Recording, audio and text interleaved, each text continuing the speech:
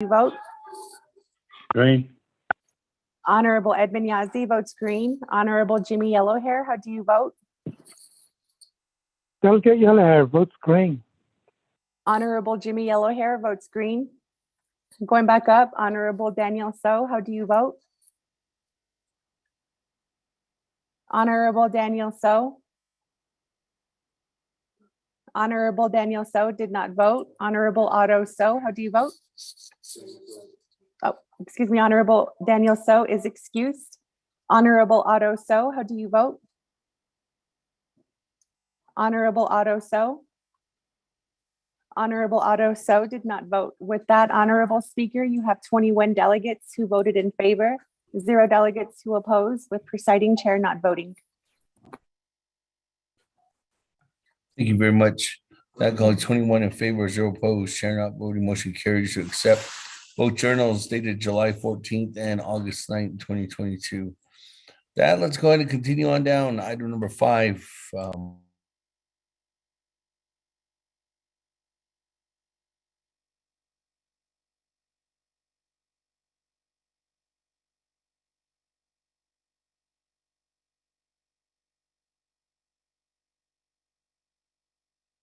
Speaker, on that last vote, this is Delegate Daniel So. I'll vote green. Okay. We just got your text that you said you're excused. Oh, we excused you, so. Yeah. So you don't want to be excused? Chairman?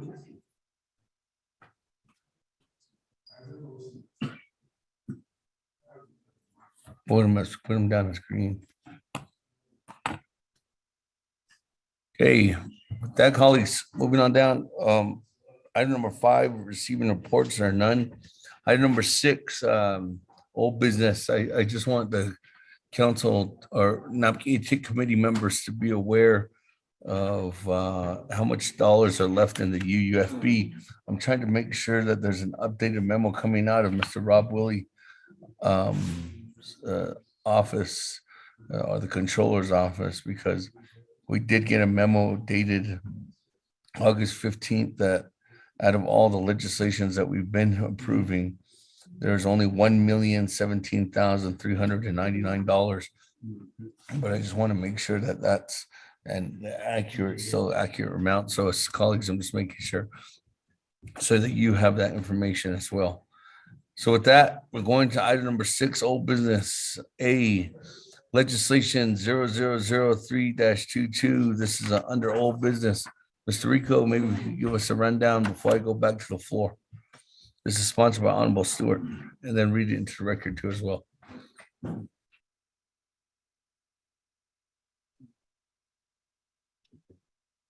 Thank you, Speaker, and members of the 24th Navajo Nation Council Naabik'iytiI Committee.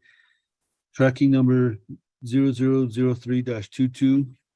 On April 20th, 2022, there was a motion to refer the legislation back to Naabik'iytiI Committee for further discussion. That motion was made by Honorable Slater, Vice Chair Slater, and Honorable Jimmy Yellowhair, with a vote of 20 in favor, 2 opposed, with Speaker Damon not voting. This legislation is under old business, as the Naabik'iytiI did take action on this legislation already and moved it to the council, and council referred it back to Naabik'iytiI. Mr. Speaker.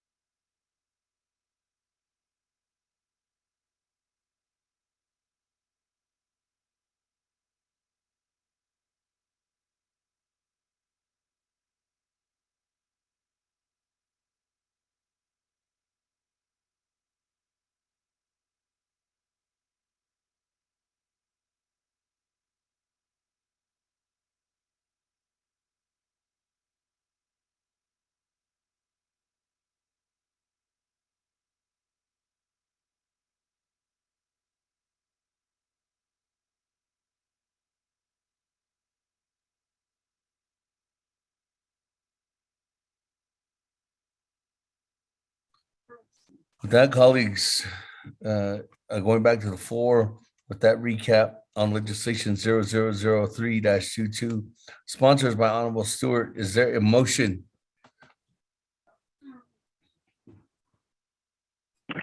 Point of privilege, Speaker. Continue. Yes, good morning, Chairman. Point of privilege. I'm trying to get a motion. Point of privilege, Chairman Henio. Just, could you refresh my memory, Manuel, could you read the heading? We might have missed it.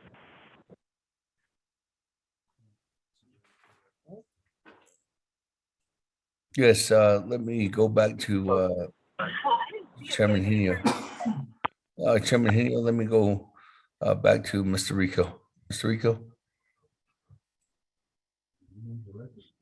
Thank you, Speaker, members of the Naabik'iytiI 24 Navajo Nation Council Naabik'iytiI Committee. Tracking number 0003-22 is an act relating to the Resource and Development, Budget and Finance and Naabik'iytiI Committees and the Navajo Nation Council allocating $900,000 from the unreserved undesignated fund balance UUFB to the Division of Economic Development Tourism Department for personnel and operating expenses for the remainder of FY 2022, waiving 12 NNC Section 820E, 820F, and 820J to allow use of the UUFB for recurring expenses. This legislation has committee reports from the Resource and Development Committee that recommend do pass with no amendment. It also has a committee report from the Budget and Finance Committee that recommended do pass with no amendment, and a committee report from the Naabik'iytiI Committee with a pass and referred to Navajo Nation Council. A committee council action report where the legislation was deleted off the agenda. And another council action report where the legislation was referred back to Naabik'iytiI. So that's where we are with at this point. This legislation will move on to the Navajo Nation Council. Mr. Speaker.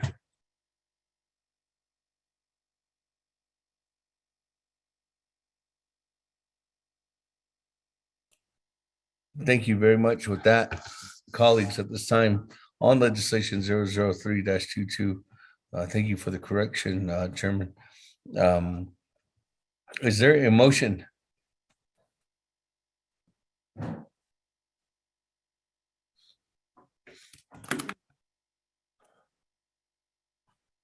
Motion, Delegate Rick Nez. Legislation 003-22, motion by Chairman Rick Nez. Is there a second? Second, Delegate James. Second by Honorable Vince James. That, colleagues, any comments or questions on legislation 0003-22? That, there's questions. Let me go to the sponsor. Honorable Stewart, you have 20 minutes on the board. Floor is yours, Honorable Stewart. Select Chairman, Speaker. Naabik'iytiI, you have my agent, Mr. Arlo McCabe, online as well, and Mr. JT Willie, I believe, will be online as well. So I'll turn the floor over to them for presentation on this particular legislation. So Shafna Ash, Mr. McCabe, I turn the floor over to you for the presentation.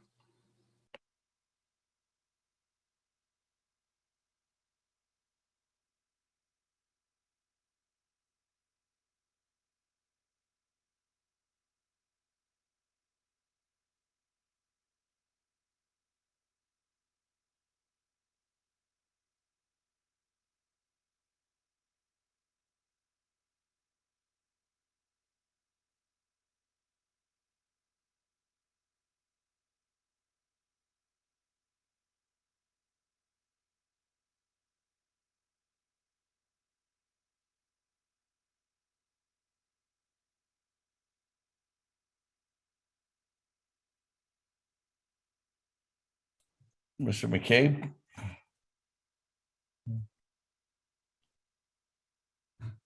Mr. McCabe, you morning. have to press *6.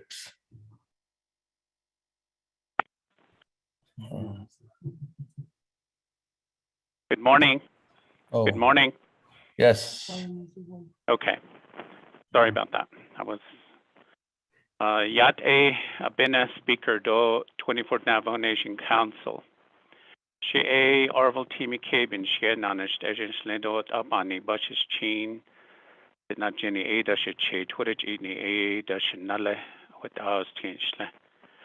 Good morning, Navajo Nation Council and Speaker.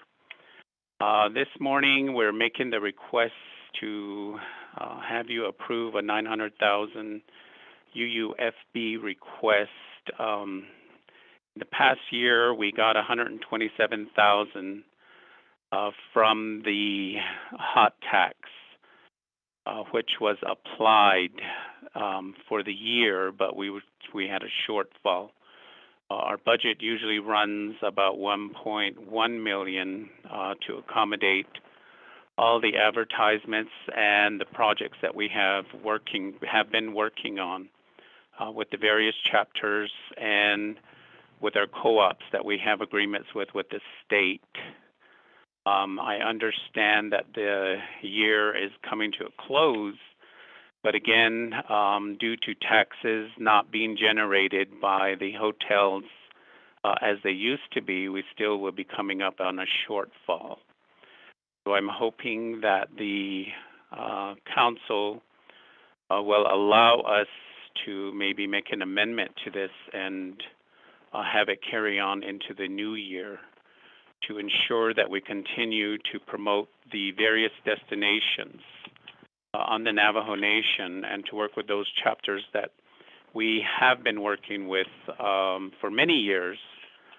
Some of the funding has gone to many of the projects, many of the areas, and of course, my office continues to apply for grants. This past year, we've been awarded 4 grants, and we will start to work with those grants in the upcoming year.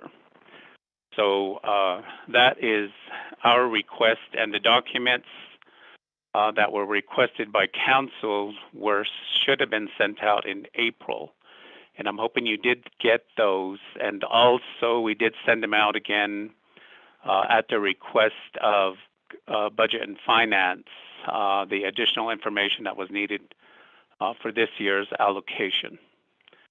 Thank you, Mr. Speaker.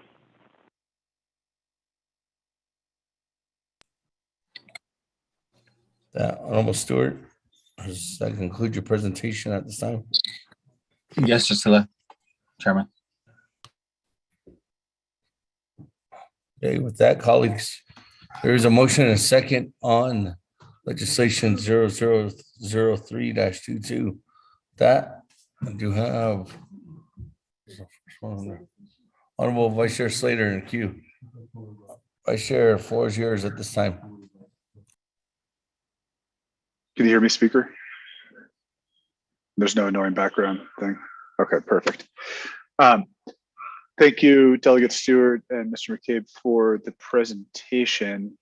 The question I had was somewhat answered, and that is, how does this request fit in with the budget that you will receive in this year's comprehensive year budget? And I guess as an aside, you know, I am very supportive of the program. I just wanted to hear a little bit more about the different funding sources that you have. I understand that the hotel occupancy tax is the primary funding source, and it was diminished during the pandemic because of the restrictions.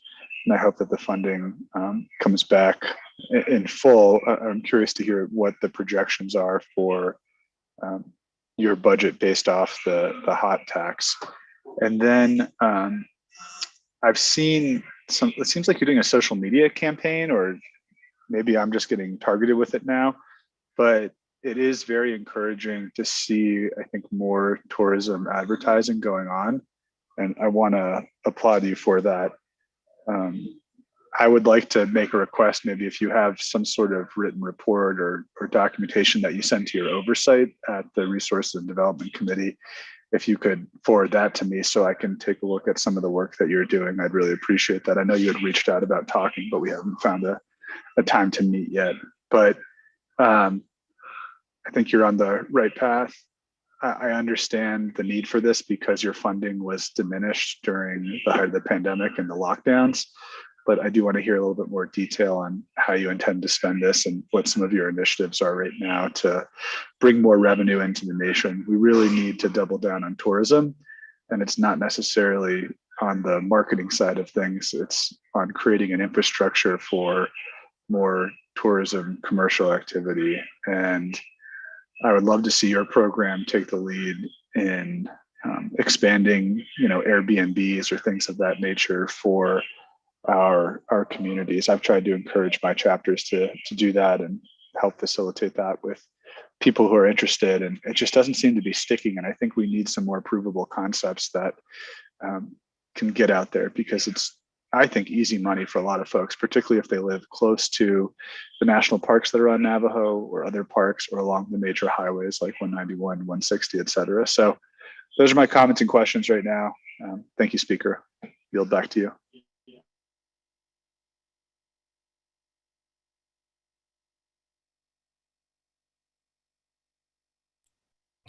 Thank you very much. Colleagues, any other further comments or questions at this time? Is Doug Henio?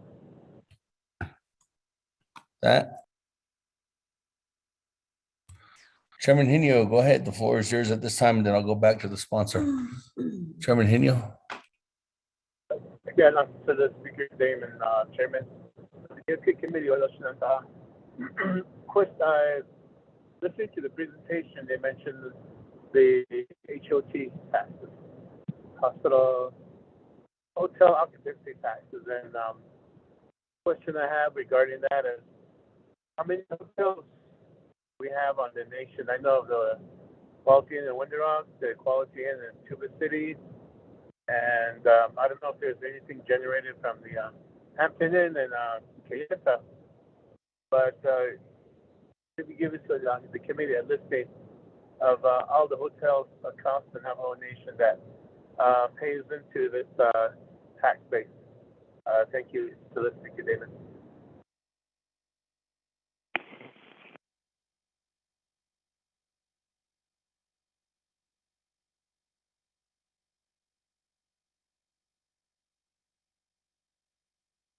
Thank you very much, Chairman. With that, let me go ahead and turn the floor back over to Honorable Stewart. Question, Chairman. Naabik'iytiI, Mr. Damon. I don't know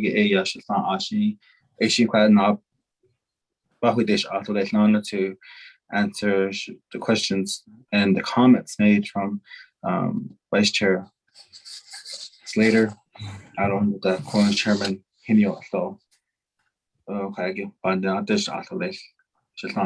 McCabe.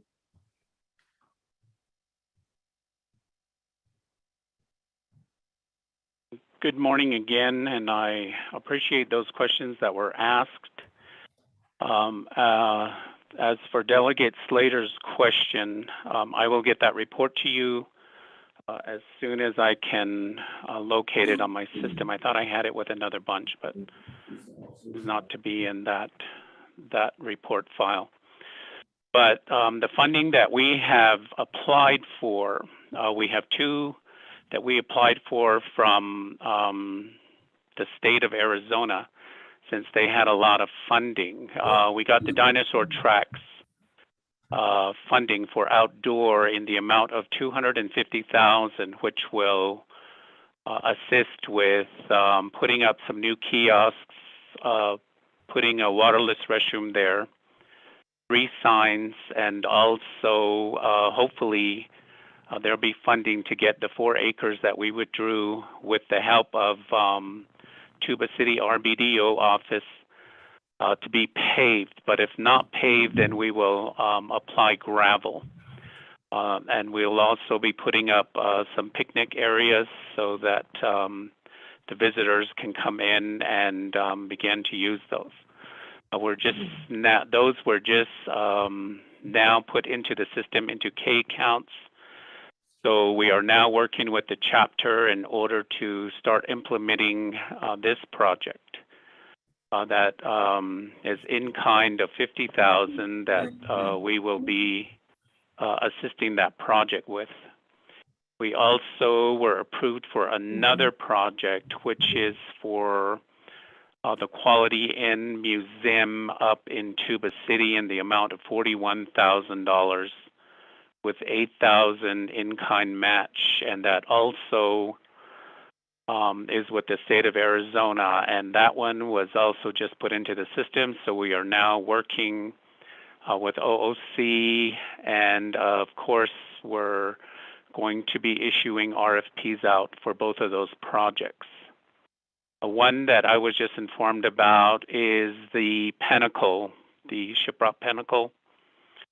We had been working on that for quite a few years, and we got a grant for that of $90,000 to start the first phase, which is to start working with those communities and finding out what type of infrastructure will be needed, how we will work with all of them and find out what they are requesting with the areas that will reach the 9-mile surveyed area around the Pinnacle. So as that project, we are still working to get it in place, and hopefully we will have our first meeting September 19th during that week with those 3 communities in that area. Those are all the ones that are approved. We're just now closing up the $125,000 grant that we got with Cameron. That is to work with them on their master plan. That grant is closing at the end of this month, so we will hopefully request an extension to see how we can work closer with them. There seems to be a disconnect there between getting a hold of the chapter and working closer with them. We did attend in a meeting, but they called a meeting due to other circumstances. But we still continue to try and work with them on that. The requesting for the funding of the $900,000 is to ensure that we complete many of the projects that we still have ongoing. That's the Visitor Center in Shiprock. That project has not been closed, and the design is in the final phases along with the amphitheater. We are trying to get the project for the RV park, the demolishment of that bond building. But we find that every year when we're getting close to getting the contract completed, something comes up. So that project runs about $190,000. The design ran about $395,000, and we have to make an amendment to that. So we're continuing to move forward with those projects. We also were asked by Naabik'iytiI to work with them on their turkey runes. We find that that project is a little bit more complicated due to the many other government offices that need to be involved in that project. And I understand that Parks and Rec was the lead on that. So we need to also work with them to ensure that that project is on its way and moving forward. So there are many projects that chapters are requesting, but we work with RBDOs very closely because of the land issue, and we're not the ones that work with the land issue. So we have to wait to see what RBDOs recommend to us or request our services for, like surveys and other items that need to be taken care of for say that the company is short by $10,000 to cover their survey. So usually at that time we step in and assist those companies or those individuals who are trying to get their businesses started while they withdraw the land that is needed in order to set up their business. Those are some of the ones that we're working on. And of course, there's many that we completed in the past. And the funding, I believe that was included in the packet that we did send over to council. As for Mr. Chair Henyo on the hot tax, we have a total of 14 hotels that submit hospitality occupancy tax into the fund. And those areas are Window Rock, Chinle, Kayenta, of course, Flagstaff, which is Twin Arrows, Tuba City, and Page, which is the Quality Inn that is located in Page, which is ran by the hospitality industry enterprise. I hope that answers the questions that were asked, Mr. Chair.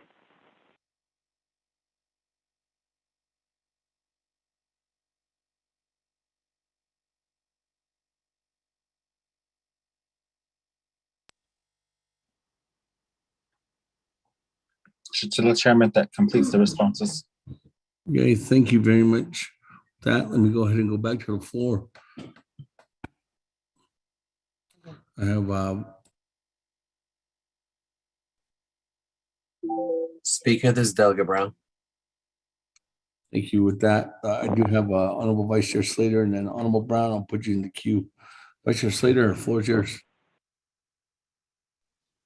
Thank you very much, Speaker, and thank you for the presentation, the sponsor and the agent. I want to make one brief comment, and that is Round Rock Chapter has been working with the UNM, I think it's Indigenous Design and Architecture Planning Institute under the School of Architecture on a planning and redesign of the Round Rock Trading Post. And my request is that the tourism department become involved. There's a few different concepts that we're working on, and they've generated a report. We hope that over the next couple of semesters, we'll be having more architecture students and business students coming out to discuss that. But at its closure, the Round Rock Trading Post was the oldest continuously operating trading post in the Navajo Nation, and it was founded by Chi Dodge. I think there's a lot of historical merit and tourist attraction that we could drive to the community. In addition, they don't have a currently operating convenience store, and it's impacting community members' ways of life. So my ask is that we set up a time to meet and discuss tourism's involvement with the redesign and redevelopment of that, because I think its unique history could drive a lot of interest to the community and help generate more revenues for the community and the nation. And then second, Speaker, my question is actually directed toward yourself or the Budget and Finance Committee Chairman who's presenting the annual budget. There is an issue with veterans funding. I think the proposed solution was to take $2 million in carryover funding from the Office of the President and Vice President or from the executive branch, and then combine it with $1 million in funding from the UUFB. That would then make whole the decrease in funding. We received an email that said, I'm trying to pull it up again, I think there is $1,017,000 left in the UUFB. So if this passes, there obviously would not be $1 million left in the UUFB that could be used for the Veterans Assistance Program. So can you explain what resolution was arrived at to make sure that the Veterans Assistance Program is going to proceed forward with adequate funding? Thank you, Speaker.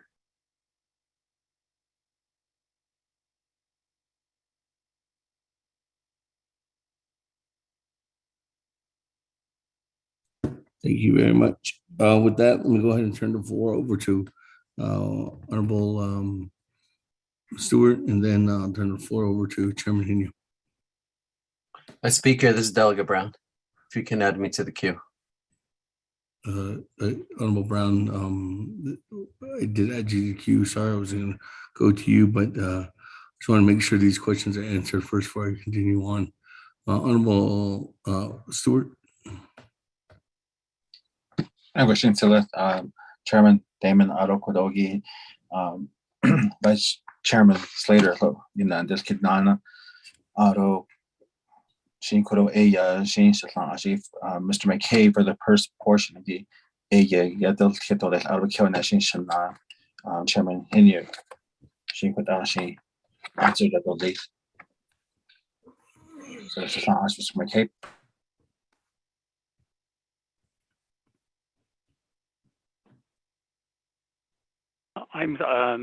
Thank you again, Chair and 24th Navajo Nation Council, but I'm sorry I missed the question. So if it could be repeated.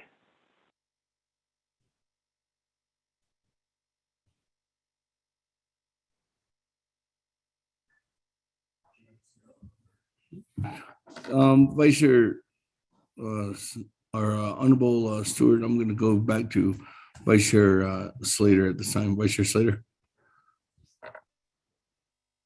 Thank you, Speaker. And I don't require a response right now. This is something that's specific to my district, but Mr. McCabe, I was asking for tourism to meet with me and become involved in the redevelopment of the Round Rock Trading Post project. We're currently working with UNM Indigenous Design Planning program under the Architecture School, and we'll hopefully be bringing out business students as well. There's a lot of historical merit and interesting and unique history associated with the trading post, and we would like to have your involvement in order to make it a marketable asset that can bring funding into the community and then also to the nation. So, let's communicate offline, and thank you for your time right now. I think we can keep moving on this. And then, Speaker, you heard the second part of the question that was directed at yourself, or Chair Hendio. Thank you very much. With that, just going to that question, I know that there was recommendations from coming from the President's office through the process. Honorable Vice Chair Slater, I think that has changed, and the recommendation, I do believe Chairman Hinu can probably update on what the Budget Finance Committee has done in legislation 0152-22 regarding the veterans shortfall. Chairman Hinu. To the Speaker Damon, Vice Chair Slater, I did see regarding the President's recommendation of the $2.7 million Veterans Trust Fund shortfall. As we were moving along through the budget process of the committee, the Personal Lapse Savings Fund came up, and there was a recommendation for a TWA percentage, and the committee acted on that, and leaving a sum of money to be looked at, $9.6 million to be exact, to be where the unmet needs were with each of the programs that were coming before the committee. And the $2.7 million, as far as the committee, when they took action, the committee was able to fund the $2.7 million up to $1.8 million, and the remaining $990,000 was said to be utilized from a different appropriation, but the problem that we came across was some legal issues regarding the trust fund status, as far as commingling it with general funds. And so the committee is working with OLC to iron this out. But at the present time, though, there is $1.8 million set aside to fund the $2.7 million shortfall, and then therefore there might be an amendment coming through for the remaining amount to be funded. So during the Naabik'iytiI today or tomorrow, when the legislation comes up before council. So hopefully that answers your question, Vice Chair Slater and Naabik'iytiI committee.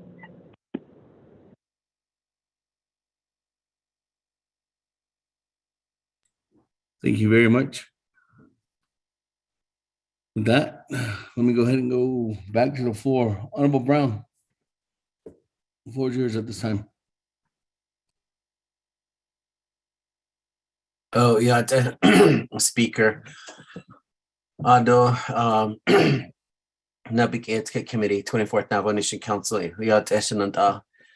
Penado, so Daisy, RDC. Ado, Craigie, UUFB, the base of KDG. I do have several questions. So, Mr. McCabe, I hope that you're ready to jot these down. I believe one of my colleagues did ask about the hot tax balance. If you can email that out to us. I'm looking at the legislation of the other previous email on the Exhibit D, a letter from Robert Willie dated January 25th. If we can get an updated letter, that would be good as well. Although, let me see. My other question would be to Navajo Nation Department of Justice, Mr. I'm sorry, the name escapes me, but our attorney who works on the ARPA FRF funding, can DOJ, if you can respond, if this the 900,000 that's being requested, is this eligible for ARPA funding? So that would be a question to DOJ if we can use the ARPA funding on this. The other thing is I wanted to know if Navajo Tourism Office is communicating with the U.S. Department of Transportation to appoint a Navajo representative to Route 66 Centennial. Is there anyone in your plans, your future plans, your marketing plans, is what we've been requesting? The other part to this is tourism. Are you going to have and collaborate and work with, create a partnership with NTUA and Navajo Department of Transportation on a lot of these critical issues? And again, that's where the marketing plan would be very useful, right? I'm still interested what was emailed to us from you through JT Willie requesting this information. What I requested to your office time and time again was the marketing study, also the data that will show where are the visitors coming from, where are they traveling to, what does the pattern most likely look like. And that's why when we bill and when you're asking for 900,000, there has to be additional data and information with this. So we know when buildings are built that, there is in fact tourism that actually flows through there. How much, what are the numbers? And then since the impact of COVID, what does that look like? Excuse me, I did request that numerous times through Mr. Willie, as well as yesterday when we had Mr. Capitan in our meeting. So I requested these information. An email was sent, but it's not sufficient enough. What I'm really interested in is updated numbers and your marketing plan, which will support this. And I think you will also find additional funding when your collaboration with the U.S. Department of Transportation on some of these upcoming projects also. So there is, and then I'm interested to see your plan as far as tourism goes. We do have tourism who avoid the Navajo Nation because we do not have, when people have electrical cars, Tesla, etc., we do not have charging stations on the Navajo Nation, so they have to go around us. So we're losing visitors. So I'm really, right now the electrical vehicle corridor is, a lot of it is in the Western Agency area, from Flagstaff or Grand Canyon to Cameron to Tuba City, Antelope Canyon, Kayenta through Monument Valley to Canyon de Chelly, etc. So we need the the updated data since the closure of the tribal parks as well as the federal parks of the Navajo Nation.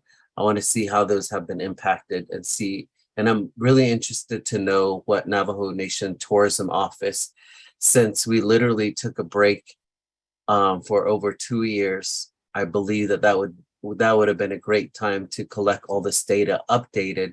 So when you're asking for this 900,000, you can support with additional information that Budget and Finance Committee have been asking. I know what is your collaboration with Amtrak as well? I know other tribes are involved and really thinking into the future. These are not short-term plans, these are long-term plans. And that's another reason why I'm really interested in your Navajo Nation marketing plan, tourism marketing plan. Where can we build these and there are revenue generating? Again, I'm gonna express my concern since the closure of Kayenta Mine and NGS with the shortfall of over $40 million a year. Can you also respond that the next lowest hanging fruit or another revenue generating, since the Navajo Nation, we currently do not have a huge, robust nation plan. We do not have a Navajo Nation economic development plan. Yes, in the wind system, we do have the 5-year capital project. But what I'm really interested is from Navajo Tourism Office on your future plans to capitalize on what currently exists. We do have a number of Navajo business owners and tourism. Antelope Canyon, the visitors are well over 1 million. Monument Valley still getting a lot of visitors. So I'm really interested in those numbers. We are working on our numbers since we are not satisfied with what you have provided. Our Tri-City Tourism with my 3 chapters, working with Shanto chapter and other chapters as well, have been very instrumental and also disseminating information. So again, updated information. I feel like the past 2 years, you've had a lot of time to come up with these numbers. And I'm saying this, when I look at Utah tourism information and when we attend their meetings, they're very up to date on the Mighty Five. And I know there's a new term that they are using. In the state of Arizona, they updated their numbers, as well as New Mexico and Colorado. So we are right in the middle of a tourism giants like Sedona, Moab, Utah, in Colorado and including Santa Fe, and there's a lot of other areas. We're right in the middle. Why is it that we're not making as much money as they are? So I'm looking forward. I know it's not going to be an overnight work. We would have to work on this now. So if you can provide me, I do need a response. So those would be my current questions, Speaker, at this time. Yeah. Thank you very much for that.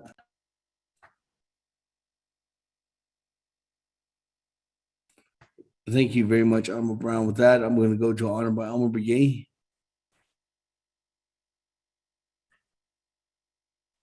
Morning, Speaker. Other members of the Untitled Committee. I would just say where that Delegate Stewart, I wrote Mr. Mitchell, though. Thanks for your report. I have a question. I know regarding, I don't know how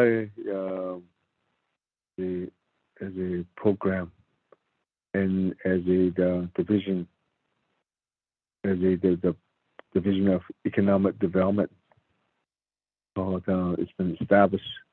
So for so many years to assist communities on the areas, and I don't know who does the assessments regarding the potential sites where there's going to be economic development to bring business. And I'm not sure how the whole overall division of community economic development works. But as far as I know, that there were some requests that were made from my chapter, Dalcon chapter, and numerous times, we have the invited committee members as far as the Resource Development Committee looking and had a meeting at Dalcon, and we're on the site of the new Dalcon Medical Center, and also several times that we had invited the President and Vice President Naz and Liza, as we know that Liza has knowledge and experience and expertise in economic development. So we asked him to come out in the area of the Dalcon. So up today now, there's hardly any response on it. As far as I know, that how my colleagues always, the delegates always mention about visiting different sites, but after the visitation, and there's no response on it then to look at that, to see what how it was evaluated or assessed.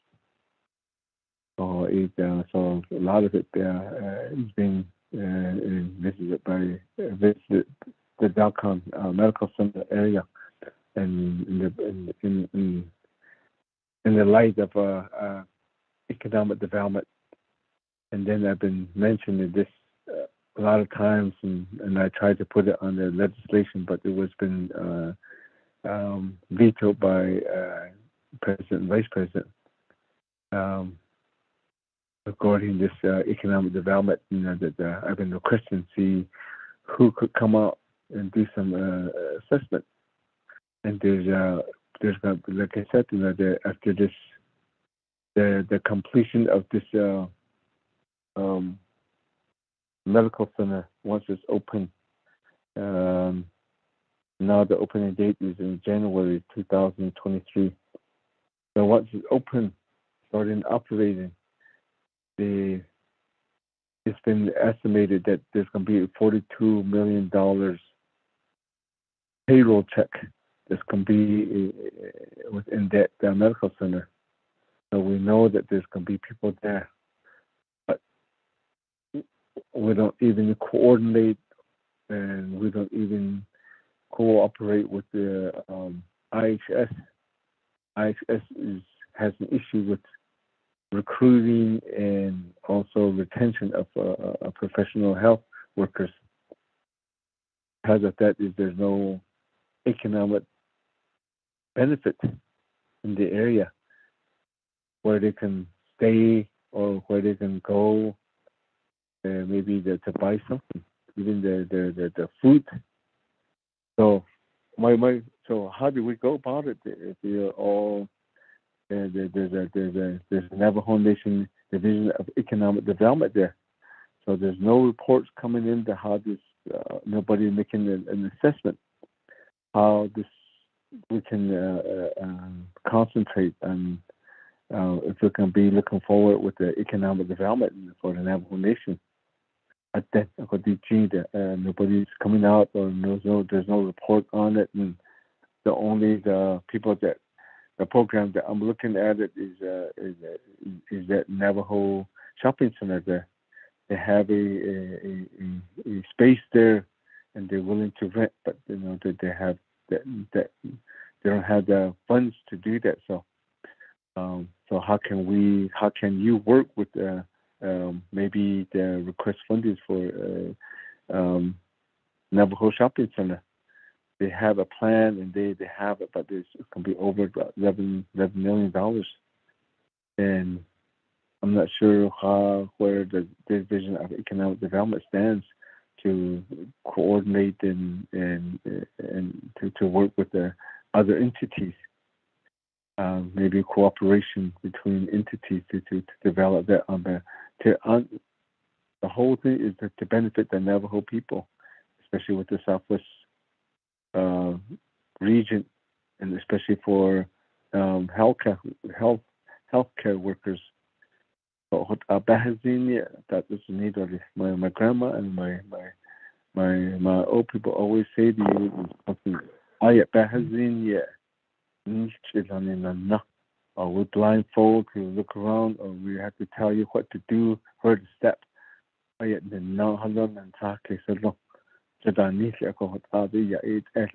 what I'm saying to you guys again. You're the Division of Economic Development. How do you guys work?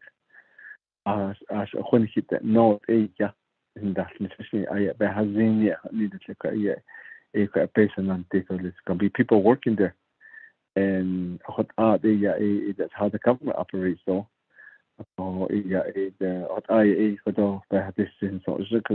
today, what kind of or assessment do you have for that? Because you guys are looking for potential of economic development. So that'll be my question. Speaker, Chair. Thank you. Thank you very much. Honorable Elmer Brigade, with that, let me go ahead and go back to a sponsor at this time. Honorable Stewart. I know there was questions from Honorable Brown and Honorable Elmer Brigade. Wishing Chairman, Damon, I'll go ahead and refer the response back to just ask Mr. McCabe to respond back to just ask Mr. Brown and also Mr. Brigade. Mr. McCabe. Again, good morning, Mr. Speaker, the 24th Navajo Nation Council. In reference to Delegates Brown's questions, as far as the centennial, this is the first I've heard about it, and we will reach out to them and see how we can become involved with that project. And get on board with them to ensure that Navajo Nation is a part of that celebration. The other is the NTUA and transportation. How are we working with them? We usually work with them when we have a potential site that needs collaboration between all the entities, and we invite them to all those meetings. Most of the time we get responses in the beginning, and as we move forward, usually they fall off, but they are part of our circle of partners who we invite to many of these project sites to ensure that the project is a success.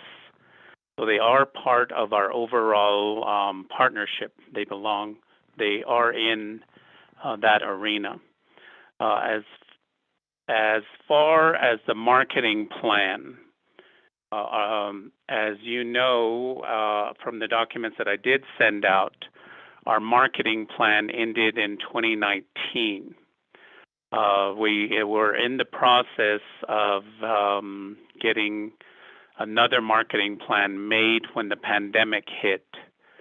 So since then, we started our new marketing plan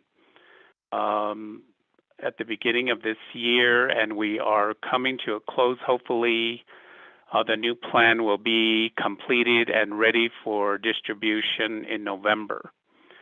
This will include many of the partner inputs, and as was stated, shopping centers is one of those partners. The other is Parks and Rec.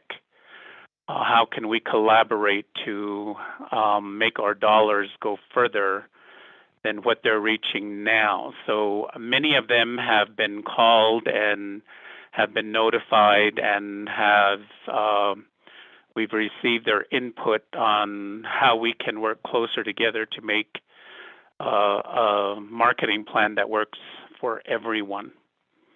For the update from the funding source, I can request that again through Mr. Willie to see if he can make the updates to that memo that he issued back in April of April 30th, 2022, and get that issued. As for electric vehicles and electric sites where we can start to install across the nation, I know that my economic development specialist has been looking into that, finding out where some are located, because we get many calls from visitors who are coming through Navajo Nation that are looking for that type of service. And yes, I understand that the president did go to Kayenta to promote the project of having Tesla set up some units, but I'm not sure exactly how far that project has gotten. But of course, we will be inquiring about that to see where that project is. So we are aware that there are many electric vehicles coming through, and when they do call us here at my office, we let them know exactly where those are located and what facilities and what towns they are in. So those that are closest to Navajo are the Page facilities, the Winslow facilities, and I know that through Navajo, we may not have any, but I'm sure that we can also look into that and start to work with some of the hotels or even withdraw some land near the roads or sites where these facilities can be put up and made available. I know that there are grants for that out there, and we can begin to look for those grants in order to ensure that we have those ready to go. As for the states and how they operate, they run at a very sufficient program. They run a very sufficient program, which is marketed widespread across, of course, the U.S. and across other countries. The Navajo Nation could not possibly, with the funding that we get, stand up to those kind of numbers that they are bringing in. Utah, as an example, we work with Utah closely, and I asked them what their annual budget is. Their annual budget is $70 million. They have 6 departments. They have 60 staff members, and that's how they continue to operate successfully. While reviewing that, I see that many of those departments are well within the Navajo Nation, but were spread apart by other divisions. If those could all be brought together, I'm sure with all the funding that each of those offices receive, we could ensure that we all work collaboratively together and make many of the improvements that I know that need to be made, but with the funding that we get, with the co-ops that we receive, that it's just not enough.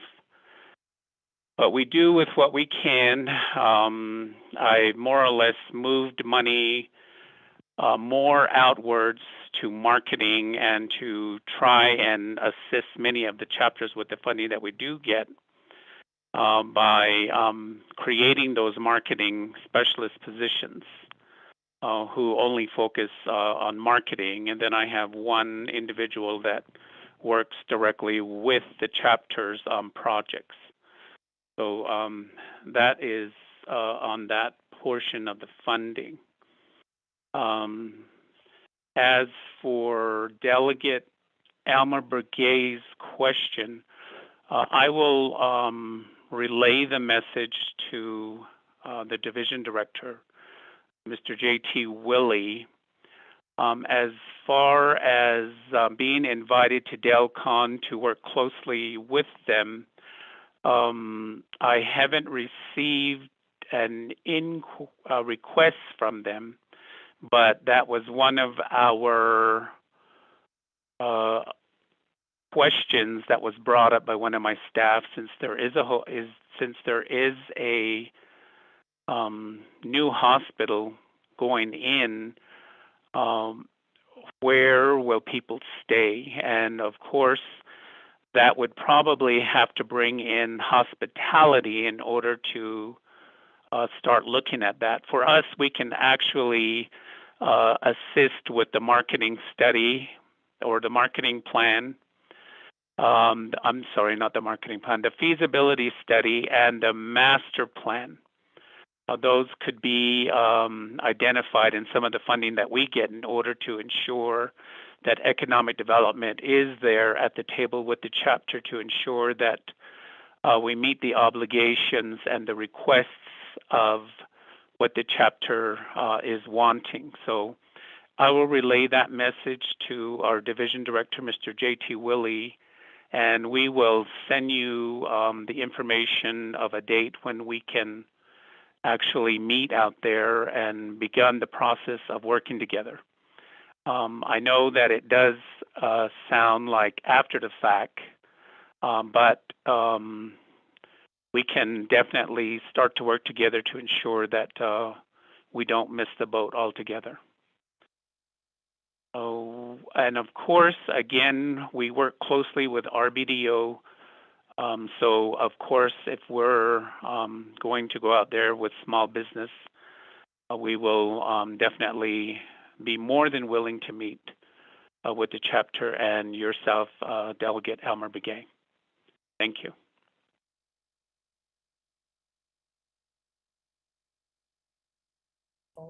Thank you very much with that.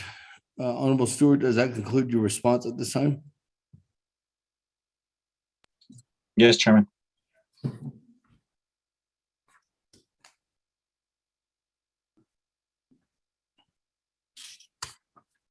Thank you. With that, Put me in the queue. let me go ahead and go back to the floor.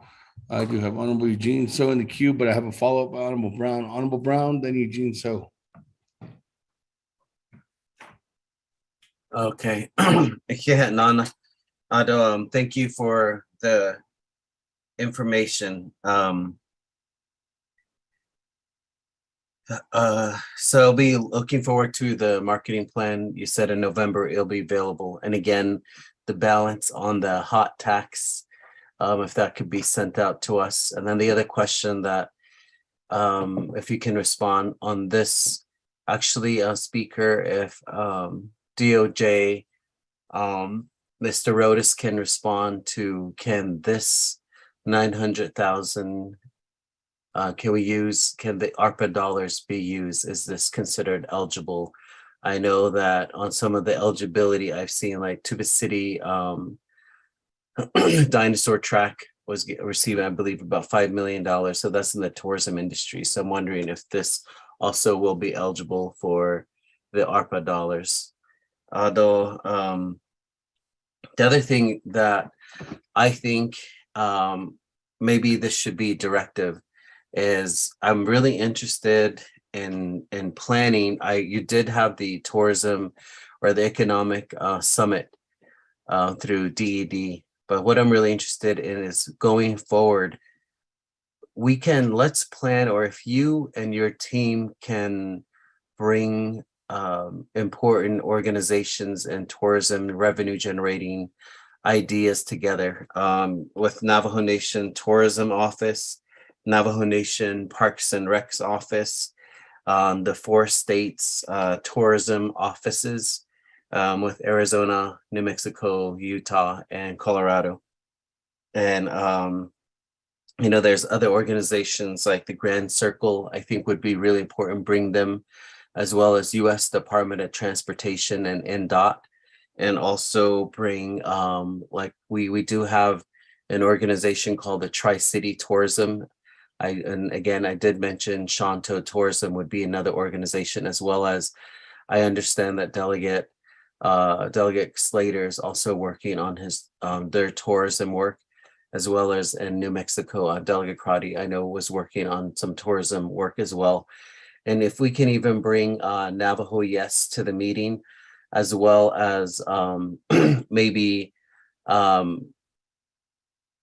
other organizations and nonprofits that exist on Navajo who are focusing on economic development plans, revenue generating tourism ideas that we have not even put a dent into. Like I said, we're right in the middle of the 4 states, and all the mega tourism attraction are all surrounding us.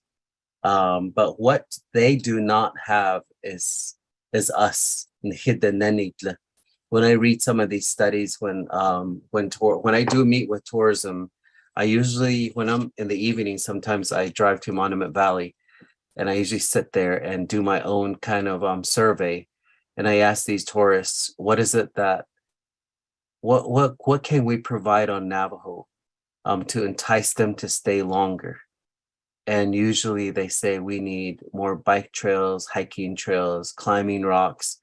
They usually want to experience as much Navajo, and they want to have a museum where it reflects that in our area. They would like to be in a restaurant where it serves real healthy traditional foods. They are interested in buying our jewelry. They're interested in watching Masane or Che weave a rug. And the list goes on, and really also hearing the Nebazad. These people pay thousands of dollars to visit Navajo in hopes of experiencing as much of our culture. And, you know, you do have Discover Navajo in Tuba City, but what are your future plans to expand that? I think there should be one in Kayenta. We are a tourism mecca on the Navajo Nation. We're a corridor to Monument Valley, to Canyon de Chelly and Navajo National Monument, which is Batatacan. So we sit right in the middle right there. You know, we could meet these organizations that I mentioned, and I'm sure I'm leaving some out. I mean, maybe we can also invite Amtrak. I know in Phoenix, a company reached out to me and was interested. They were asking me, would the Navajo Nation be interested in a train that goes in a circle on the Navajo Nation that will decrease our carbon footprint, since, you know, the plan moving forward is going green energy. I'm really interested in your marketing plan 20 years, 50 years from today. What is it that tourism is working on? If my chapters are working on our 100-year plan, I'm sure that as a nation, you're also working on that as well. So I'm really interested in moving forward. What is that going to look like? Are we going to bring a train? Let's dream big. Are we going to have a zip line off Black Mesa, et cetera, right? How can we capitalize on that? And how can we, as elected Navajo Nation Council delegates, help you in talking to our elders, our families who live at Sheep Camp, who we can have public hearings with and explain our big plan so they're aware and they're not caught off guard. We tend to be a reactionary organization, Navajo Nation and departments. Let's be proactive from today on with Navajo Nation Tourism Plan on revenue generating, creating businesses, and also empowering our Navajo tourism businesses that are out there. They are suffering still. So that's something that let's plan, you know, maybe in the next 2 months. And please don't plan this during a Navajo Nation Council session week. Bringing these tourism minds together, again, NDOT, USDOT, and also, so again, let me go back to the 2 recommendations that we had. You know, for the Route 66, maybe you can, and then the other one was for Amtrak, someone from maybe a Yambato, somewhere where the train goes through. For Route 66, maybe one of the delegates that live close to Route 66 that know the history of Route 66 and how it's been going forward. How can we capitalize on that? So those are the two recommendations. And my understanding when I reach out to Mr. Orlando Teller, trying to have a meeting with Mr. Pete Buttigieg. Those are some of the recommendations that he's mentioned to me at the last meeting in Phoenix with Secretary of Transportation. So Navajo needs to have representatives in these areas so we don't miss out on some of these great ideas moving forward. So again, I cannot stretch, I don't know, Speaker, if I am in order to make a directive where these organizations should come together, maybe at Twin Arrows, maybe it would be someone somewhere under a Chash or in a Wanamaza and plan these Navajo centric ideas where we are giving what our visitors pay money to see. And I think some of them, of course, they don't want to see casino. They want to see Navajo. They want to hear our language. They want to witness and go home and learn something with the idea. So there's more cultural relevant information that they take with them instead of having them take 3 steps forward about who we are. So we need to tell our own stories in these spaces, and they do exist. There's help and there's funding out there. I'm saying this because we are also writing these grants and we're securing them. My final would be, we do have our team coming to my 3 chapters really soon, and we are building little trails. If you could come join us with our University of Utah team, with our Naabik'iytiI initiative nonprofit, please come out, send a staff or yourself and see what we're doing and what we're missing so we can move forward to keep some of these dollars turned over on Navajo a few times this time. So if you can please respond to those. Yeah. Thank you very much, Honorable Brown. Let me go ahead and go down to Honorable Eugene So, and then I'll come back to you, Honorable Stewart. Honorable Eugene So, Che, floor is yours.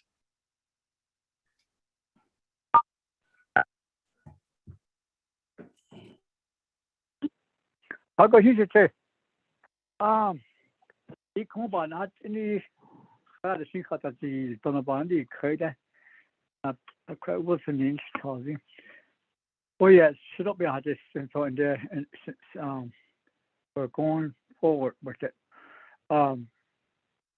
One thing that I always stress since I became consul and before is the tourism is really number one.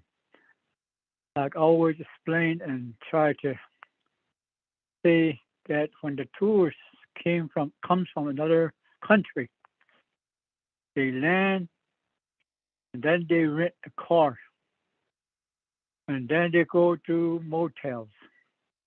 At the same time, gas up or charge up. At the same time, get whatever things that they want to snack on or eat in the restaurants.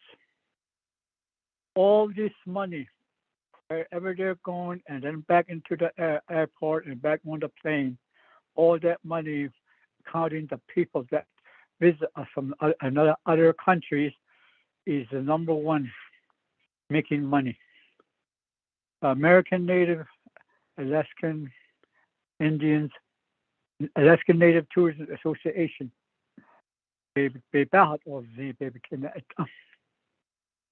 So we have a lot to offer the tourists. Only problem we have, which is number one in any kind of business, the way I think and the way I see it, if we're going to entice them to come here and eat our food and buy our stuff that we make, we need to be ready for them. Just for example, I've got my canning Dichet. For that reason, I have worked with the Natural Resource Conservation Service to request for a watershed. So there was 5 watershed studies across the Navajo Nation that's still there. It just needs to be updated. And a state of Arizona, city, for money. So that one can take care of the canyon where there's ditches, gullies, weeds, all different kind of invasive species or developing. So the hiestas. So you need either to make it prettier for them to see. We don't see that, we don't focus on that when we're talking about business. That's where the whole money should be going to maybe the next 23rd, 21st council delegate to redo the whole nation natural resource so the tourists can be very attractive to it.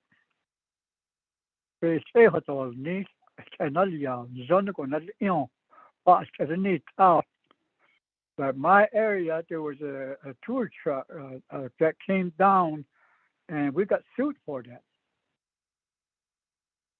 So even now, and then in this development areas, number one thing, if you want to do business in any metropolitan, the first thing they do is do the drainage system.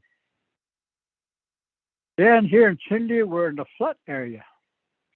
All the business that have been built before were all got flooded. So how can we don't see those kind when we're in business? So these drainage systems, the water that comes down from the hospital and the nursing home and the housing up there on the hill comes down into the people that are living below. And then to make it worse, we add on to the NTU, and that water runoff adds to the one that's coming off the hospital. We're living in the water. And by the study of the Navajo Housing Authority in Chinle, we're in the flood area along 191 on both sides. So, when are we going to recognize that? If we're going to do business, if we're going to attract the tourists, when are we going to do that? When are we going to get ready for them? For a long while now. And I'm 70 years old now. I've been saying it for so many years. I think it's 36 years I've been talking about this. Because I am experiencing it. And I was with a grazing committee. I know my area. All the people in the area. I used to count their horses, their cattle, their sheep, goats, and llamas lately. So I know the territory. Another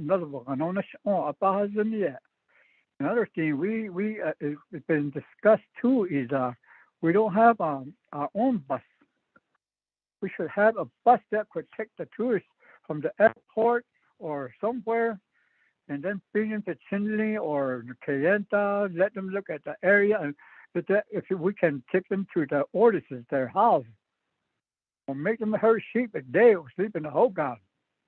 A lot of money, but not taking that away from the people that are living there.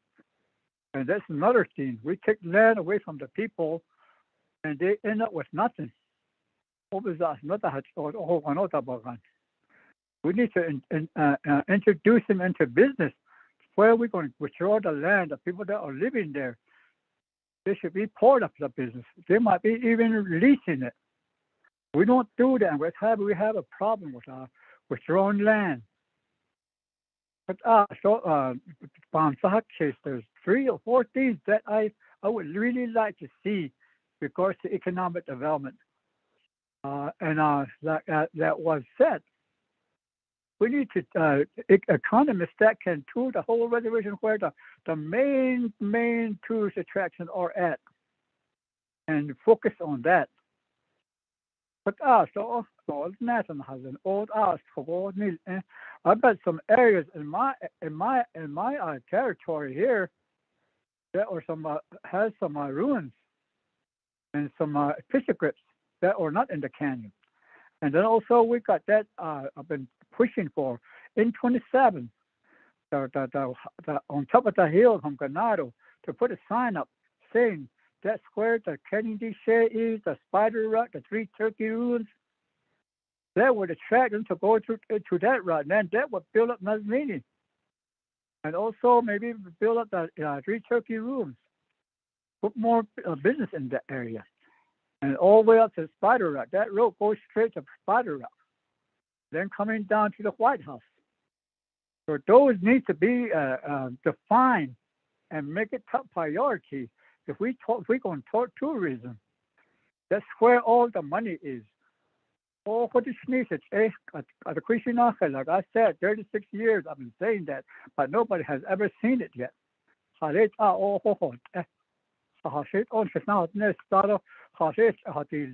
can attract tourists. And then that the Kato that there's not had on his seat. So we need to get ready for them because that's where the money is. That's how I see it. Because, like I said, they get off the plane, all that money, all the way to maybe Navajo Nation or to Apache or to the Sioux or all the Indian tribes. They use a lot of dollars to get there and back into their plane, go back to their country. That's where the money is. With that, Speaker should say, I'm sorry, but this is what I see. Elmer. It's there, right there, looking at us. They have going to send money. All these dollars are trying to tell us, come here, we got the money here, come on. Change it, not out of need either. So these are my issues, my concern, Speaker. Thank you.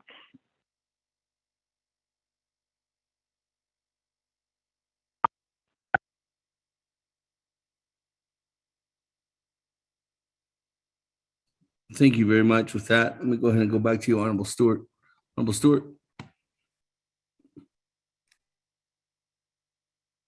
Thank you, Chairman.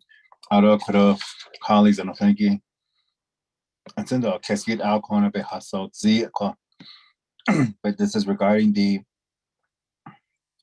allocation of funds from the UUFB to personnel and operating expenses for Department of Tourism. And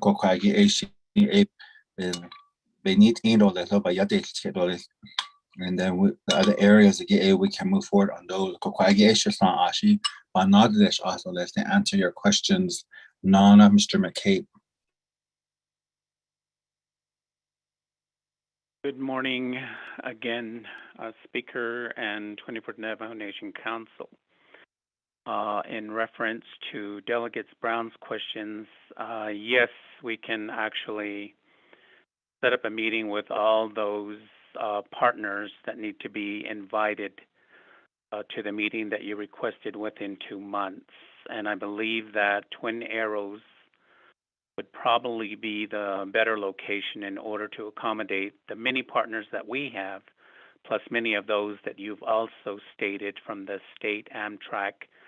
We have partners also in the airlines industry who would also be interested in sending a representative. So that we can definitely do and get that set up and get the information out to you and work with you in order to ensure that we put together an agenda that will work and address many of the revenue-driven items that you were discussing. Also, when you have your next meeting with your tri-state organization, yes, we will be more than willing to attend the meeting and listen in on the many ideas that the organization has. The other is one thing that I forgot to mention is that we will be getting the updated economic impact study for 2021 later on this year. I don't actually have a date, but as soon as that comes out, we will get that information disseminated to all the delegates of the 24th Navajo Nation Council. And I hope that does answer the questions that were brought by Delegate Brown. And I believe that concludes my answers. Thank you, Speaker.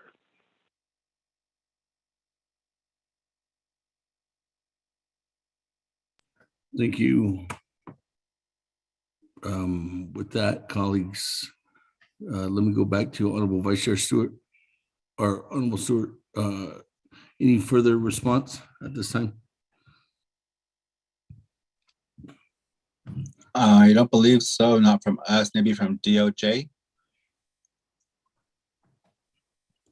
Okay, with that, let me go ahead and go to, there was a question to Department of Justice, Mr. Mel Rodas.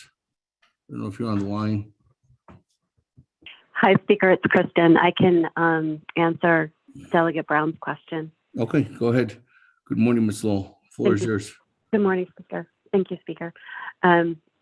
Delegate Brown asked if the money requested from the Tourism Department would be appropriate or eligible for use under SRF.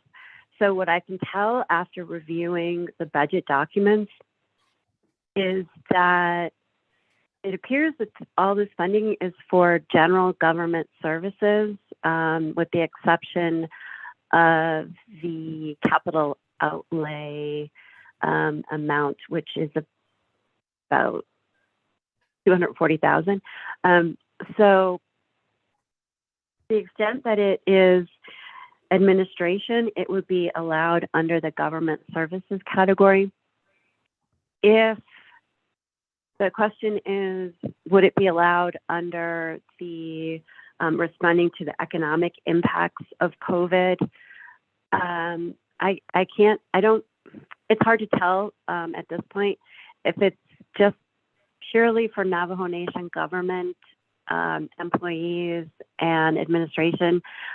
Probably not, but to be sure, I would have to see a request for an eligibility determination so that we could give a more comprehensive answer on that.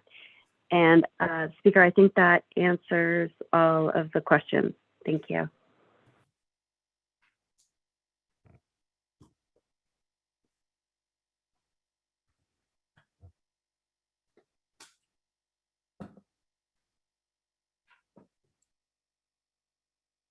Thank you very much. With that, let me go ahead and go back to the floor at this time then. Honorable Elmer Begay, floor is yours. Yeah, none of the web speaker. Oh. The members of the Naabik'iytiI committee. I don't Chair Stewart, delegate. I don't Mr. McCabe, Yati. Thanks for the response to, but I how about I'm not sure how we can do this. So many years we've been talking about economic development. The Navajo Nation's been relying on economic development because of the lack of work on the reservation and the lack of economic development on the Navajo Nation. This, if you look at it, that how many years the Navajo Nation Council established that Division of Economic Development and to grow. We appreciate that any development that was put in place is a blessing. And then also, but at the same time, we had to maintain that to keep it going, to keep the revenue on the reservation. And it's been like that for so many years. And I think the frustration is that we don't know how the coordination between these entities in the programs, departments, we've been, like I said, that we've been inviting people, especially with the Division of Economic Development. There was a proposal that was given to them that we have. Dalcon has they shared it with they developed it several years ago, but the master plan that they have along that road, there was a space for it, and nobody's interested in it along that road there, to have an economic development available, but nobody is interested in it. Yes, if you're an entity, if you're into business, you would always look for any opportunity, especially if land is available and infrastructures are available, and then especially with the new governmental funded that will be in place for employees. How long? I would say that you would have a lot of interest in it to look at how the Navajo Nation will grow. You don't have to wait for people. You're there. You've been hired to see some investment. You don't have to be told to be over there. And then so these things have been shared with you. As far as we know, your office been shared with them. But that's one part of it. But the other part of it, I want to say this is Budget and Finance Committee and also the Resource Development Committee. Then as far as the Health, Education, Human Service Committee, the Law and Order Committee. I think we're in the middle of Hadina Bandit the budget, or comprehensive budget. I think we need to start. The way it's going to work is, I think, as a legislature, to look at more at the budget. How many funds positions are being created at the Navajo Nation, Central Navajo Nation government? I think it's about time we need to establish some of these positions out in the rural areas, like in the agency areas. Provide those positions over there, because we've seen and I heard a lot of young people that have a small business. They're into nonprofit. They're writing grants. They're like that. They're non-governmental employees. But they're in the area of where we are out in the rural areas on Dakai. When you ask them, are you interested in that with Navajo Nation, we working with the economic development, and they would say that it's too far to drive back and forth. The work site is always in the Window Rock, and you have to report there every day. It's a lot of time consuming. So if it was established that, I think we need to establish it within the rural areas where the economic opportunities are. So that people that are in the area, it's better housing. They know where these young people that grew up in the area. They know how. Then they're into development, business opportunity minded. Okay, they know how to do it. Maybe we look at this whole budget. So maybe we could reestablish that in the work site. Maybe that's the only way that the division directors and these program managers to look at that. Maybe that's the only way that they can work. But maybe my brother delegate always say that to concentrate more in the chapter, how much funding we should give it back to the chapters. I think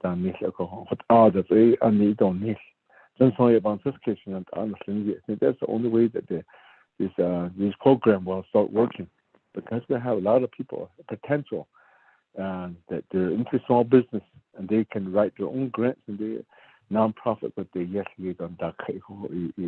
so we need those kind of people that can write grants. Based upon that, it's more like they're looking at it to where to say that the Window Rock is more just like social service na halong other EIA for economic security na halong or other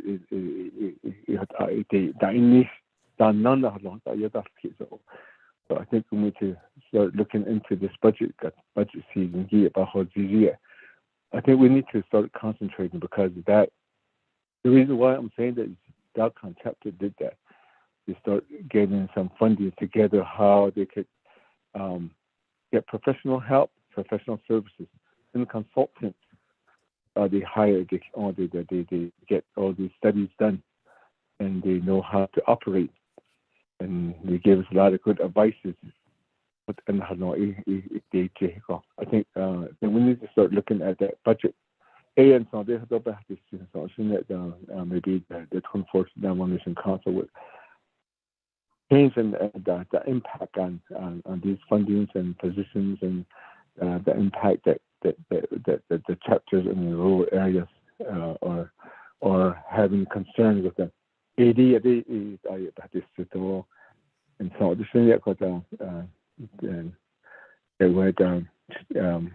speaker. There was my comment on it. Okay, thank you.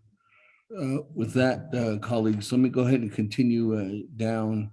I do have Honorable Jimmy Yellow here in the queue, and then I'll go back to sponsor legislation, Honorable Stewart. Honorable Yellow here, good afternoon. Floor is yours.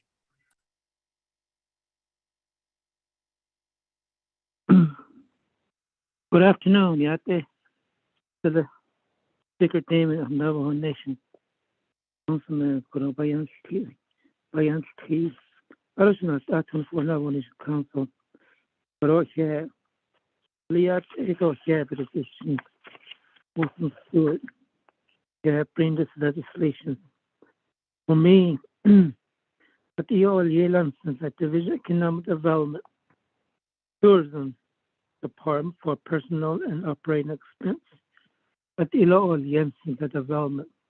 Seems that to me we're not developing anything. Or developing, everything stands still as is, all with the legislature county. Or the Tisco, the tourism, Panet, any Shende, Rainbow Bridge, then need development, how long she out of development out there, but the Ghana, Tisco, AIS, the Rainbow Bridge, hard shut on Nita. Is she all in the hot? How could I pound a weight? I credit that he pound that area by Yale tea. Lady, Kegatan John and in the Holland, so what that is king. The same with the other task force money, to assist my brother J.T. Willie. Now, all the Yaki at all Nisiki had all things best of it all literally the Nika.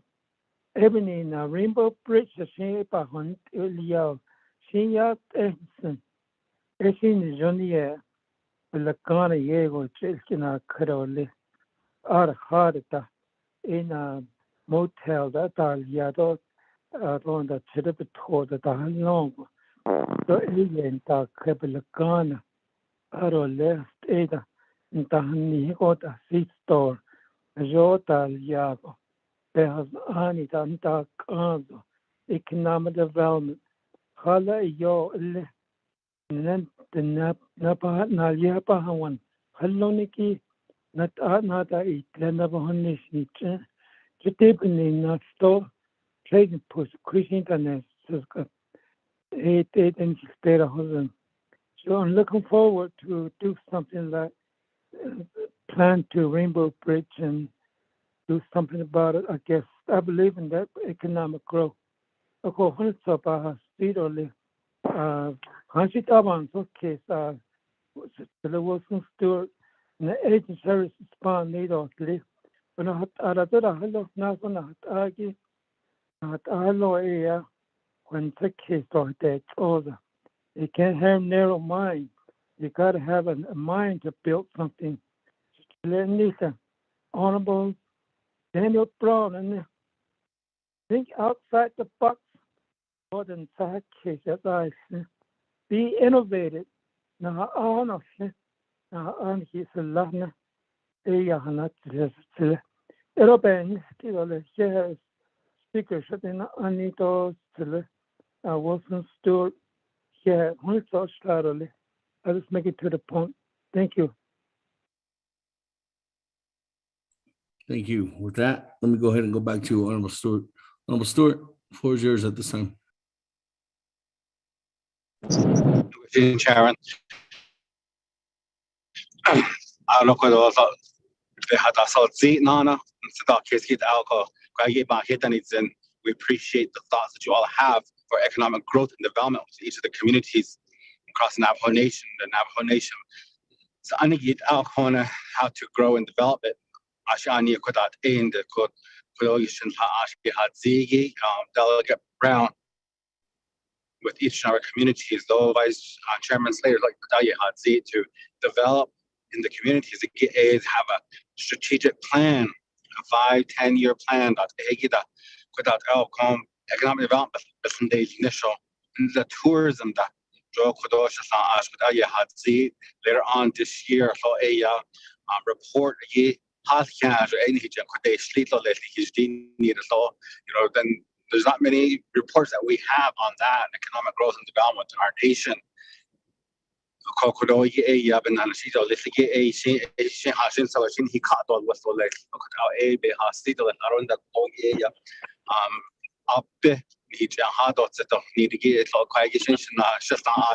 McCabe,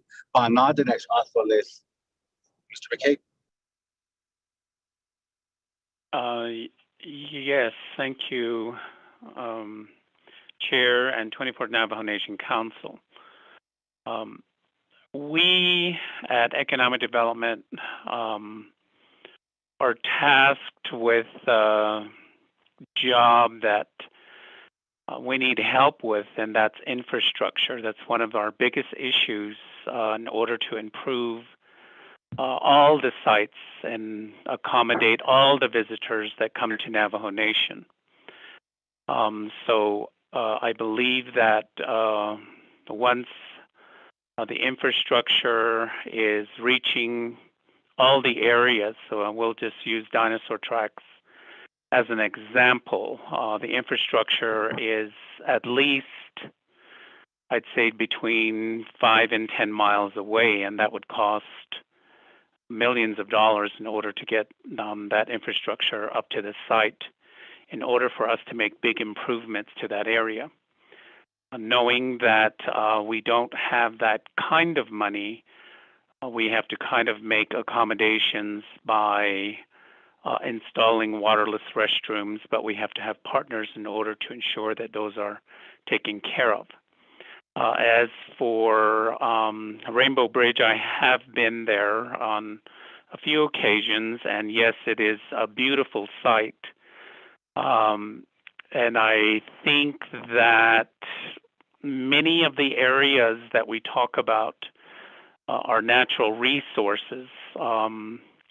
Many people do come to see those, but I would, in my own personal belief, wouldn't like to see it crowded by businesses and more tourists, which may degrade the area. Those places, more people come to see them because they're away from civilization, and there's not that many people that can get out there to visit those areas. Definitely, we are here to ensure that economic development moves forward. But again, we need interested Navajos in order to get those businesses off the ground who have capital, maybe with some help from the division in order to get those businesses started. As for my office, say an individual would like to be get started with a business, a tourism business, yes, we would definitely assist with surveys. We would definitely assist, if needed, partial funding for maybe a feasibility study, or if we already have a feasibility study, allow them to use that in order to get their business off the ground. That would be my response to the question that was brought up, or maybe not a question, but the question, I guess it would be like a question by Delegate Yellow Hair, speaker.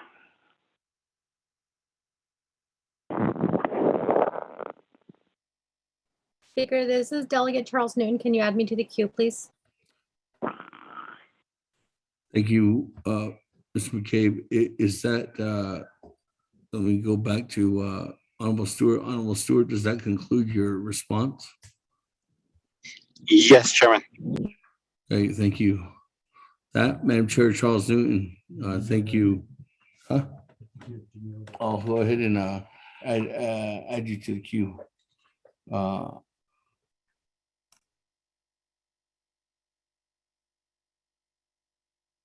That, Madam Chair, go ahead. The floor is yours.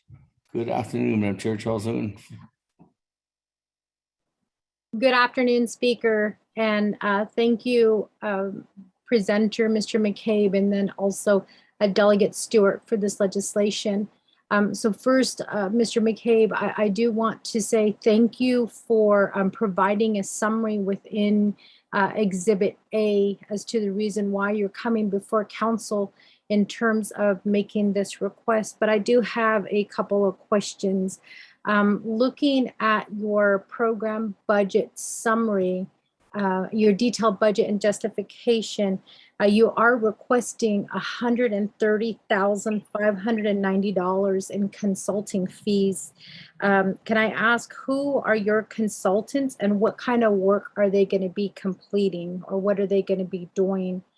My second question is, under the detailed budget and justification, you do have special transactions. I believe that is budget form 4.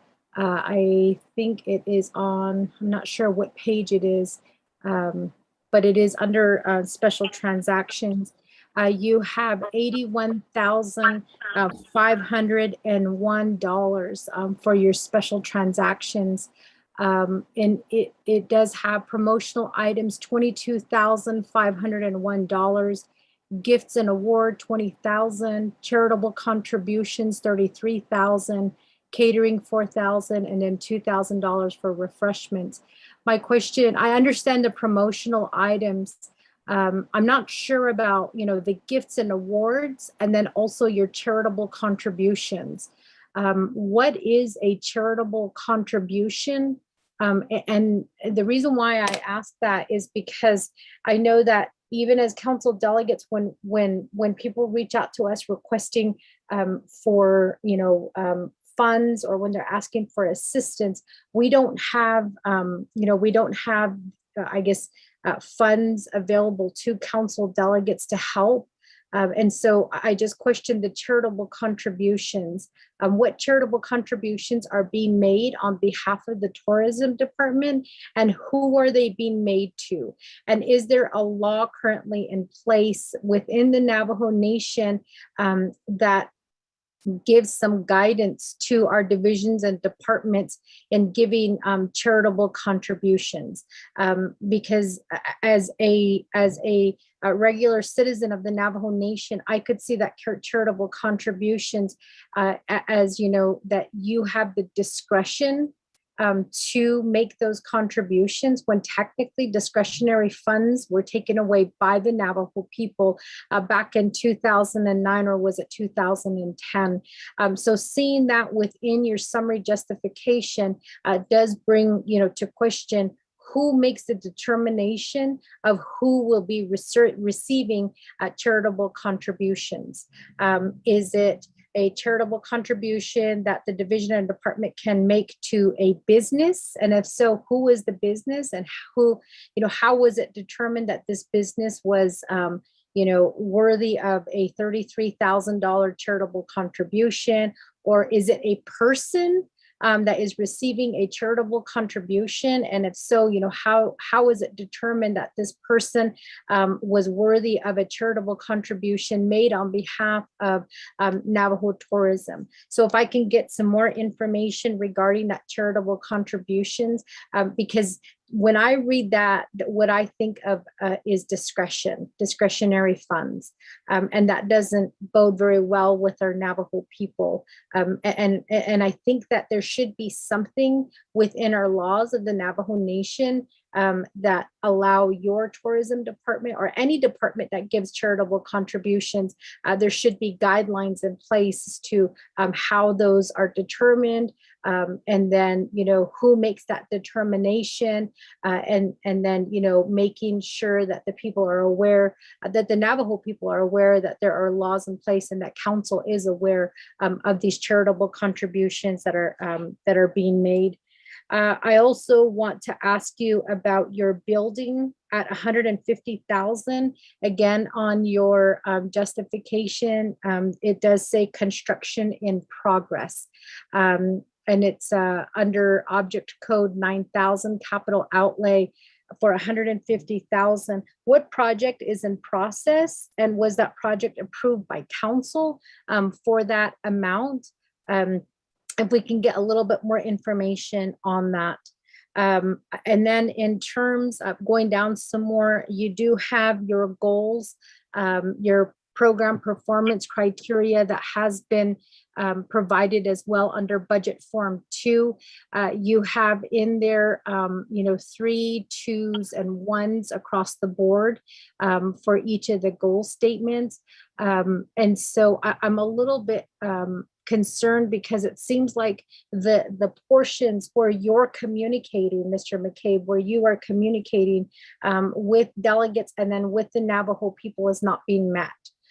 For instance, if you look at goal statement number 4, it says develop partnership with sustainable tourism. It says complete 4 communication and educational tools that will help tourism industry improve performance. And you have 1s across the board. Now, I understand that COVID was amongst the Navajo people. However, I think that tourism, if you go to any state, and you look at their tourism department, there's a lot of information being shared on their website. Some states have YouTube channels showing, the different, tourist spots that are available within their states. Basically, a lot of states are using social media to try to entice and to bring in people into their states, to take advantage of these tourist hotspots that are available within their states. But I don't see very much of that happening on the Navajo Nation. In fact, going back up and then looking at the your special transactions, I know that you have print advertising at $40,269, but you also have NTD partners with Arizona Office of Tourism, Utah Tourism Department, and New Mexico Tourism Department radio advertising at $16,434. And then you also have tourist-related events with KYAT from Gallup, New Mexico, K Indian from Farmington, and then you have the cost also. I'm guessing that is the cost for the $16,434 under radio advertising. I don't hear very much advertising, nor do I see very much commercials that are put out there to try to entice people to come onto the Navajo Nation.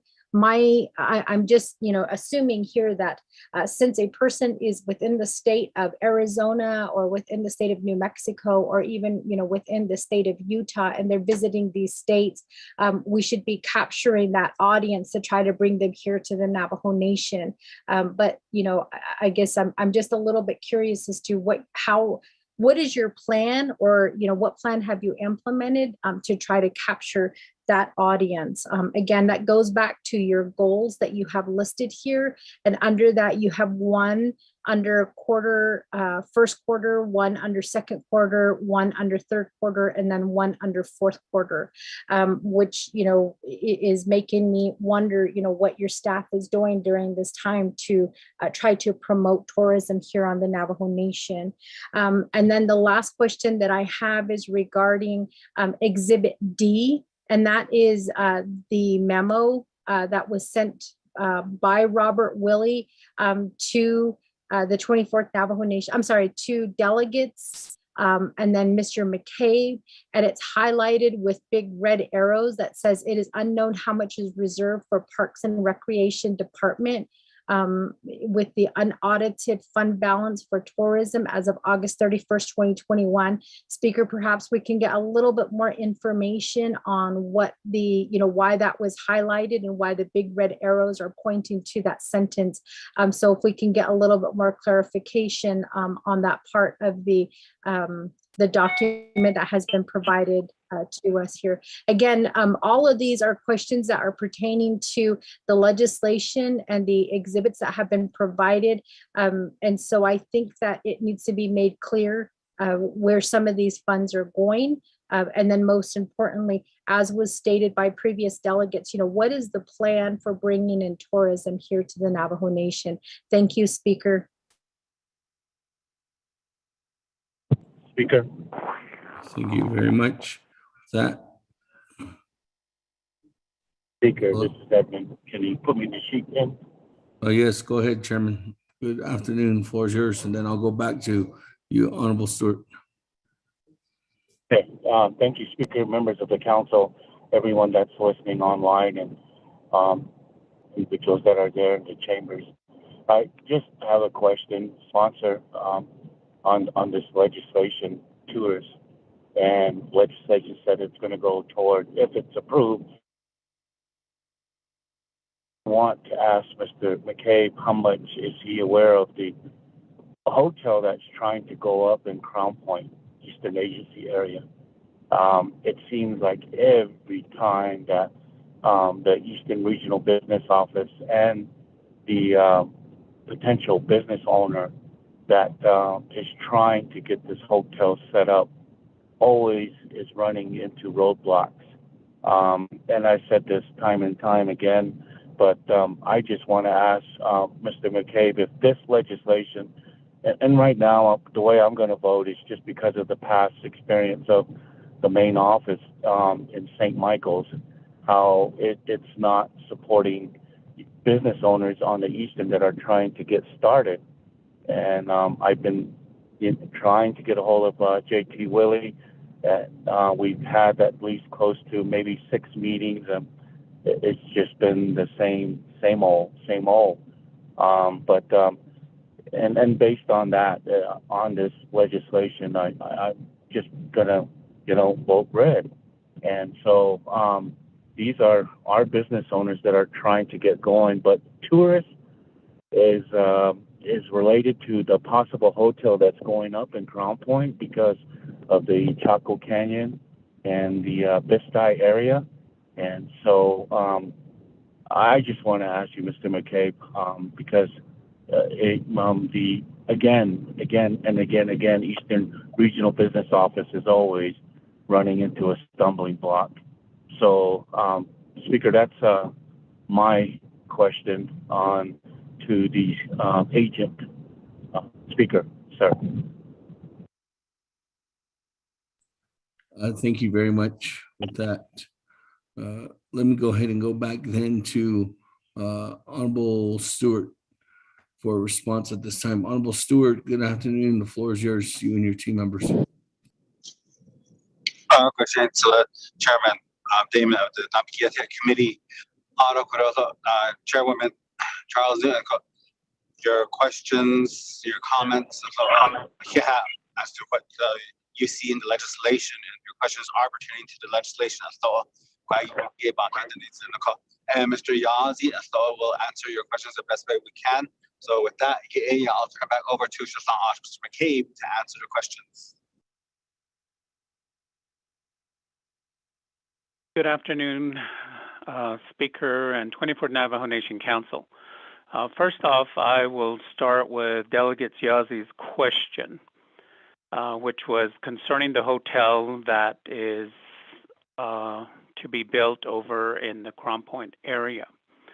The tourism department has been proactive with that project, and we worked with John Largo and the owner, I believe it's about maybe 3 years back, to assist them with the funding to get the flagship. What we did is we paid the licensing fee of $35,000 for them to receive that flag, and I'm not sure why the hotel hasn't been built. And I of course work closely with small business in Church Rock, but I understand that the funding was not in place, and I'm not sure if the $35,000 that was put towards the flagship is still there. But that was the only time that they reached out to us, besides letting us know that there was a hotel going up there. That is the answer to that question. And as for Delegate Charles Newton's question on the budget for that we requested, many of the items that she has flagged in the budget were developed during 2020, late 2020, when we got the allocation for the $127,000 for the year, which of course would not enable us to meet the goals and objectives for the department. And at the same time, COVID was still in effect and still going on. So in the, let me see, in number 4, of course, these were developed as number 1s because we couldn't go out and actually do the training. Yes, we work with Zoom now and have since then improved our outreach with that software. So definitely those numbers can go up and be readjusted. And as I had stated, these were also, the funding was put in place prior to us getting the funding from the grants that we wrote, such as under 9,050 under buildings. That was for the waterless project that was going to be taking place over in the dinosaur tracks, and that's why we put funding under there. We did work on another project over in collaboration with the National Park Service at Chinle, also included the Parks and Rec. We know that one facility cost at that time $55,000 for a waterless restroom. So we weren't sure exactly what the new cost would be, and would have to include the vendor kiosks, in which case we figured about 4 of those would equal in close to the amount that has been posted there, the $150,000.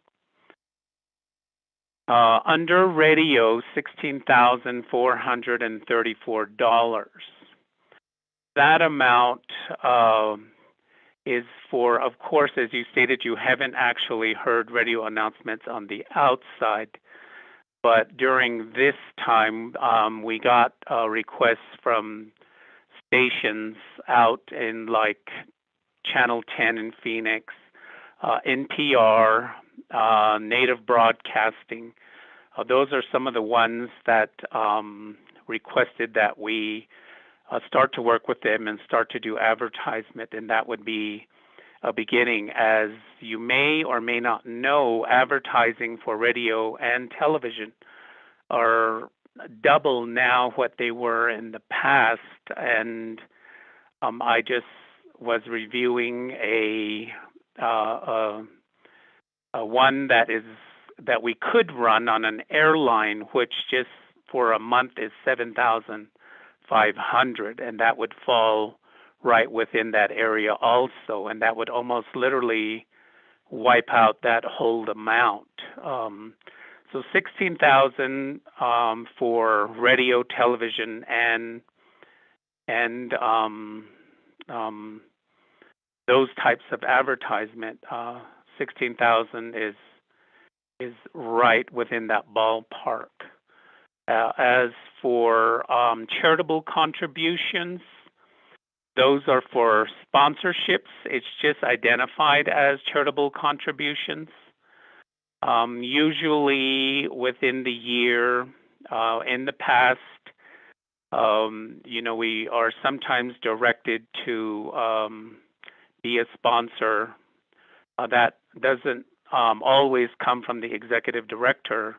The request, comes from chapters. That request comes from delegates to be sponsors of certain events, and we oblige by giving very little, if any, 5,000 charitable contributions to those requests.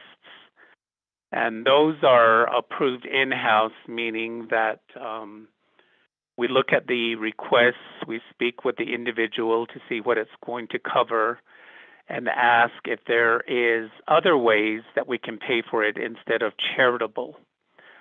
Maybe we can provide them with some promotional items if it's T-shirts or just things that they need to use to stuff bags. The justification for those items, in my eyes, I believe that the justification is there. We had been running at a $1.2 million budget in the past, and that was due to the increase of heads to beds, the amount of funding that we received over the past years prior to the pandemic. And on one of the documents that I did send you in 2019, 2018, you'll see those adjustments as highlighted in green that show the increase within those areas where advertisement did work and heads to beds amounts did go up. Consulting fees, again, we needed that back in April,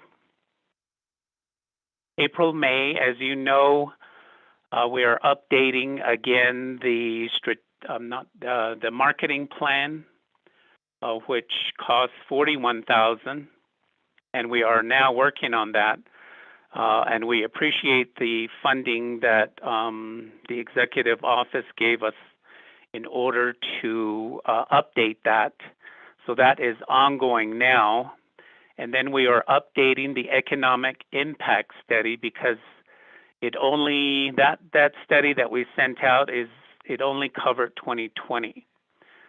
So now we will be covering the 2021 economic impact study, and that will be sent out as soon as it is complete. We also have another consultant, and that's the ASU. ASU, the tourism department, is working with us in doing updates at the request of council for the Navajo Nation Visitor and Economic Impact Survey. That was due to the survey only included Arizona. And as was stated by Mr. Brown, it needed to be updated, and we met with them. And we are now in the process of working to update that impact study to include Utah and New Mexico. And plus, we reviewed the study that was done at that time and found that that information is all outdated. So We're working with them in order to get a new impact study out by the end of next year, in which case we, with our partnership with ASU, have started to move that project forward in order to get that completed. And if needed, we can amend the Form 2 to accommodate other items that we believe would help in moving the tourism department forward.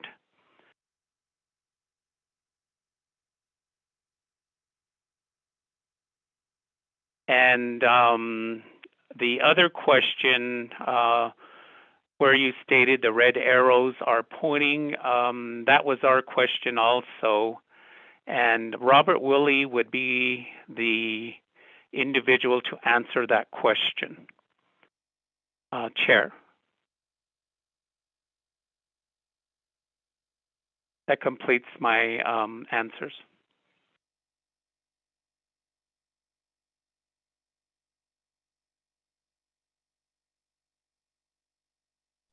Speaker Damon, this is Delegate Charles Nguyen. Thank you very much, Mr. McCabe. With that, Honorable Stewart, does that conclude your response? Yes, Chairman. Okay, thank you. With that, Madam Chair, Charles Newton. Speaker, yes, thank you. And thank you, Mr. McCabe, for answering that question. So just really quickly, Speaker, when I did ask those questions, I did ask if we could have Mr. Robert Willie explain why that part was highlighted with the red arrows, because it seems to be, to me, reading it, it's like, you know, it's drawing attention and it's saying this is very important to know. And I think that it's important that we know as delegates what, you know, what that's about and why, you know, why that's there.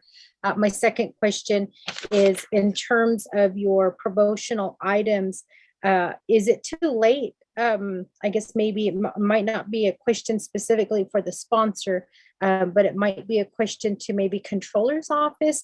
Is it too late to process the POs and the contracts to purchase things? And again, this is in regards to the promotional items. You know, if we put that funding forward, then would that then be a carryover that we would also have to address to say that this money has been put aside for promotional items? We approve it on this day, but we're going to go ahead and also approve a carryover so that they can use these funds for next year in the event that processing POs and contracts are if it's too late to get them processed. And then my last question is in terms of the $150,000 construction in progress. I did ask, you know, was the project approved by council? And, you know, was it, you know, what was that approved by council? Because when I look at that, I just wonder, you know, can a department include projects in their budget when they're requesting budgets to be used for personnel costs? And so I just want to make sure that we are, you know, that we have all of that answered. And then my last question is, it sounds like based on the response by Mr. Cave, that a lot of these are old requests. So does that mean then that they need to update their request to increase the budget in the amount of 900,000? Or is it set at 900,000 just for their personnel? Because if you go back to the actual budget document itself, I believe that the personnel cost is a little bit different than what has been stated here with the 900,000. If we're only approving this for personnel expenses, you know, we're looking at $241,321. So I guess I'm just wondering, should we be updating this budget? That's my last question. And Speaker, and also Delegate Wilson Stewart, I will apologize. Speaker, I sent you an email regarding my meeting at 1 o'clock with BIA for the 105L lease. So I'm going to be getting off, and I know that you're going to be answering those questions. I'll just go back and listen to the recording for those questions that I posed, and hopefully, you know, get them answered. But Speaker, I'd like to request to be excused for the next hour so I can meet with BIA for the 105L lease. Thank you. Thank you very much, Madam Chair. We'll have staff, they get anything from Mr. Willie, or if there's any additional documents, I'll have them forwarded over as well. So let me go ahead and go to Mr. Willie or the Controller's office if there's any response at this time.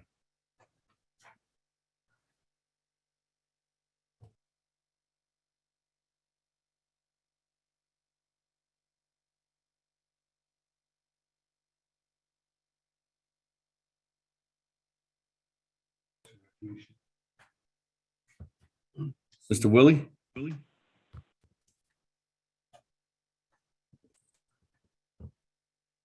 Or Madam Controller?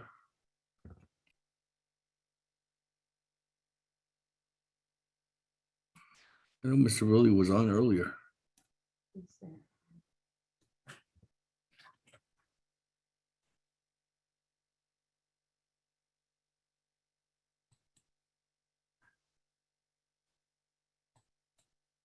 Or reach out. Staff's reaching out to get the Controller's office and Mr. Willie on the line. While we're doing that, let me go ahead and go back to Honorable Stewart for a response to as well to the other questions. Honorable Stewart. Chairman Damon, thank you. And we'll go ahead and turn the floor back over to Mr. McCabe to answer the questions.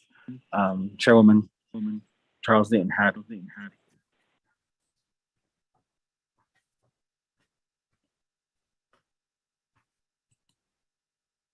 Good afternoon, Speaker and 24th Navajo Nation Council.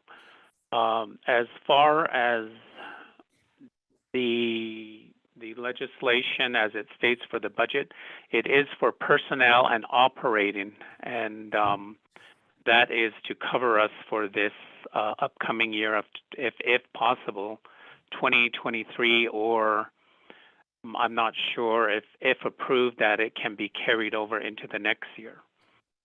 The other questions I believe were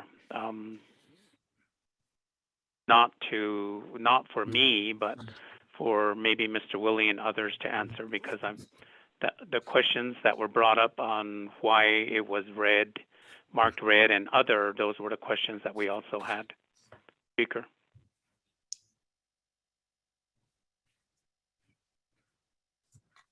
Chairman, that concludes our response at this time until Mr. Willie gets online. Thank you very much. With that, is Rob Willie?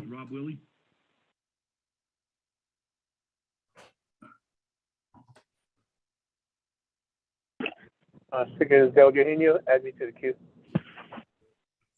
Thank you.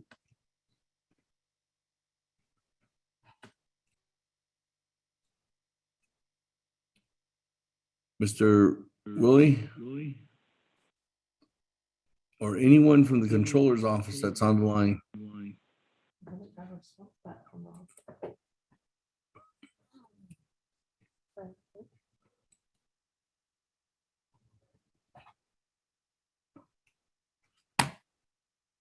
We are reaching out to the Controller's office and we haven't got a response, colleagues.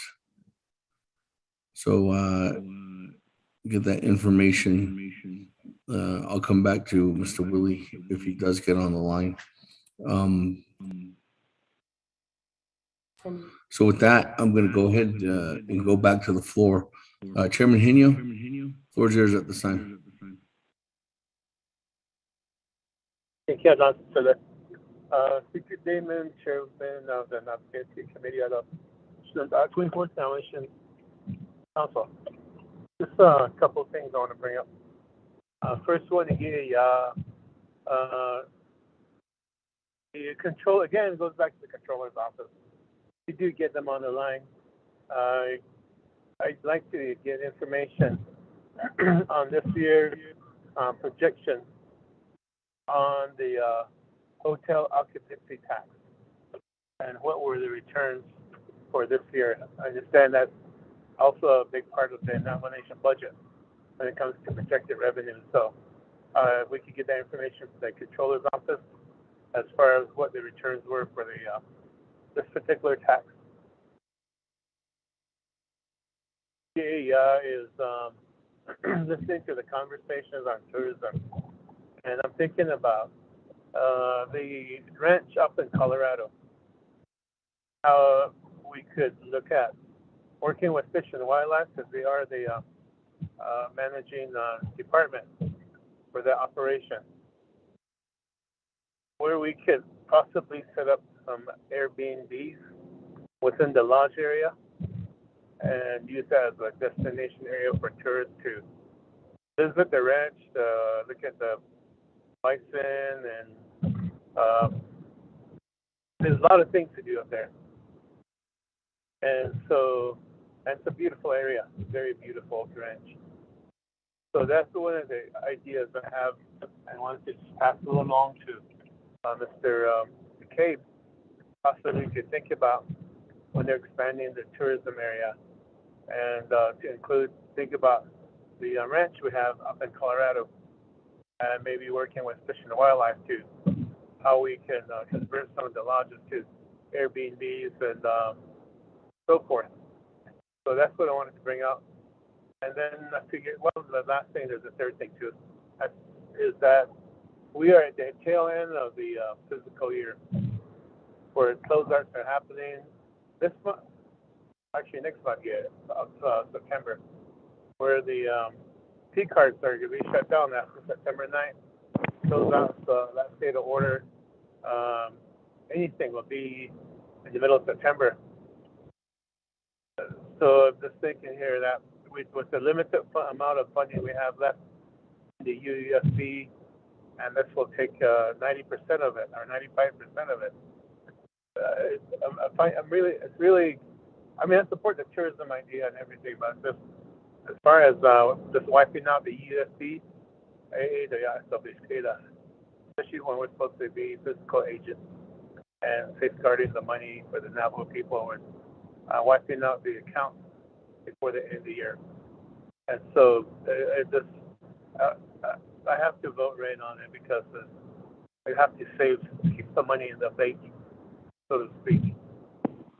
But next year, when the UFB funds are replenished, after the carryovers and the unspent money, then I think that it would be viable to start really looking at this. But I'd like to see what the hotel occupancy tax returns are like for this past year. And because I understand that their tourism office relies heavily on that as part of their funding. So that's just, for now, I'll leave it at that. Thank you, David. Thank you very much, Chairman Henio. Well, with that, we'll go ahead and go back to Mr. McCabe, and then I do believe the controller's office should be on too as well. Mr. McCabe? Or thank you. Honorable Stewart. Sorry, Honorable Stewart, floor is yours. Okay, Chairman, Damien, thank you. I'll go ahead and turn the floor back over to Mr. McCabe. Thank you, Speaker, and 24 Navajo Nation Council. On that request for us to look at the Navajo Ranch in Colorado, we have made 2 requests for a site visit and tour, so we can assist with doing just what Delegate Henio has mentioned. But to date, we have no response from the Fish and Wildlife Department. So we will make a request again to see if we can get a tour of the facility. But we have made that request in the past, but we haven't received a response. So we're not sure why that is, but of course, definitely we will try to reach out to them again. As for the projections for this year, I know that our budget is $400,000, so I'm not sure with minus the 20% of what the actual is, so that would have to be a controller question. Thank you, Mr. Speaker.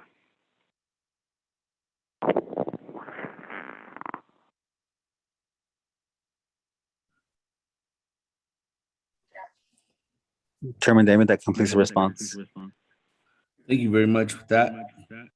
We go on down to Madam Controller or Mr. Willie, if you're on the line at this time.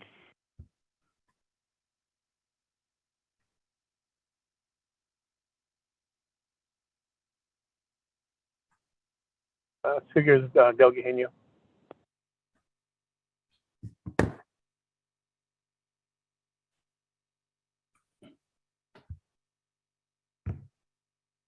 That Chairman Henio, are you wanting to have a follow-up or what? A quick follow-up. Go ahead, Chairman. Thank you, Mr. McCabe, for that response and your efforts to reach out to Fish and Wildlife for a site visit. And the sponsor of the legislation, Delegate Wilson C. Stewart Jr. is a ranking member of RDC, and maybe you could funnel your request to him as RDC is oversight. Thank you to the speaker. Thank you.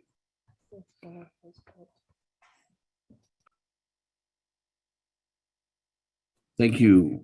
Again, I'm calling on the Controller's office. Is there anybody from the Controller's office on the line?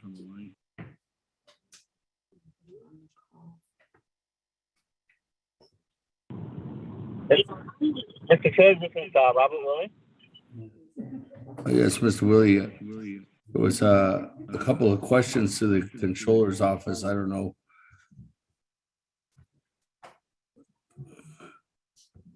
If you Could you repeat the question, please?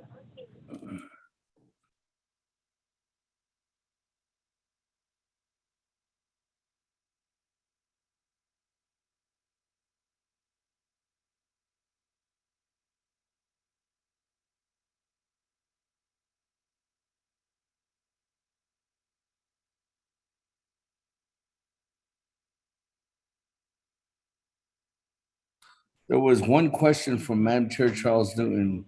Mr. Manurico is going to get that. And then I'm going to go back to Chairman Henio to answer his question again too as well. Mr. Rico. Thank you, Speaker, members of the Naabik'iytiI Committee. The question that Madam Chair Charles Newton had was in regards to Exhibit D to this legislation. That is the controller's memo. And number 2, there's a highlight in the second paragraph. The highlight says it is unknown how much is reserved for the Parks and Recreation Department, and there are 2 arrows pointing to that. So Madam Chair Charles Newton wanted to know what the purpose of that was. So and that was a question to the controller's office. Thank you, Speaker. These are lower limit buckets. These are lower limit buckets. They're lower limit buckets. These are the highlights all this stuff.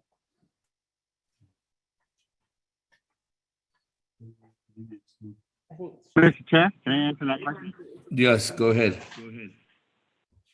Okay, the memo that I did write a few months back was in relation to the balance of the tourism fund. Part of the tourism fund did have the Parks and Rec department. They were supposed to reserve an amount for, I think it was Antelope Point. So we were doing research on that, and that's what the reason for that statement was. What is the balance? So I'm not sure if tourism still does reserves for the Parks and Rec. We did find that there is a business unit within the tourism fund that did fund projects. But going forward, I don't know if tourism will be funding any more projects for Parks and Rec. So that was the reason for that specific part of that memo. Thank you. Okay, thank you. With that, let me go ahead and go to Chairman Henio. Chairman Henio, you want to re-ask the question to the Controller's office?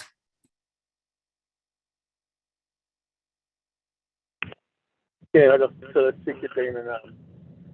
The question to the Controller's office was every year the Controller does a projection of for the general funds from the revenues that come in, especially the taxes. And therefore, my question is, what were the returns of the hotel occupancy tax for this year to be included as part of the general fund account. And so ADE is the reason why I asked for her is because the tourism budget is heavily dependent on the HOT taxes. So that's my question.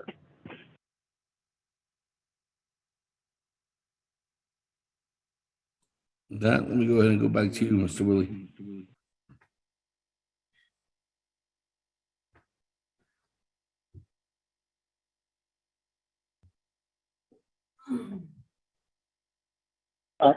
Mr. Chair, I'd have to go back and look at the balances of the hot tax. If you give me a few moments, I can look that up for FY. I'm assuming 22, and then the projection for 23. I can get that. Our numbers actually come from Mark Graham from the Tax Commission, so they actually have the taxes, and then they send those over to us. So that's kind of where the part of the process. So if you give me a few moments, I can look it up for you, sir. Thank you. I'll come back to you, Mr. Willie. That, colleagues, let me go ahead and go back to the floor. Honorable Jimmy Yellow here, you have a follow-up?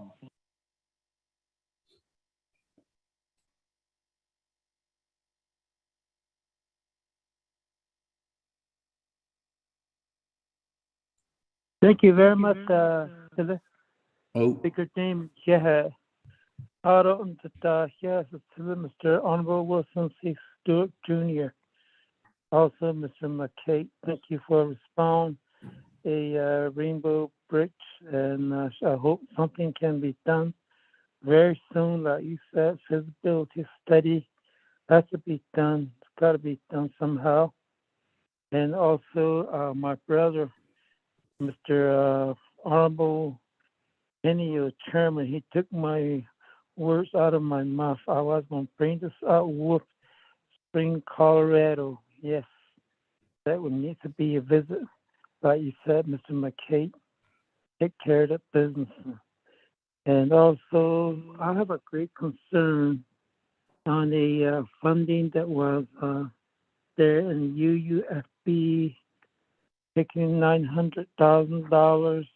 That's going to be only left $117,000. That's just my concern. Mr. McKay, with my respectfully, that my name is Jimmy Yellow, but my name is Jimmy Yellow here. I hope you correct and put it in your notebook. So that's all my concern. Correct my name for me. I really appreciate it. God bless. Thanks about how sweet all this. Speaker Damon, turn the floor back to you. Yeah. I don't know, Dr. Madam Chair, thank you very much. Regina Charles Noon, thank you for good questions. Yeah, honestly.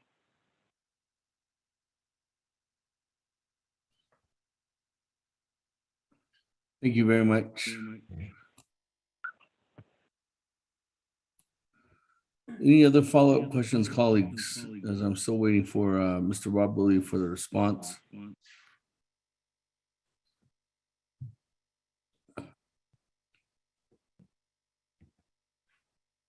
Let me go back to Honorable Stewart. Any further comment as a sponsor?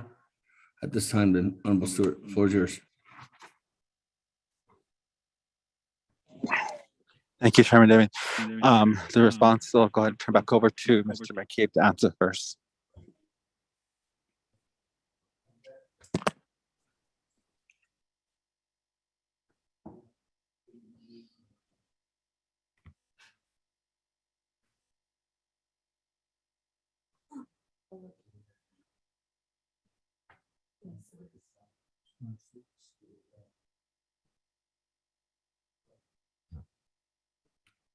Mr. McCabe?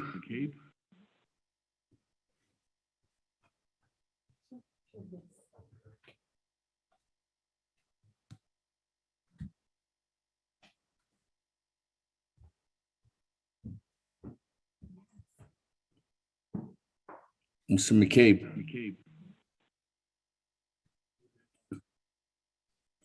Going back to you,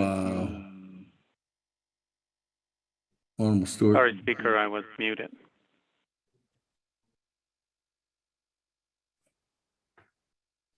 Mr. McCabe. Thank you, Speaker. Again, thank you for this time, and I'm hoping for your favorable vote for this, even though I know that the year's end is coming up. I'm hoping that somehow we can carry this funding over to ensure that we address many of your issues, many of your concerns, and many of your responses to help the department move forward in order to ensure that many more visitors come to visit us. But again, the main item that I think that we need to address is the infrastructure. If we can get that, then I believe that many of our small businesses in the tourism industry will be able to move forward. So again, thank you, Speaker, and thank you, 24th Navajo Nation Council. That ends my response, Speaker.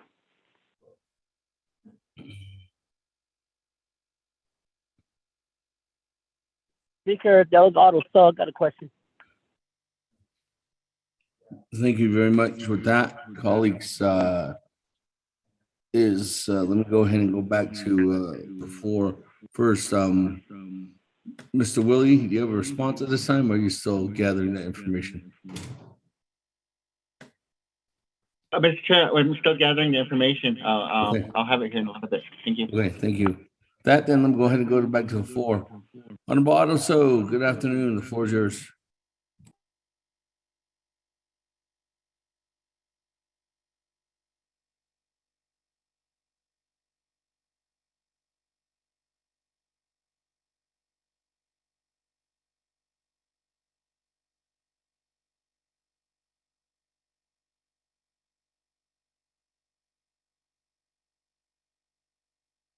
Speaker. Yes, I can hear you now, Honorable Otto So. Okay, it's good before to me. Thank you. Alrighty, thank you very much. Yes, with this carryover request, would like to see if there is just to get a history in the past fiscal year, FY 22.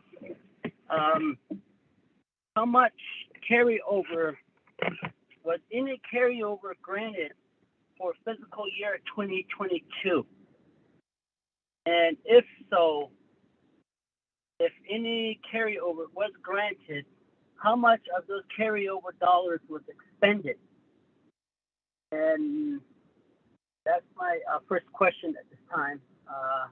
Then the other is that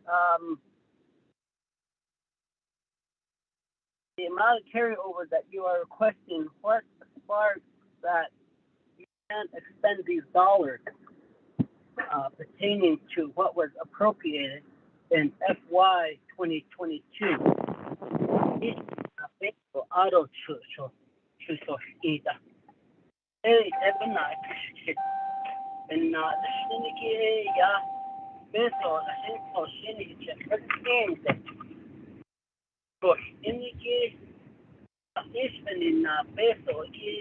Carry over peso but they end up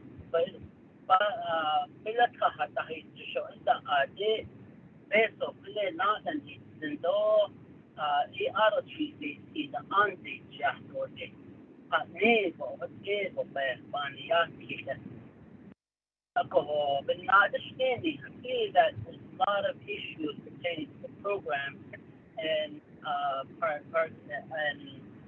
of course I do think that you deserve to carry over, but if they're not addressing utilizing these funds in the timely fashion of 12 months in this year, that tells me that there's something going on with the program there, management, issuing peso or data.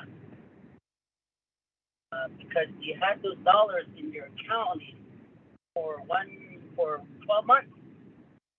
And if you're saying that, oh, we can utilize it for this and that, why isn't it that you're going to utilize it for this and that in this fiscal year? Issuing peso out of besides lack of manpower or whatever, COVID and things like that. Because if a program has dollars that are exceeding, or if a program gets money that has unused dollars at the end of the year and requesting for carryovers, it tells me two things: that the program can operate with less, or there's something wrong with management.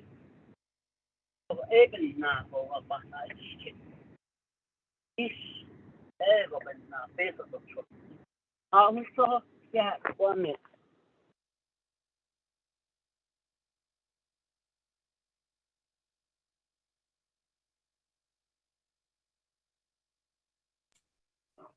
All right, thank you. With that, let me go ahead and go back to Honorable Stewart.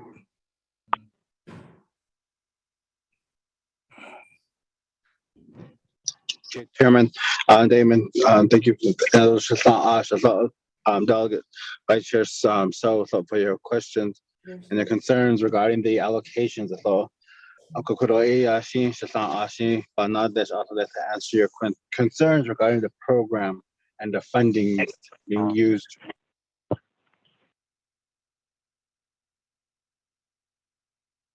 Thank you again, Speaker and 24th Navajo Nation Council.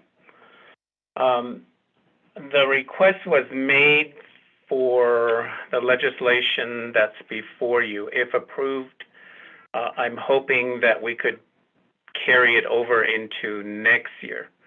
As for my allocation of $127,000 for this year, that money has been already spent at 100%. So the request is being made for the legislation that's before you of the $900,000. Speaker.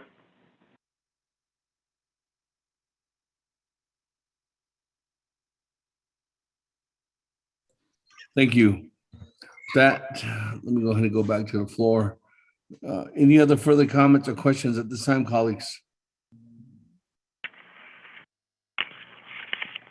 Chairman Hinu, if Mr. Willie doesn't get that information by the time I call for the question to vote on the main portion of legislation 0003-22, we will ask for that to be given in a written statement, written document, or in an email back to yourself and to the Office of Speaker if there's any further questions on that.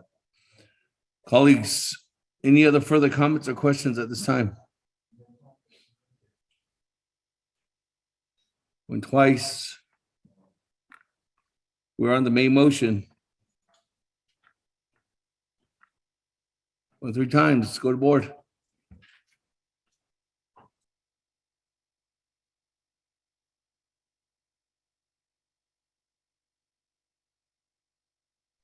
Honorable Elmer Begay, how do you vote? Honorable Elmer Begay. Honorable Elmer Begay did not vote. Honorable Key Allen Begay Jr., how do you vote? Honorable Key Allen Begay Jr. Honorable Key Allen Begay Jr. did not vote. Honorable Paul Begay, how do you vote? Honorable Paul Begay. Honorable Paul Begay did not vote. Honorable Nathaniel Brown, how do you vote? Honorable Nathaniel Brown. Honorable Nathaniel Brown did not vote. Honorable Eugenia Charles Newton, how do you vote? Honorable Eugenia Charles Newton is excused. Honorable Amber Canez Bacrati, how do you vote? Yeah, Bishop, this is Delegate Amber Canez Bacrati. I vote red. Thank you. Honorable Amber Canes Bacrati votes red. Presiding Chair, Honorable Speaker Damon not voting. Honorable Herman Daniels, how do you vote? Honorable Herman Daniels. Honorable Herman Daniels did not vote. Honorable Mark Freeland, how do you vote? How about green? Honorable Mark Freeland votes green. Honorable Pernell Halona, how do you vote? Honorable Pernell Halona. Honorable Pernell Halona did not vote. Honorable Jamie Henio, how do you vote? Honorable Jamie Henio votes red via text. Honorable Vince James, how do you vote? Delegate Dan votes red. Honorable Vince James votes red. Honorable Rick Nez, how do you vote? Delegate Rick Nez votes green. Honorable Rick Nez votes green. Honorable Carl Slater, how do you vote? Green. Honorable Carl Slater votes green. Honorable Raymond Smith Jr., how do you vote? Green. Honorable Raymond Smith Jr. votes green. Honorable Wilson Stewart Jr., how do you vote? Green. Honorable Wilson Stewart Jr. votes green. Honorable Charlene So, how do you vote? Honorable Charlene So. Honorable Charlene So did not vote. Honorable Daniel So, how do you vote? Honorable Daniel So. Honorable Daniel So did not vote. Honorable Eugene So, how do you vote? That is Scott here. Honorable Eugene So votes green. Honorable Otto So, how do you vote? Honorable Otto So. I vote red. Honorable Otto So votes red. Honorable Thomas Walker Jr., how do you vote?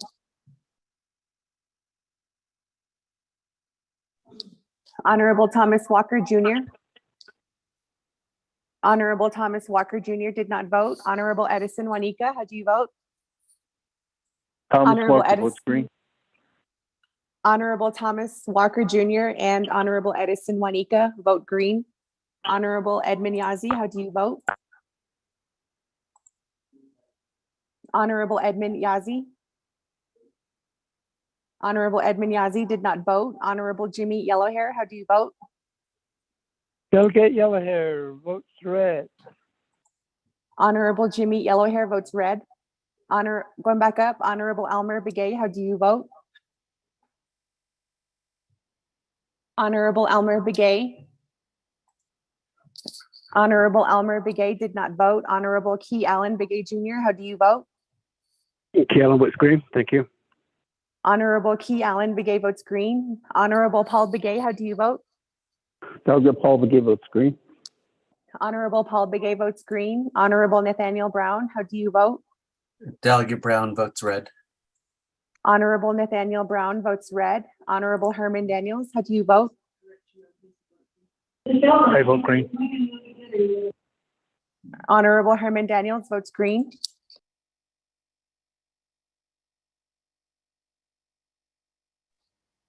Honorable Pernell Halona, how do you vote?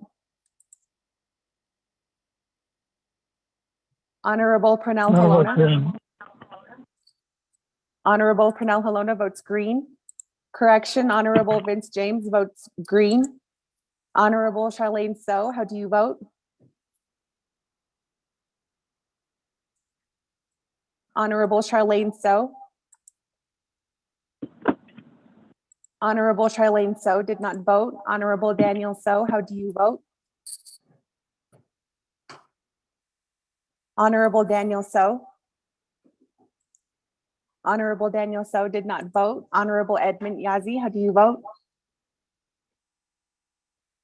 Honorable Edmund Yazzie.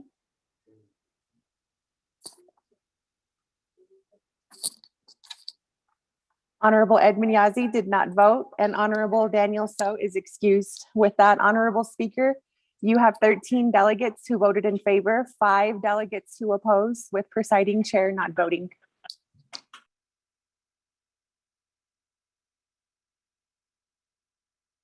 Thank you very much. With that, colleagues, 13 in favor, 5 opposed. And chair not voting, motion carries. Legislation 0003-22 moves on to the Navajo Nation Council. With that, colleagues, legislation 0003-22 is 2/3 majority at Navajo Nation Council. That moving on down, colleagues, we are moving on to item number 7, new business A. Legislation 0152-22 is sponsored by Chairman Henio, co-sponsored by myself, Seth Damon. That, Mr. Rico, if you could read the legislation into the record. Thank you, Speaker. Members of the Naabik'iytiI Committee, tracking number 0152-22, an act relating to the Budget and Finance Committee, the Naabik'iytiI Committee, and to the Navajo Nation Council, approving the Navajo Nation's comprehensive budget for fiscal year 2023, waiving Navajo Nation Council Resolution number CF-07-11 and 12, NNC Section 820F, 820I, 840B, and 860, and Section 860. This legislation is sponsored by Honorable Chairman Jamie Henio, co-sponsored by Honorable Speaker Seth Damon. You do have a committee report from the Budget and Finance Committee that recommend and do pass with 3 amendments. Amendment number 1 on page 5 at lines 2 to 3, make the following changes. After $27,911,000 be overstrike deposited into the unreserved undesignated fund balance account, end of overstrike. Insert new language, underscore allocated as follows, with all remaining amounts to be deposited into the unreserved undesignated fund balance as shown in the attached exhibit F-1. That with a business unit number of XXXXX, program general wage adjustment, $4,482,151. Increase, that's the increase to the 2% general wage adjustment funded through the personal lapse account to the total 5% general wage adjustment for FY 2023. 2, attached a new exhibit F-1 showing the above allocations with any remaining unallocated amount allocated to the unreserved undesignated fund balance. 3, read and release succeeding paragraphs, sections, and exhibits as necessary and appropriate. The Office of Legislative Services and the Office of Legislative Counsel are authorized to make technical edits to this act and its exhibits. The Office of Management and Budget is authorized to recalculate and verify all numerical entries in this act and its exhibits to make edits as necessary in order to implement the committee's intent. This amendment supersedes inconsistent language in any other committee amendment, which other language shall be conformed to this amendment. Amendment number 2, in the DIP posted exhibit H on page 3, insert new row in executive branch section as follows. New row, business unit number 113015, division DOH, program title, text amount $419,479. Proposed carryovers, remaining operating balance to a city agency not to exceed listed amount. 2, OMB shall provide a revised exhibit H to accommodate this amendment. 3, on page 5 at line 13, adjusts the $15,651,790.68 amount to accommodate this amendment. 4, on page 5 at line 18, adjusts the $14,121,695 amount to accommodate this amendment. 5 is the same language to make adjustments. Amendment number 3, 1 in DIB posted exhibit E on page 2 in 4th row, column 1, delete business unit number, overstrike 113005, and then insert 113015. 2 in the DIB posted exhibit E, page 2 in the 4th row, column 4, overstrike Northern Agency and insert new language. This allocation is needed for Northern Agency Deltex operating expenses, building costs, and food supplies for senior centers, and the purchase of 3 vehicles for senior centers. End of new language. 3, the DIB posted Exhibit E on page 2 in the 5th row, column 2, immediately before Daltex, insert Tuba City. 4, OMB should provide a revised Exhibit E to accommodate this amendment. 5, renumber succeeding paragraphs, sections, and exhibits as necessary and appropriate. The Office of Legislative Services and the Office of Legislative Counsel are authorized to make technical edits to this act and its exhibits, and the Office of Management and Budget is authorized to recalculate and verify all numerical entries and totals in this act and its exhibits, and to make edits as necessary in order to implement the committee's intent.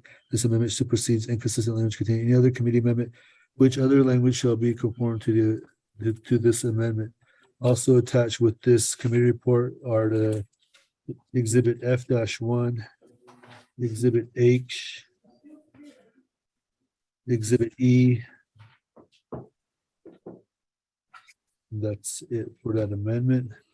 This legislation moves on to the Navajo Nation Council. Mr. Speaker.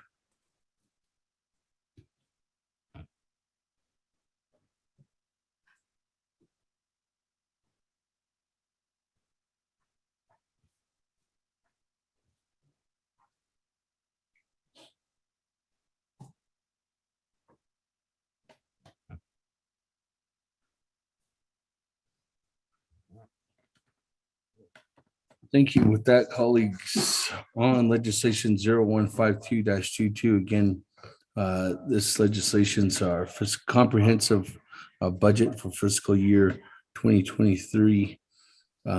With this, colleagues, this legislation, once it is done, approved, we will have a special session next week on this legislation. With that, let me go ahead and get a motion before we even go that far. Delegate Brown on motion. Motion by Honorable Brown, second by Honorable Paul Begay. With that, colleagues, any comments, questions?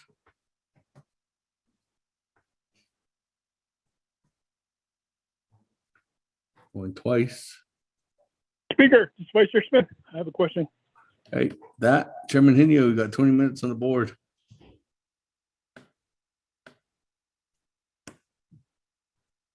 To the Speaker Damon, I got a question on the 24th Nation Council of Naabik'iytiI Committee.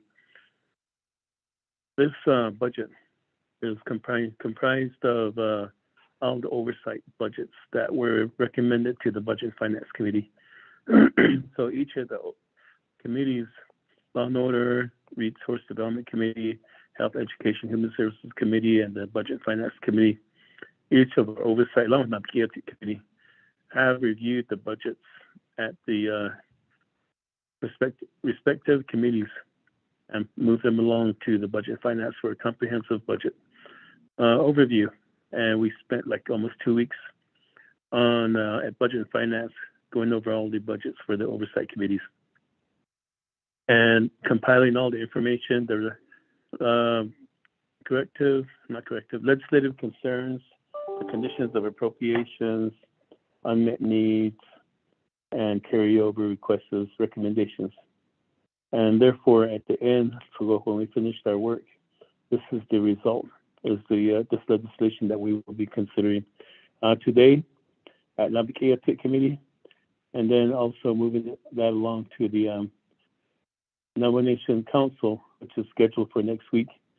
And as practice we have practice for every year, this budget needs to be completed and passed by the council during the first week of September.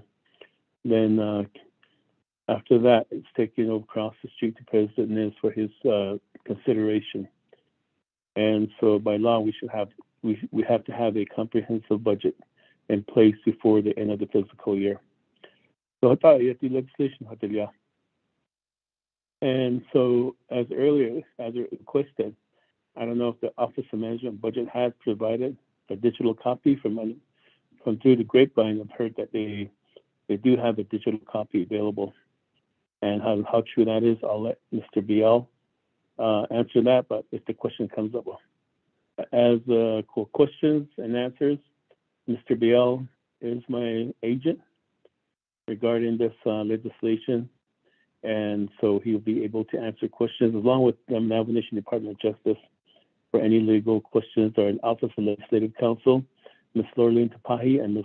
Dana Barboff, who have helped develop this legislation also. And so with that, Chairman Damon, I present the Navajo Nation 2023 Comprehensive Budget to the Naabik'iytiI Committee, and we stand for questions. Yala. Thank you very much. With that, colleagues, we did get the presentation. Let me go ahead and go to Vice Chair Smith. Vice Chair Smith, floor is yours.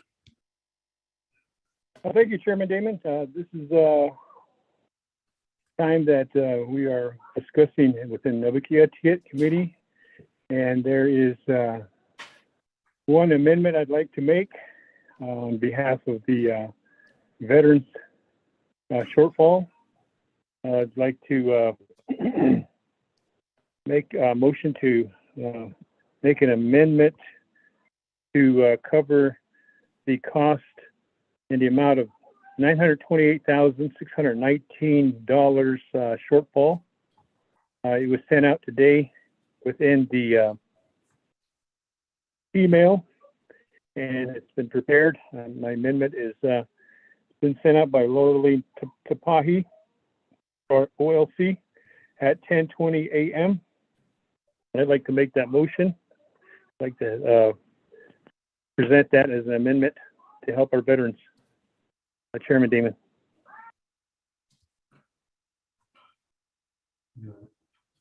Got it.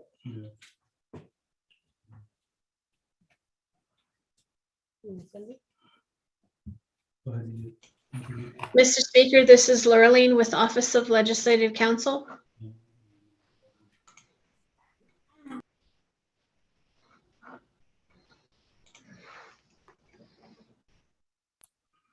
Ms. Tapahi, are you wanting to add on to what or explain or?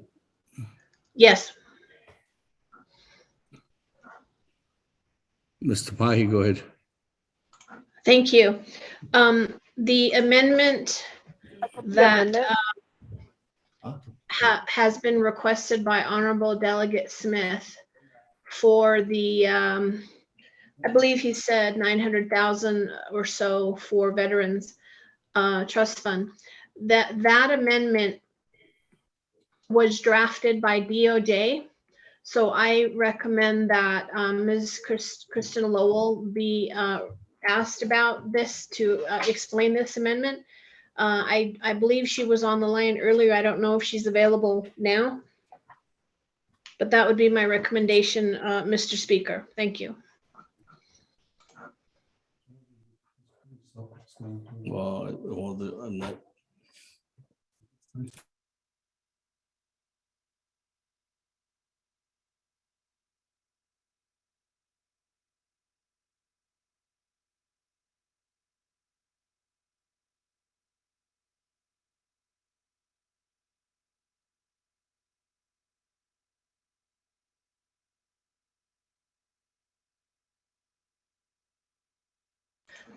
I forgot to add, I show that the email with this amendment was sent out at 11:21 a.m.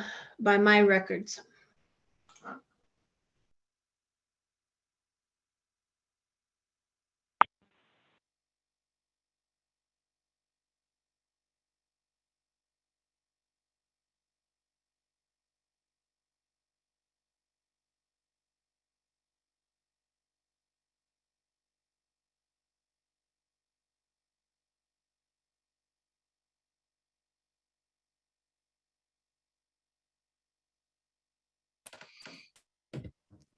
I'm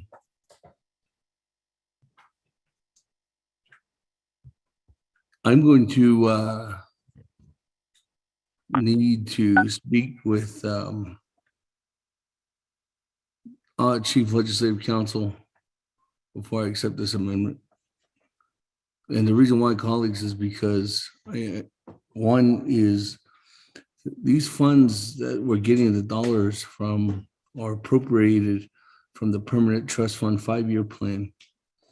Now, when they're taking the dollars from the Permanent Trust Fund 5-year plan, Point of order, Delegate Crotty. the point of order, Madam Chair. Yes, thank you, Speaker. My point of order is, Speaker, what you're, if you could just refer to Legislative Council, what you're stating right now is not fact. So I just want to make sure we're all in order in how we're doing this. Okay, that's why I don't If your know. legal counsel can brief you. And that's why I said I need to speak with legal counsel. That's why I'm just correcting, Madam Chair. Thank you for your point of order.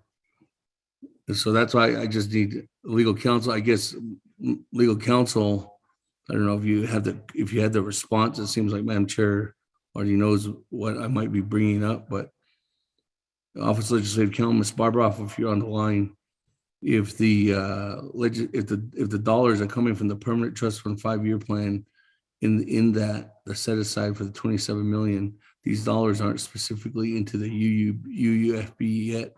So the dollars don't need to be in compliant with the UUFB requirements, which needs an impact analysis statement, budget forms, and the recurring or non-recurring memo from the controller's office. So that's my question back to Office of Legislative Counsel. Thank you, Speaker. I do believe that would be probably Delegate Karate's question, but regardless, what you just said is correct, is because right now, while the dollars are from the permanent trust fund excess interest earnings, they are, although amounts were originally going into the UUFB, and when I say originally, I mean that's how the legislation, when it was first posted on DIBS, listed it. However, the Budget and Finance Committee made, I think if I recall, one amendment where they pulled dollars directly to an appropriation, and that was fine. It's not in the UUFB yet, so we don't have to go through the usual UUFB steps. Okay. I hope that answers your question. Okay, I just want that clarity, just for the record. We didn't need that due to the fact that it wasn't deposited in there yet. So with that, colleagues, Vice Chair Smith has raised an amendment. Mr. Rico, can you go ahead and read it into the record?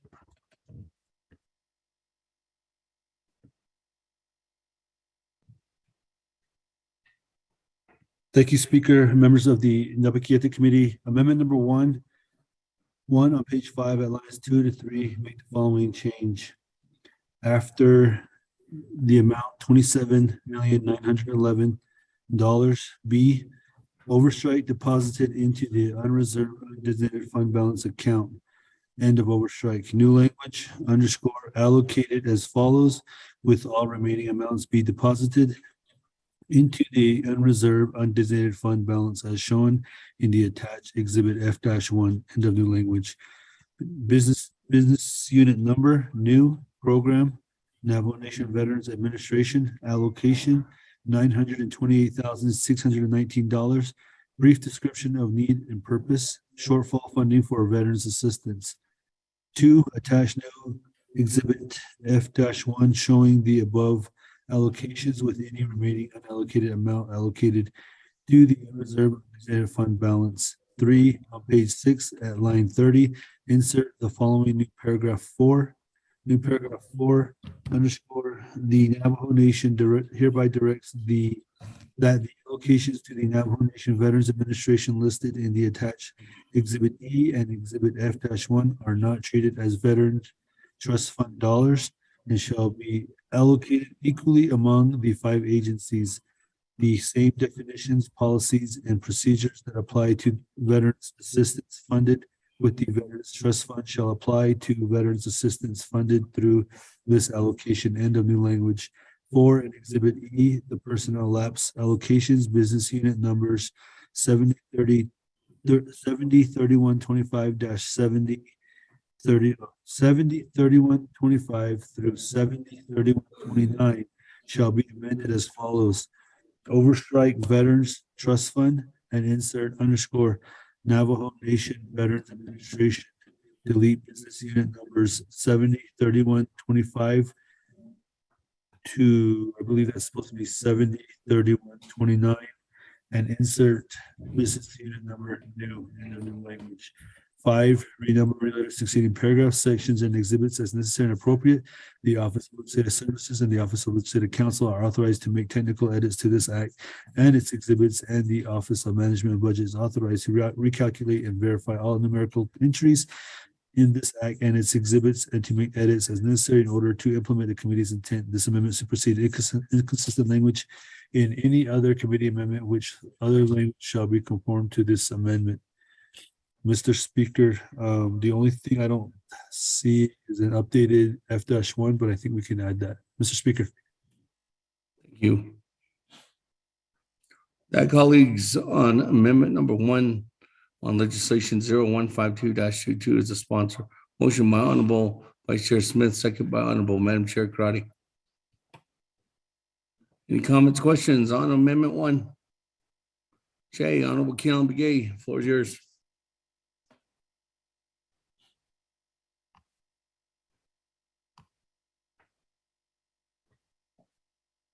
Chairman, in motion. Okay. Thank you, Jay. On amendment number 1, any comments or questions? Hey, put me in the Q2 main motion. Going twice. Speaker, Delegate So. Romano, so floor is yours. Yeah, thank you very much.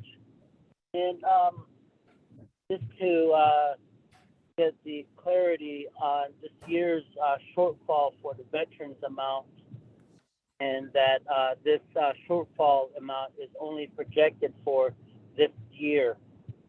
I just want to make sure that that's out there so that our listeners understand this, because the additional $27 million that is that we're pulling this money out of, definitely really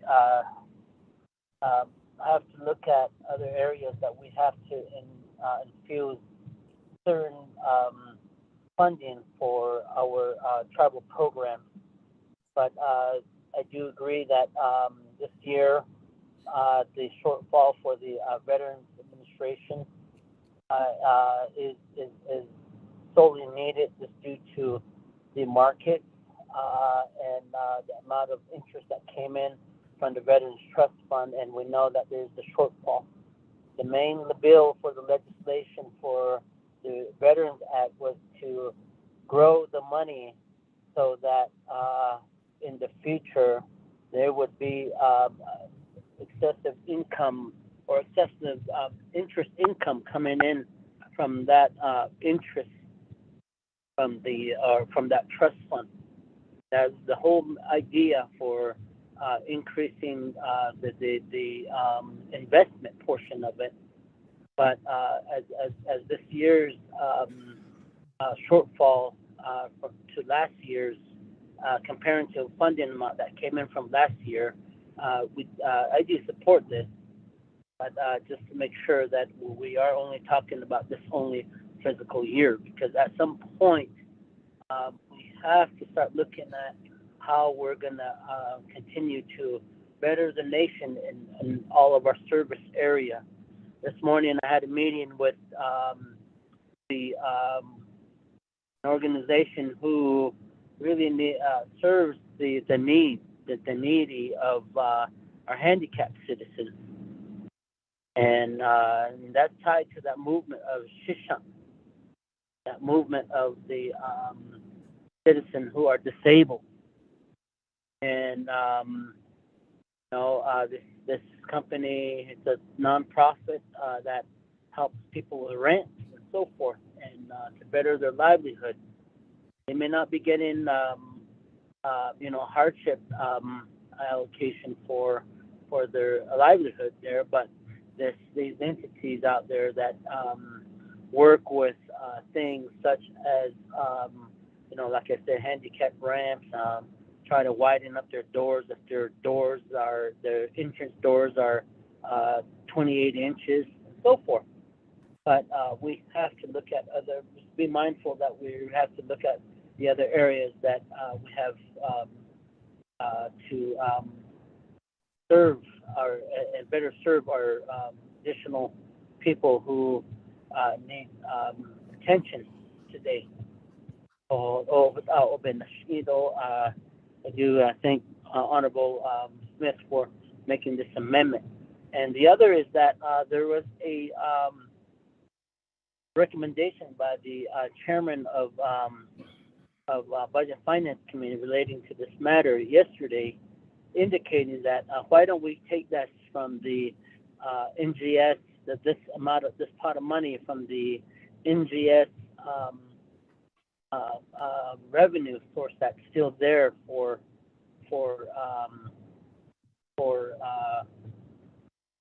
the NGS lease dollars. I think was 1.9 million that's still there.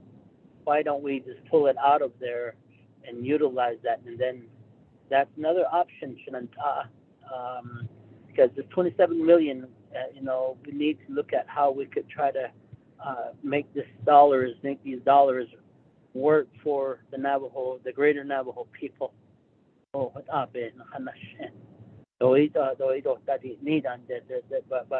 the issue pertaining to funding this matter is something that we have to fund. But getting to the funding sources, that's another option if the sponsor can recommend that maybe we change the funding order and get it from the NGS lease dollars that are still sitting there in the amount of 1.9 million.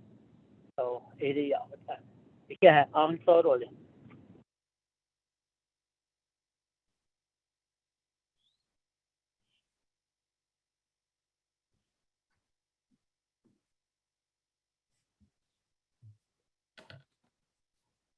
Thank you. Any other comments or questions, colleagues, before we go back to the sponsor of the amendment? No question, Speaker.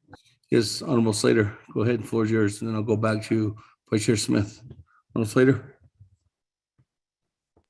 Thank you. So is this funding being deducted from the funding that was set aside for the general wage adjustment increase from 2 to 5%? And if so, is there a threat that we may not be able to fully fund the GWA at 5%? Thank you, Speaker. I'll yield back to you.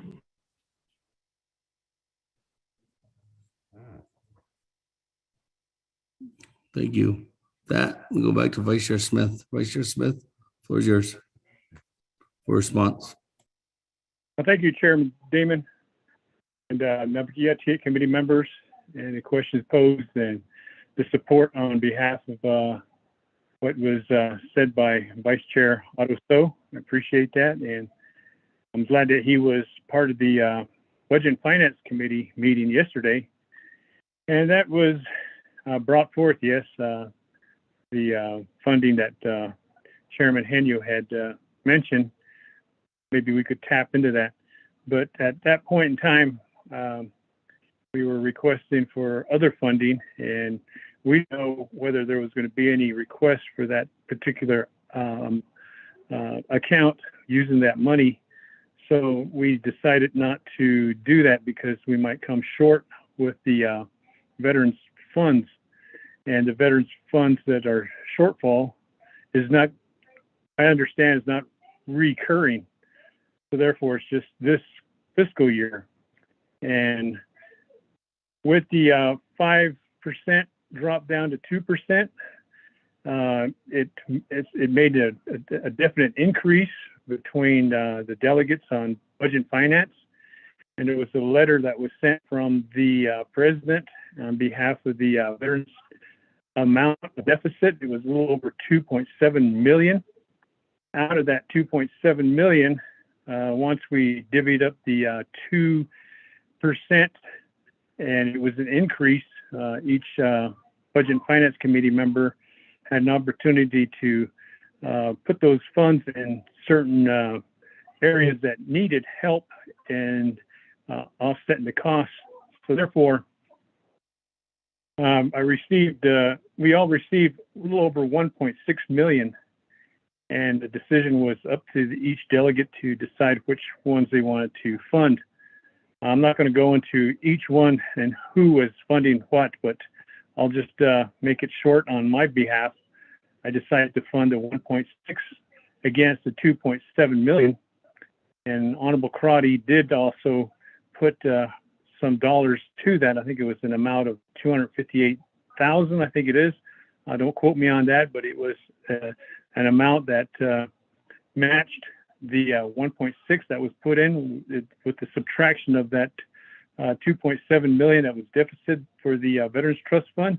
It brought the amount to what is currently being requested at this point in time, 913,000 plus some change. That's how this all unfolded. So the 3% or the 2% is still intact.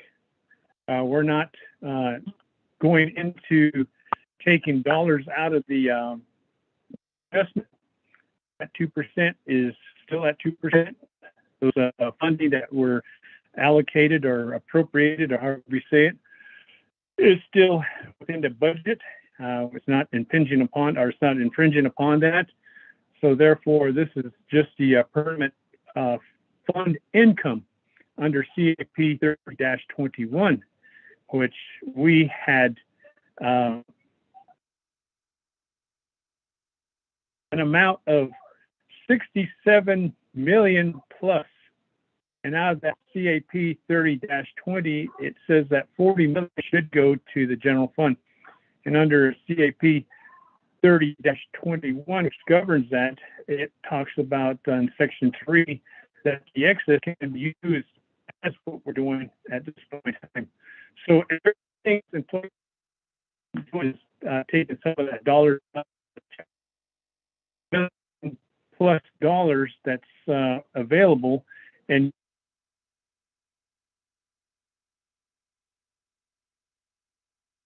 mechanism, just applying that and helping the veterans for this FY 2023, and that also should be answering Vice Chair Otto's questions and concerns, and also Vice Chair Slater on behalf of what's happening within this amendment.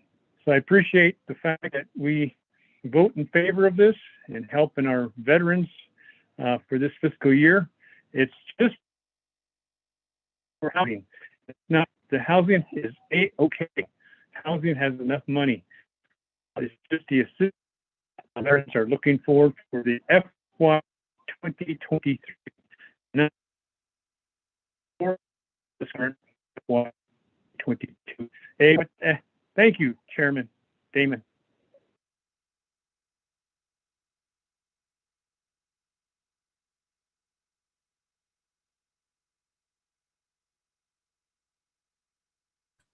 Thank you. That, colleagues, let me go ahead and go back to the floor at this time. Any further comments or questions on Amendment 1?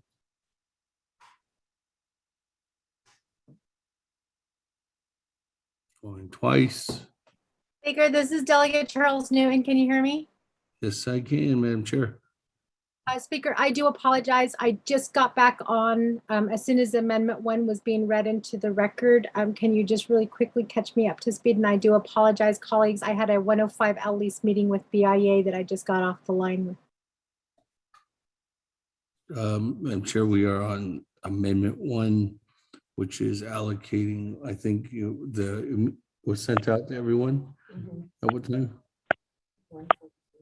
1:45 p.m. It's allocating $928,619 with a shortfall for the Veterans Funds, Veterans Administration Funds.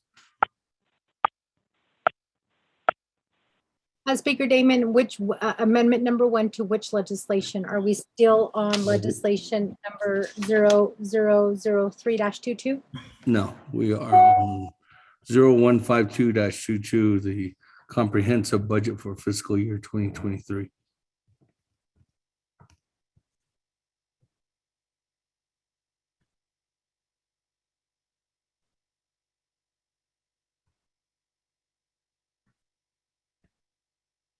Speaker, could I ask, and I know that you were asking if there was any questions to this amendment. So can I get a brief, I guess, a presentation from the delegate who's sponsoring the amendment as to what this amendment is going to do and how it's going to help the veterans? Thank you. Vice Chair Smith, floor is yours. Okay, Chairman Damon and Naabik'iytiI committee members of the Navajo Nation Council, and those that are listed on board. This amendment that I'm requesting is requesting for the shortfall of 918,000 plus change. I don't have the exact figure at this point in time. It's requesting the amendment be utilizing the under CAP 30-21, which is the permanent fund income. The permanent fund income as September of last year, 2021, had interest off the permanent trust fund in the amount over 67 million, correct me, 67 million plus some, a few thousand more dollars. I don't have the figures, but it's in 67 million. Out of that 67 million under CAP 30-21, it authorizes that 40 million of that interest would be utilized. And what's remaining is now 27 million and some change, which is now available. And it allows under that CAP 30-21 under section 3, letter D, I think it is, it allows for that funding to be utilized within the shortfalls or things of that nature to be put in place for the FY 2023 budget. So this is going to help the veterans on their shortfall. I was explaining earlier that the 2%, it was at least 5% was the general wage adjustment, but the Budget and Finance decided to drop that down to 2%. And with that 2%, it gave us a few extra dollars to utilize. And between the six Budget and Finance Committee members, we divided that up equally. And my share was an amount, we all got an amount of a little over 1.6 million. Out of that 1.6 million, I decided to help the veterans with that whole chunk of money, 1.6 million. The president had sent a letter saying, Budget and Finance Committee, could you please consider veterans? They're in a deficit or they're short of 2.7 million. So with that 1.6, I decided to help the veterans with that full amount. And Honorable Crotty also did put in 258,000 and some change, which we matched, and it brought down the figure down to $918,000 and some change. And that's where we're at requesting for this amendment. And that was the shortfall of 918. I talked to the Veterans Office. I talked to the Mr. Hubert Smith over there, and he's well in favor of this, and he understands how this is unfolding. So I ask favorably that we will vote on this amendment. And it's not taking any funding from the general wage. It's not taking any funding from anywhere. It's money that's available. And we're reaching out so that we can help with the veterans for this fiscal year 2023. And it's not recurring. Thank you, Chairman. And thank you for your question. I hope this answers that. And I hope we vote favorably on this amendment. Thank you, Chairman Damon.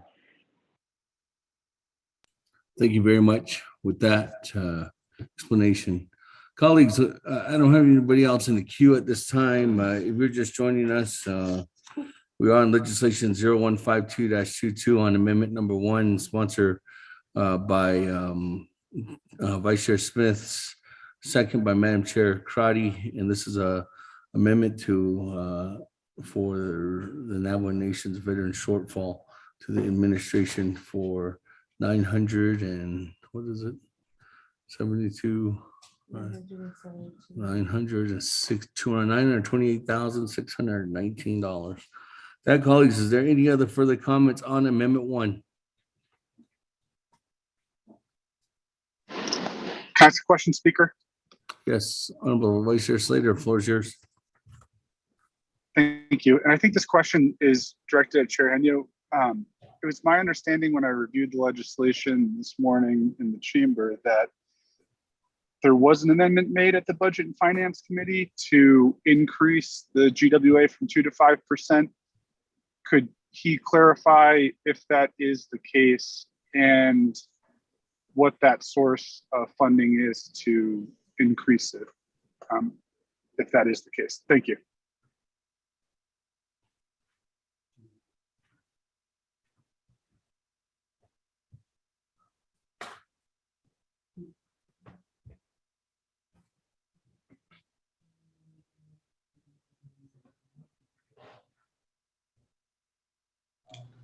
Mr. Speaker, I can answer that question. This is Laureline. Go ahead. Thank you, Mr. Speaker. Point of order, this is Delegate Crotty.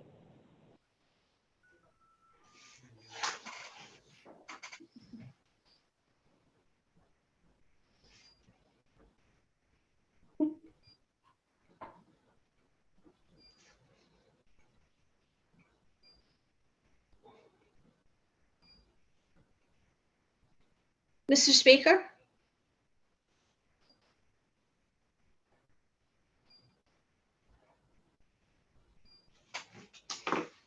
Speaker, this is Delegate Crotty with the point of order.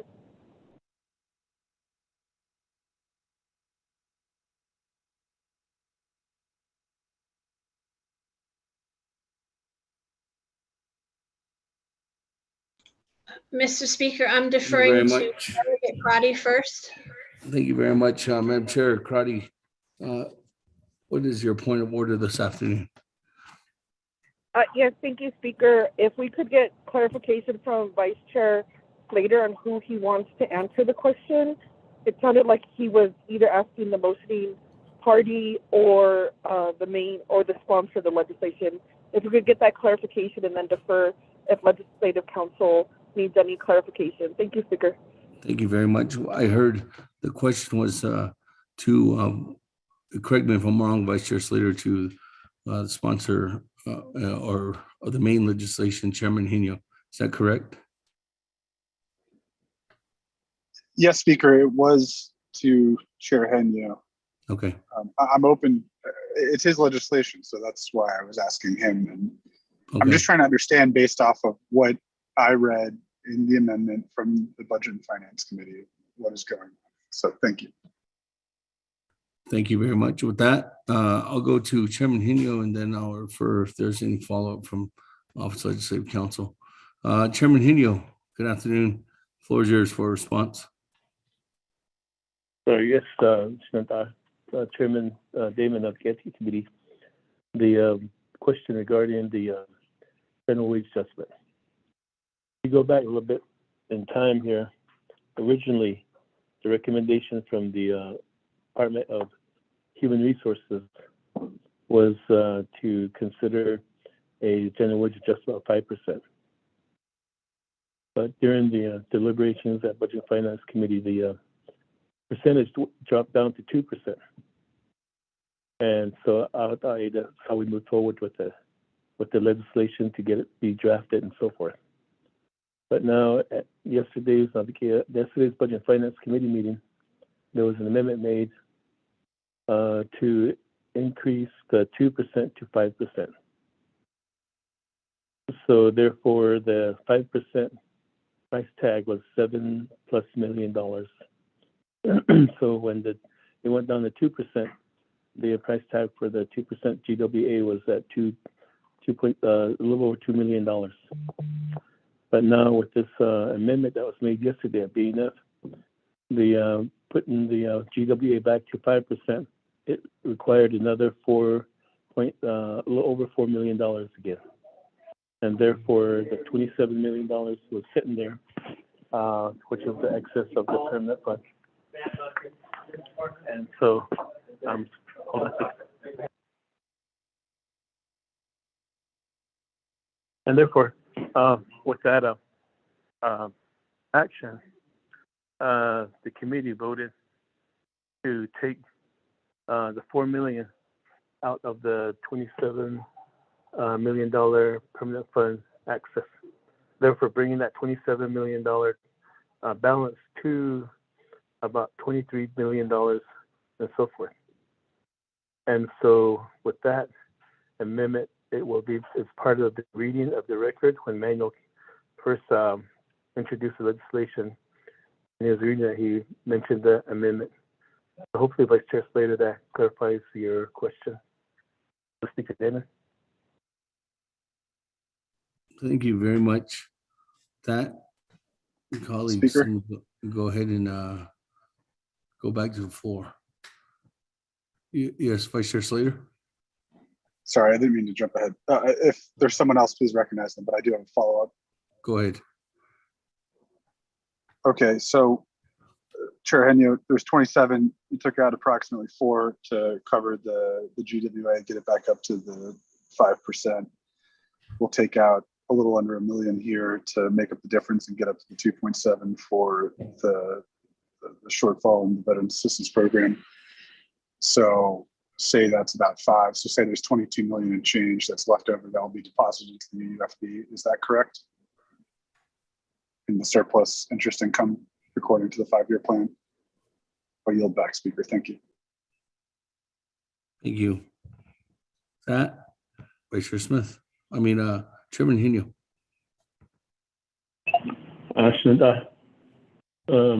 Chairman Damon and also Vice Chair Slater, you're correct. And Vice Chairman Damon, if you would have your staff get the big calculator out, because my Casio watch calculator cannot go that high anymore. So maybe if you can have a staff member get a calculator and do some subtraction for the committee, which is the 27 million minus the 4 million amendment that was made yesterday, possibly minus the $990,000 request for an amendment here to see what that remaining balance would be. Thank you. Thank you. I'm going to refer that to Mr. Rico right now. Mr. Rico.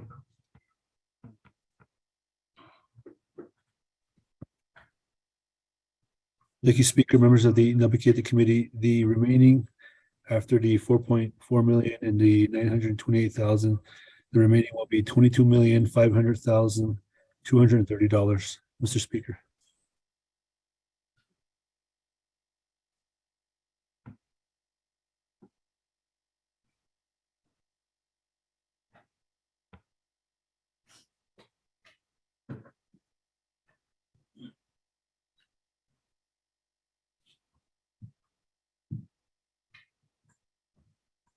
Thank you, Mr. Rico. That, colleagues, let me go ahead and go back to Office Legislative Council. I don't know if you have anything else to add before I go back to the floor. I do not, Mr. Speaker, but thank you for checking with me. Thank you.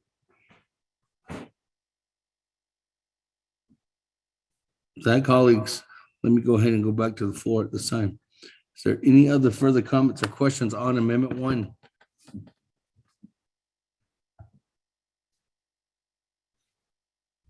Going twice.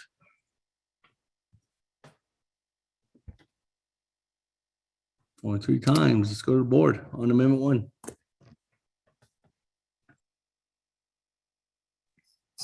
Honorable Elmer Begay, how do you vote? Honorable Elmer Begay. Honorable Elmer Begay. Honorable Elmer Begay votes green. Honorable Key Allen Begay Jr., how do you vote?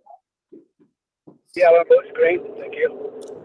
Honorable Key Allen Begay Jr. votes green. Honorable Paul Begay Jr. also votes green. Honorable Nathaniel Brown, how do you vote? Delegate Brown votes green. Honorable Nathaniel Brown votes green.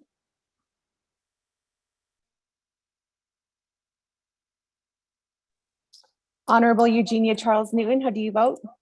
Delegate Charles Newton votes green. Honorable Eugenia Charles Newton votes green. Honorable Amber Knez-Bakrati, how do you vote? Honorable Amber Knez-Bakrati. Shadeja, this is Delegate Amber Knez-Bakrati. I vote green. Thank you. Honorable Amber Knez-Bakrati votes green. Presiding Chair, Honorable Speaker Damon not voting. Honorable Herman Daniels, how do you vote? Green. Honorable Herman Daniels votes green. Honorable Mark Freeland, how do you vote? Honorable Mark Freeland. Honorable Mark I vote green. Freeland. Honorable Mark Freeland votes green. Honorable Pernell Halona, how do you vote? Honorable Pernell Halona votes green. Honorable Jamie Henio, how do you vote? Honorable Jamie Henio votes green. Honorable Vince James, how do you vote? Delegate James votes green. Honorable Vince James votes green. Honorable Rick Nez, how do you vote? Delegate Rick Nez votes green. Honorable Rick Nez votes green. Honorable Carl Slater, how do you vote?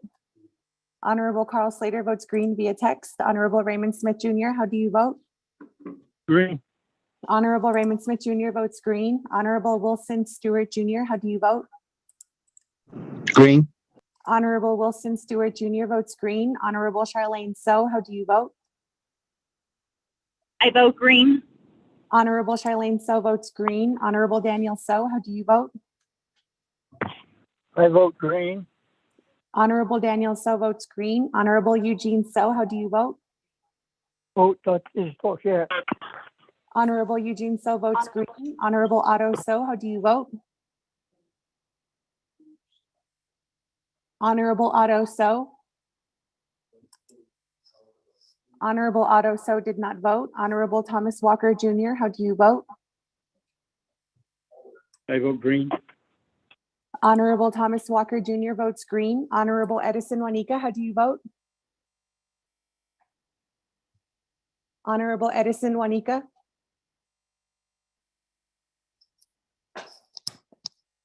Honorable Edison Juanica did not vote. Honorable Edmund Yazzie, how do you vote?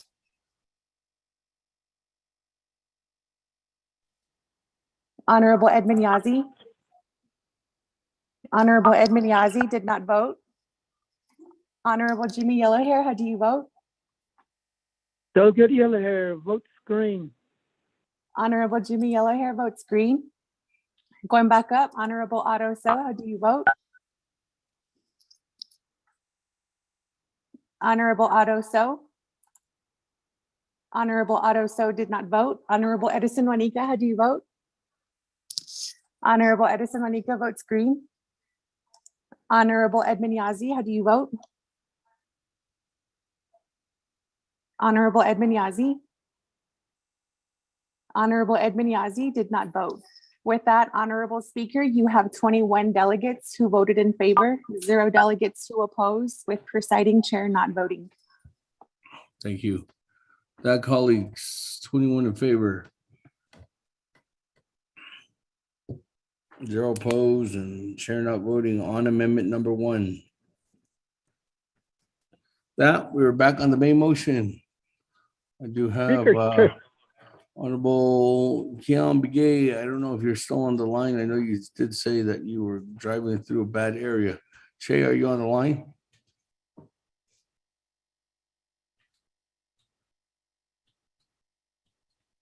If not, let me go on down to Honorable Eugene So. Honorable Eugene So on the main motion on legislation 0152-22. Chairman David, thank you. Eugene So, go ahead. Floor is Okay. yours. Amendments rapid so 11:32 this morning kasi earlier. That's learning to pie amendment for the district grading committee to carry over. Thank you.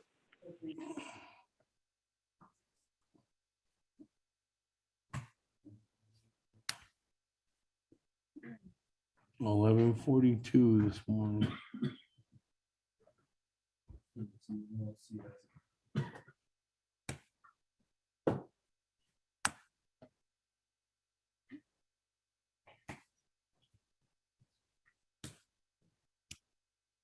Miss Tapahi? Did you I send just that? sent that. I just sent that to you. I did send it to Delegate So, but I guess you didn't forward it. I just now sent it to you. Thank you. Okay, well, Mr. Rico has it. Can you give it to Trilsa? Because and that's the only way I can see it on the board.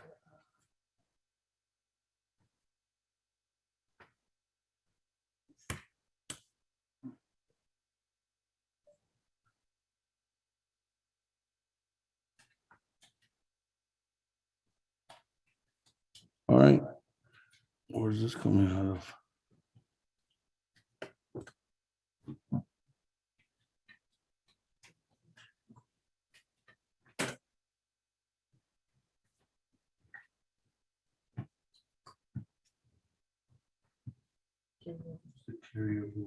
Oh, it's just a carryover. All right. With that, colleagues, on amendment number 2, Mr. Rico, if you could read that into the record. It's a motion by our Honorable Eugene So.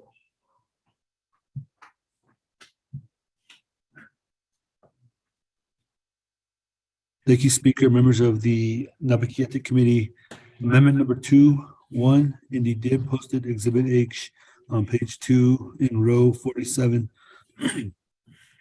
Divide the $351,725 by the 78 total number of grazing districts to show an equal allocation of the $351,725 among the districts as follows.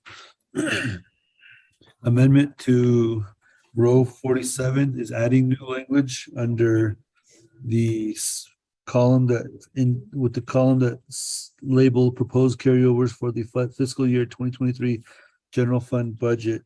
After the language remaining operating balance not to exceed listed amount, insert new language underscore the $351,725 shall be allocated equally among the 78 grazing districts with $4,509.29 given to each grazing district. End of new language. 2, OMB shall provide a revised Exhibit H to accommodate this amendment. 3, renumber, reletter succeeding paragraphs, sections, and exhibits as necessary and appropriate. The Office of Legislative Services and the Office of Legislative Counsel are authorized to make technical edits to this act and its exhibits. The Office of Management and Budget is authorized to recalculate and verify all numerical entries and totals in this act and its exhibits, and to make edits as necessary in order to implement the committee's intent. This amendment supersedes inconsistent language in any other committee amendment, which other language shall be conformed to this amendment. Mr. Speaker.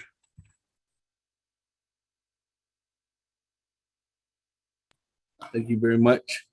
That, colleagues, there's a motion by Honorable Eugene So. Is there a second on amendment number 2?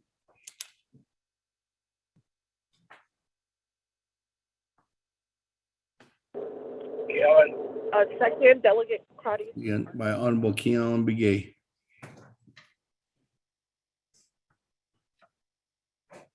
That, any comments, questions on amendment 2? Speaker Damon, this is Delegate Crotty with the question. Yes, Madam Chair Crowdy, good afternoon. The floor is yours. Oh, yeah, thank you, Speaker. Delegate So for this amendment regarding carryover. I just wanted to ask, did we verify that this allocation was not on the carryover listing approved at Budget and Finance? And if it wasn't, is there any idea why the program did not initially request the carryover? Thank you, Speaker, and thank you, Delegate So, for this amendment. Yeah, going back to you, Honorable Eugene So. Floor is yours for response.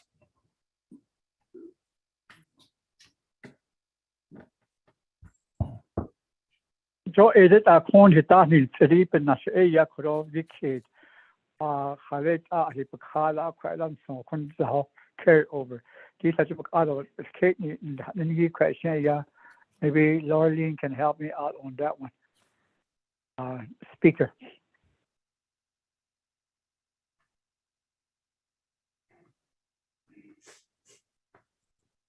Thank you. So, Mr. Pahi? Thank you, Mr. Speaker. I'm not sure how to answer exactly the question. I'm not sure I heard it correctly, but just to explain, the way I understood Delegate So's requested amendment, it wasn't changing anything in the carryovers. He simply wanted to make sure that the dollar amount of $351,725 for district grazing committees, which is already in row 47 on page 2 of Exhibit H. He wanted that divided among the 78 districts. He didn't specify who gets how much, so I assumed that it was an equal distribution, that it would all be divided by 78. So that's where the $4,509.29 comes from. I just took the $357,725 and divided it by 78. So I hope that answers the question. Back to you, Mr. Speaker.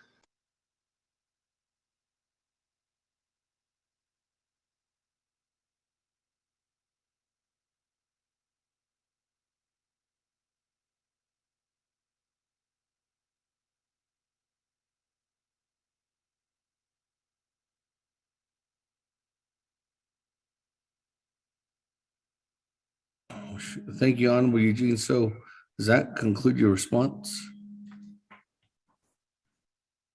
I believe this is a precedent law. It happened before so many times. It is, yes, to respond back. Thank you. Consult.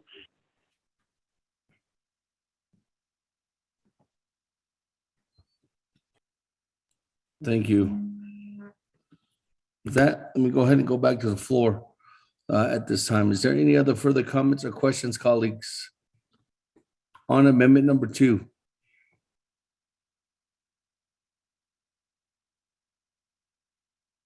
Went twice. Went 3 times. Let's go to board.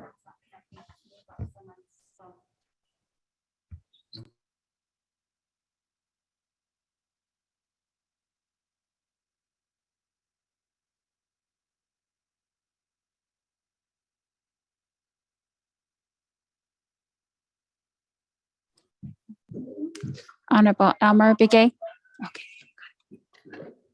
I vote green. Honorable Elmer Begay votes green. Honorable Key Allen Begay Jr. Allen votes green. Thank you. Honorable Key Allen Begay Jr. votes green.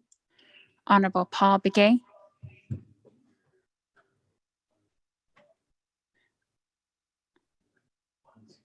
Honorable Paul Begay. Honorable Paul Begay did not vote. Honorable Nathaniel Brown. Delegate Brown votes green. Honorable Nathaniel Brown votes green. Honorable Eugenia Charles Newton.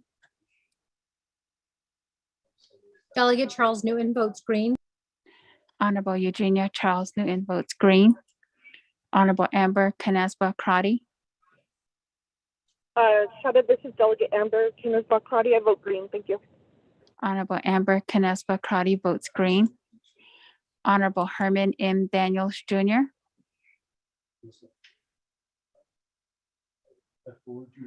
Honorable Herman M. Daniels Jr. Green. Honorable Herman M. Daniels Jr. votes green. Honorable Mark Freeland.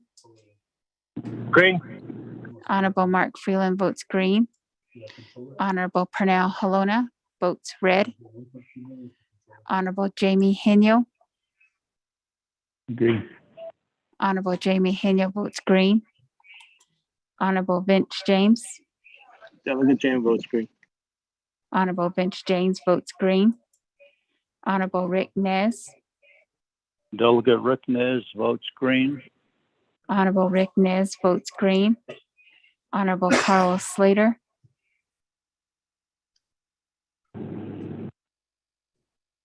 Honorable Carl Slater.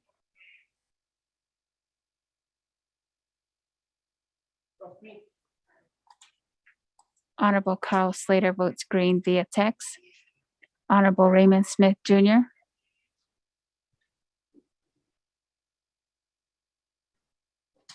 Honorable Raymond Smith Jr. Honorable Raymond Smith Jr. did not vote. Honorable Wilson Stewart Jr. Honorable Wilson Stewart Jr. Honorable Wilson Stewart Jr. votes green via text. Honorable Charlene So. Honorable Charlene So. Honorable Charlene So did not vote. Honorable Daniel So. I vote green. Honorable Daniel So votes green. Honorable Eugene So. What is so? Honorable Eugene So votes green. Honorable Otto So. Honorable Otto So. Honorable Otto So did not vote. Honorable Thomas Walker Jr. Thomas Walker votes green. Thank you. Honorable Thomas Walker Jr. votes green. Honorable Edison Winika votes red. Honorable Edmund Yazzie. Honorable Edmund Yazzie. Honorable Edmund Yazzie did not vote. Honorable Jimmy Yellowhair. Don't get yellow hair. Votes green. Honorable Jimmy Yellowhair votes green. Going back up. Honorable Raymond Smith Jr. Honorable Raymond Smith Jr. Green. Honorable Raymond Smith Jr. votes green. Honorable Charlene So. Honorable Charlene So. Honorable Charlene So did not vote. Honorable Otto So. Honorable Otto So. Honorable Otto So did not vote. Honorable Edmund Yazzie. Honorable Edmund Yazzie. Honorable Edmund Yazzie did not vote. Speaker, with a vote of 18 in favor, 2 opposed, and chair not voting.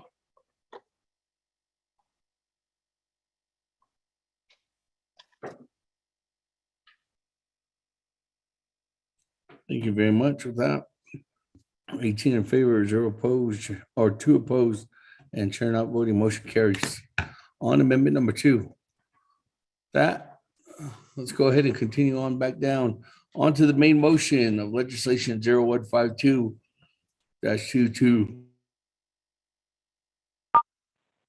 Chairman Damon, Vice Chair Smith, put me in queue, please. Okay, with that, Vice Chair Smith, floor is yours.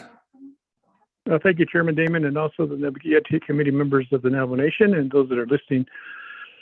Thank you for this time to address these unmet needs and things that are pending for our comprehensive budget and getting prepared for next week's budget session, which is important and imperative to get this passed so that we could have FY 2023 move smoothly and have the president have ample time to sign this legislation. With that, Chairman Damon, I'd like to entertain a motion to do an amendment. I sent the amendment to Mr. Rico.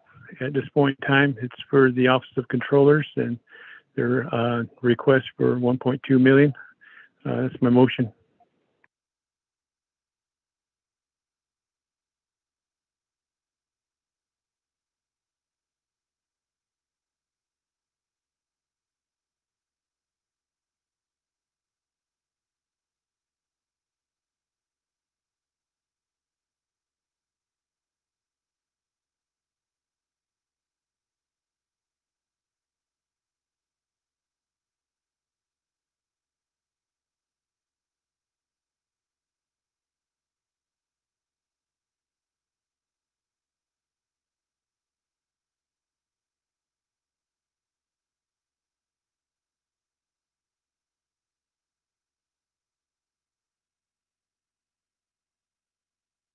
Chairman Damon, that was my motion.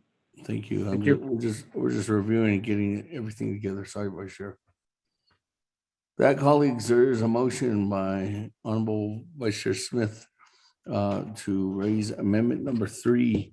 With that, on amendment number 3, Mr. Rico, could you read it into the record?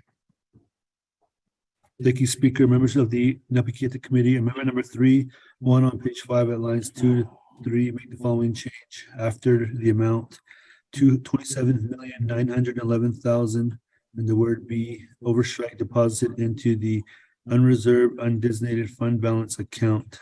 End of overstrike, new language _ allocated as follows, with all remaining amounts to be deposited into the unreserved undesignated fund balance as shown in the attached exhibit F-1. Business unit number 107022 program, Office of the Controller, allocation $974,644. Brief description of need and purpose.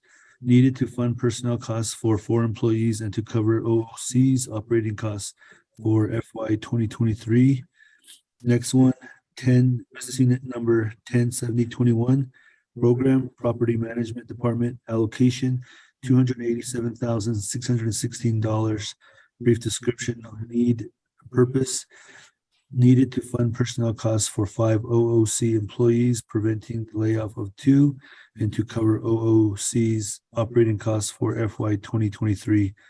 2, attach a new exhibit F-1 showing the above allocations from the $911,000 available amount provided by OMB on 8/29/22. 3, renumber the succeeding paragraph sections and exhibits as necessary and appropriate. The Office of Legislative Services and the Office of Legislative Counsel are authorized to make technical edits to this act and its exhibits, and the Office of Management and Budget is authorized to recalculate and verify all numerical entries in this act and its exhibits, and to make edits necessary in order to implement the committee's intent. This amendment supersedes inconsistent language contained in any other committee amendment, which other language shall be conformed to this amendment. Mr. Speaker. Thank you. That, colleagues, motion by Vice Chair Smith on amendment number 3. Is there a second?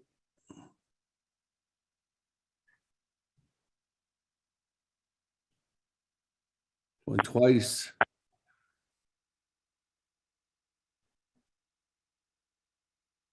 Second, Delegate Cardy. Second by Madam Chair Crowdy. That, colleagues, any comments or questions on amendment number 3?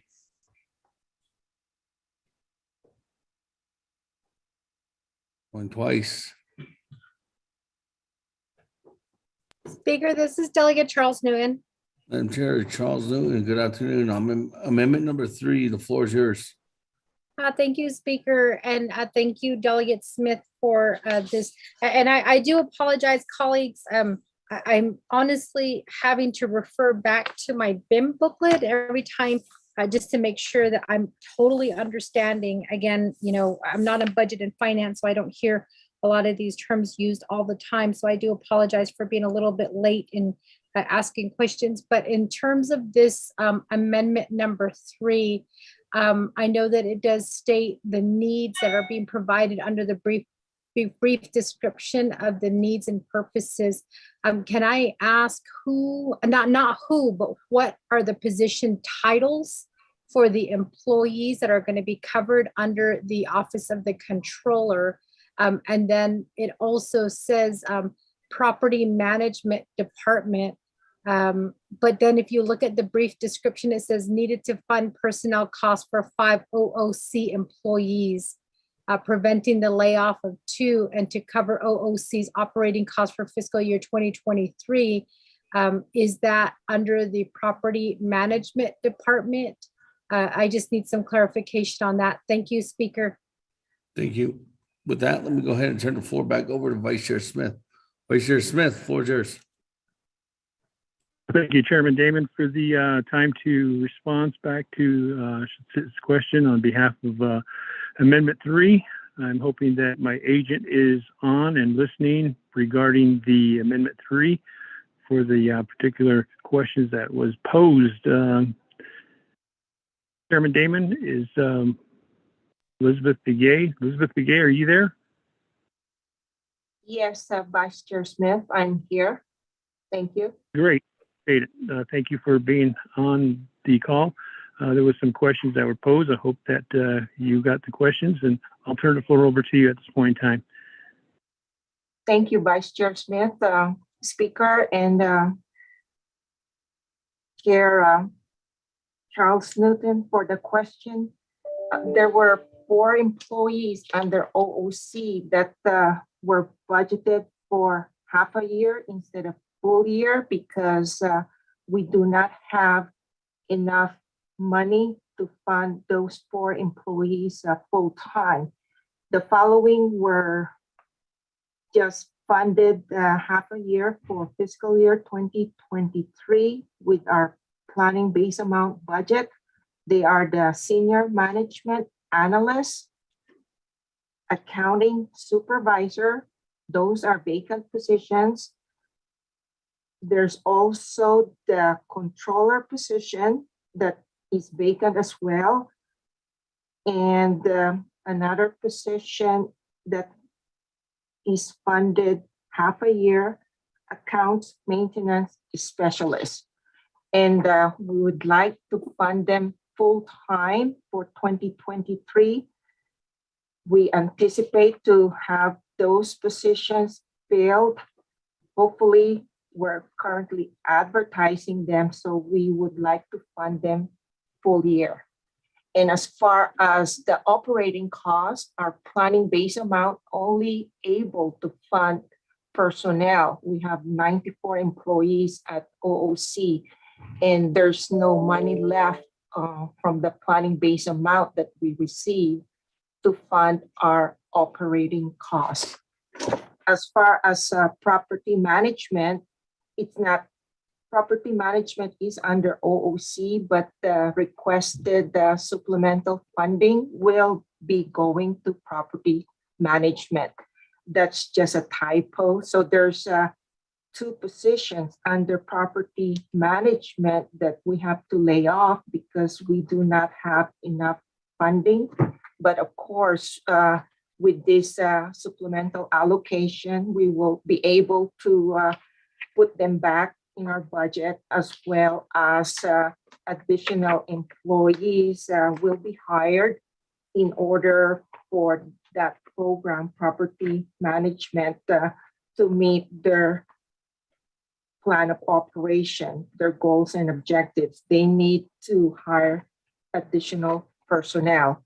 And of course, they need additional money to fund their operating costs. Thank you, Mr. Vice Chair Smith.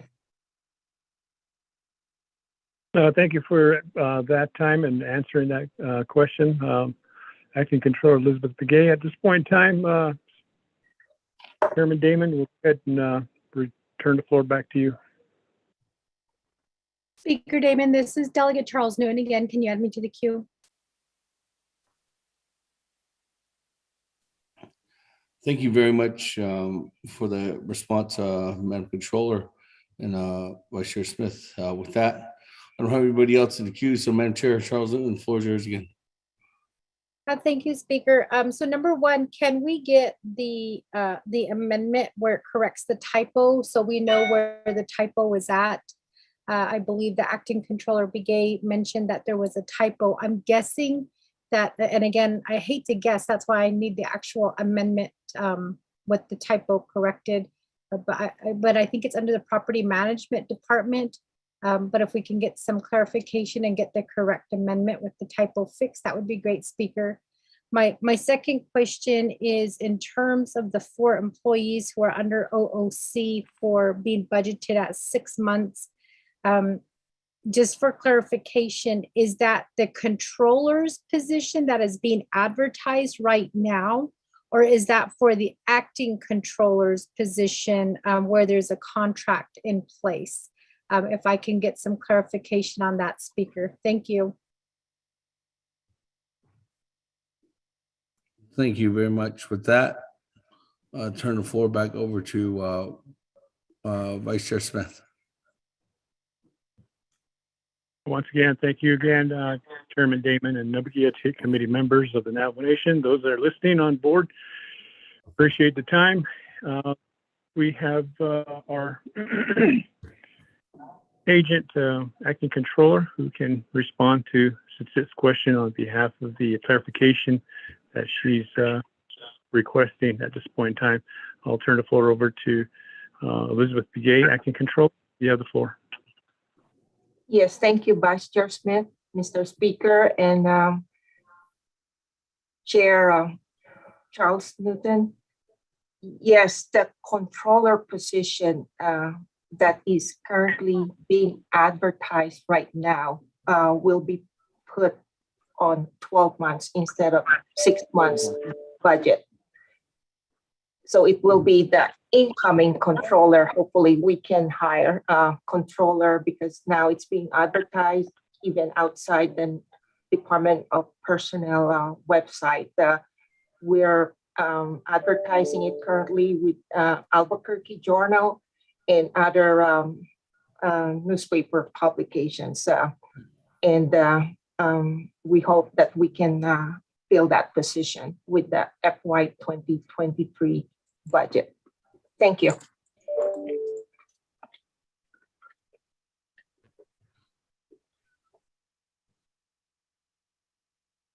Thank you, Madam Acting Controller, for answering the questions and for the Chairwoman Eugenia Charles Newton. At this point in time, Chairman Damon, I don't have anything to add to that. I'll go ahead and relinquish our time to speak.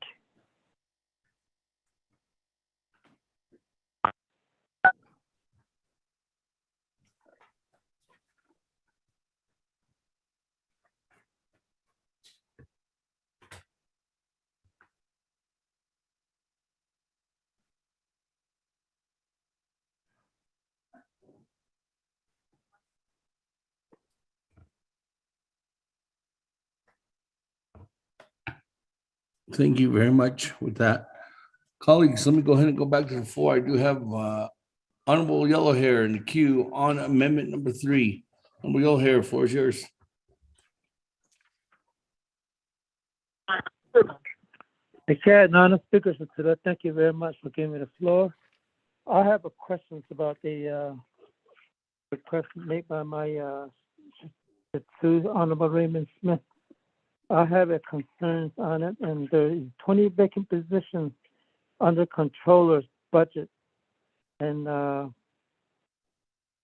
understand there's 4 or 5 positions that needs money.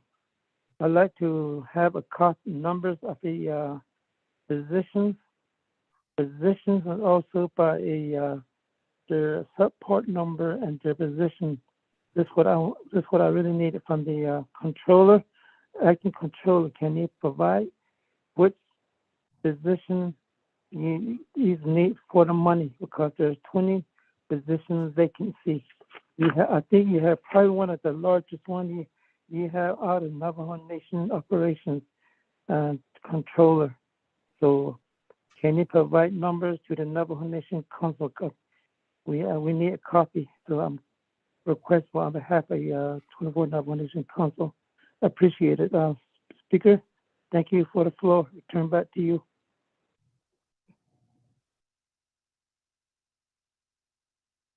Howard.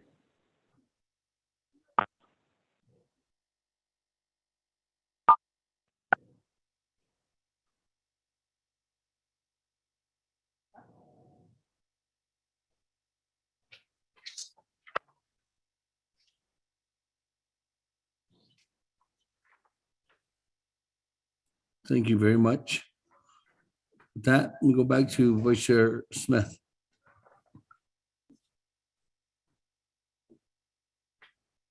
Yeah, Chairman Damon and Naabik'iytiI committee members, question for the vacancies and the information that is requested from the Office of Controllers. So I'll go ahead and turn the floor over to the Office of Controllers. As we all well know that the Office of Controller is short-staffed, and we're trying to help with the funding on behalf of their requests. And they are tasked not only with the daily operation, but also with the ARPA funds and other funds that are within the Navajo Nation. And we have a lot of they have a lot of responsibility. So I support this amendment, and I'll go ahead and turn the floor over to my agent, Acting Controller Elizabeth Begay. You have the time, the floor. Yes, thank you, Vice Chair Smith, Mr. Speaker, and Delegate Yellow here for the question. Yeah, we can provide the listing of positions and assignments that we received from the Department of Personnel Management regarding the Office of the Controller. Right now, for FY 2023, we budgeted 94 positions, and out of that, 4 positions were budgeted for 6 months. And that's the 4 positions that we're requesting a supplemental budget to put them for 12 months. And then for property management, for FY 2023, we budgeted 14 positions. For FY 22, there were 16. So there will be 2 layoffs, but with the supplemental request, then we can put back those 2 positions for FY 2023 and add more 3 positions to make it 5 positions that will be funded with that supplemental allocation. And of course, we can provide as well the personnel listing from the Department of Personnel Management, identifying the vacant positions as well. Thank you, Vice Chair Smith.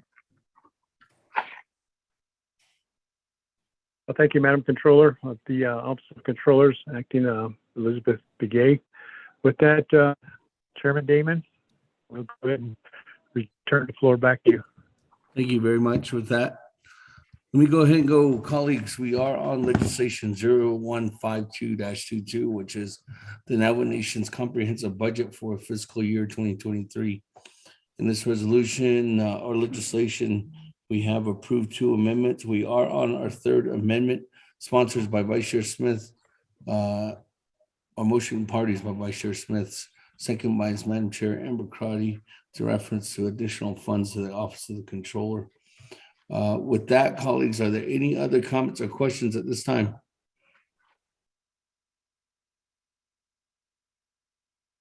Or twice? Speaker, this is Delegate Charles Newton. Yes, Madam Chair Charles Newton. Speaker, I'm sorry. On Amendment 3. Yes, I did request verbally and then also via email if we can get the Amendment 3 with the typo corrected. Acting Controller Begay did state that there was a typo. I don't want to guess on where the typo is at. I really need that Amendment 3 with the typo corrected. And I did send out an email about 5 minutes ago asking if we can get that typo corrected, but I still haven't received it yet. So can I get that version? Otherwise, I'm voting on an amendment that I don't even know where the typo is at. Well, let me go back to Madam Controller. I just not talked to Office of Legislative Counsel or Legislative Services. They don't know what referring to. So, Madam Controller, Ms. Elizabeth Begay, you brought up a typo. Yes, Mr. Speaker, the typo is under the Property Management Business Unit 107021. The description, it should be needed to fund personnel cost for 5 property management employees instead of OOC. 5 property management employees. And to cover the cost, the operating cost, the property management operating cost instead of OOC. Okay. So you're just changing it from OOC to property management. Correct. Okay. You could send Also, that back. Speaker, remove department. You could send that back out, Julissa. Mr. Speaker, this is Laureline. May I speak? Yes, Mr. Pahi, go ahead. Thank you. So I just wanted to double check. I did get that from Ms. Begay, I'm making the changes right now. Do I delete property managed department, the word department under program, Ms. Begay? Or do Yes, I just correct. that? Remove the department. Okay. Okay, so it now reads under brief description of need purpose, needed to fund personnel costs for 5 property management employees. And do I keep the parentheses preventing the layoff? Of 2, correct. Of 2, okay, I'll keep that. And to cover property management's operating costs for FY 2023. Is that correct? Yes, that's correct. Okay, that's what we have over here. Okay, I'm making the corrections right now. Give me about 30 seconds to send this out. Mr. Speaker, thank you. We already made the corrections on the. Oh, on the I see. screen. Okay. Okay, great. Okay.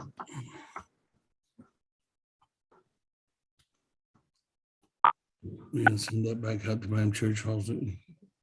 Madam Chair Charles Newton, that's being sent back over to you now. That is.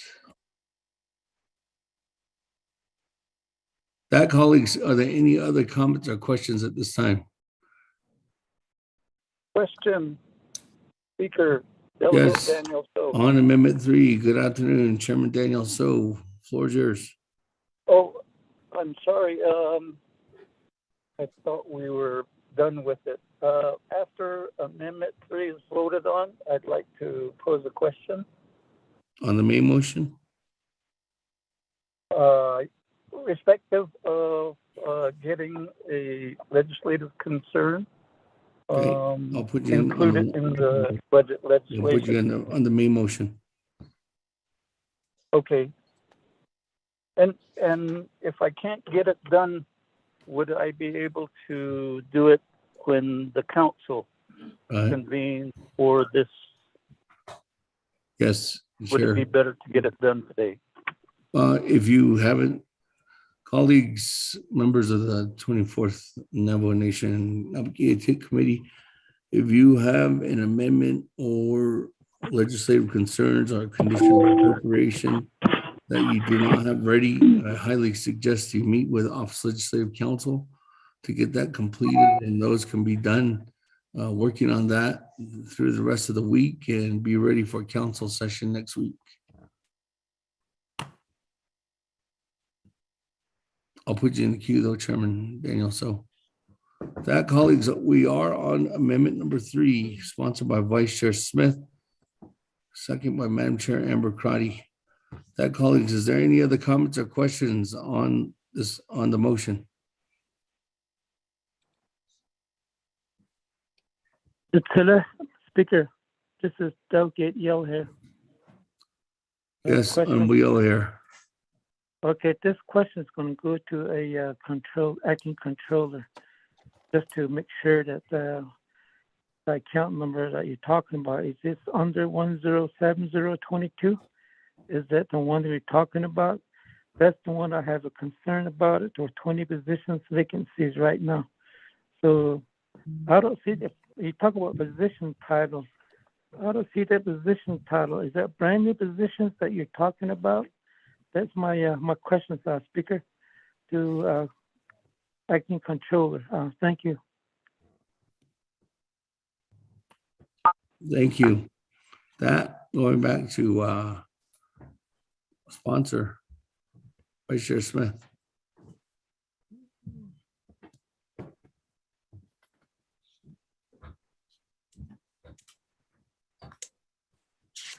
You will.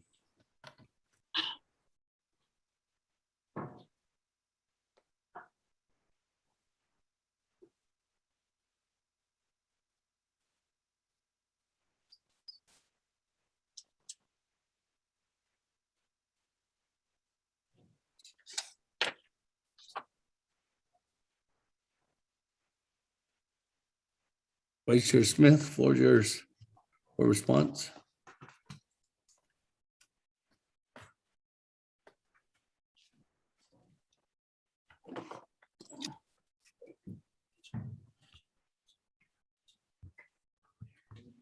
Well, I haven't talked to him.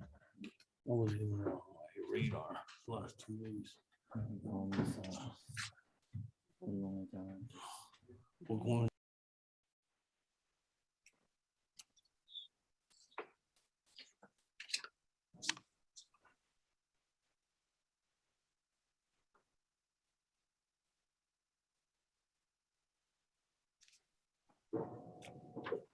Mr. Smith, are you there?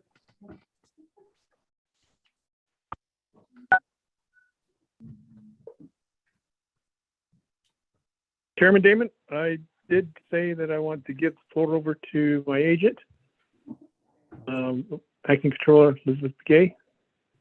With that, Ms. McGay? Yes, thank you, Vice Chair Smith and Mr. Speaker and Delegate Yellowhair.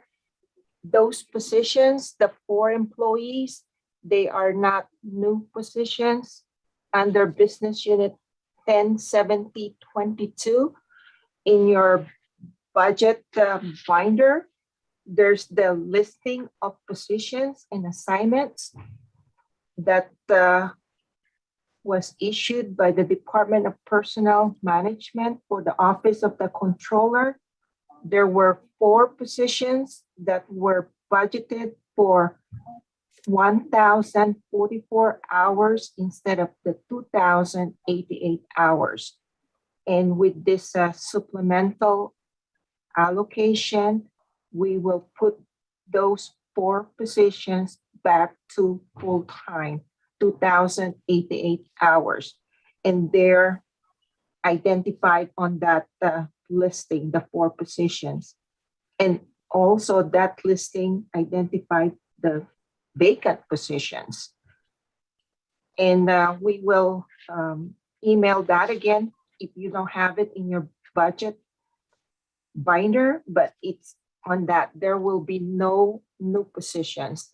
We're keeping the 94 employees budgeted for this fiscal year 2022, the same number, 94 employees for fiscal year 2023. Thank you, Vice Chair Smith. Thank you. Delegate Yellowhair, Kansas.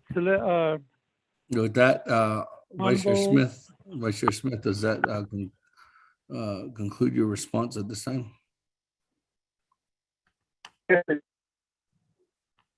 Thank you. That, Honorable Yellowhair, are you wanting a Okay, follow-up question? Yes, sir. Thank you, Speaker. Go ahead. Floor is yours. I wanted to request for a sub-account. Which sub-account are you talking about? I have the budget. I'm looking at it right now. If you bring the sub-account number to the 4th digit, and that's what I need on behalf of Navajo Nation Council too. So they need to know, and I'd like to see those 4 or 5 that you're talking about, those positions. Bring a sub-account, and that's what I'm asking for right now. Yeah, Speaker. So thank you. To Honorable Raymond Smith, yeah. Acting Controller, thank you. So I have a question. Jonas Strauss, thank you. Turn the floor back to you, Speaker. Yeah. Thank you very much. With that, Vice Chair Smith, floor is back to you for a response. Thank you, Chairman Damon, and the Naabik'iytiI committee members for inquiring about that. Those are important, Ani.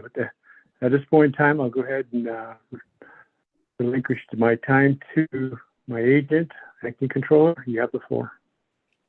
Yes, thank you, Vice Chair Smith and Speaker and Delegate Yellowhair. So on that listing of positions, the sub-account 1006, that's for the Senior Management Analyst. And it's budgeted at 1,044 hours. Another one, it's a sub-account 1009, Accounting Supervisor, budgeted at 1,044 hours. Sub-account 1016, Controller, budgeted at 1,044 hours. In the last one, sub-account 1024, accounts maintenance specialist, budgeted at 1,044 hours. And those are the 4 personnel that we would like to budget at 2,088 hours with this supplemental allocation. Thank you, Vice Chair Smith.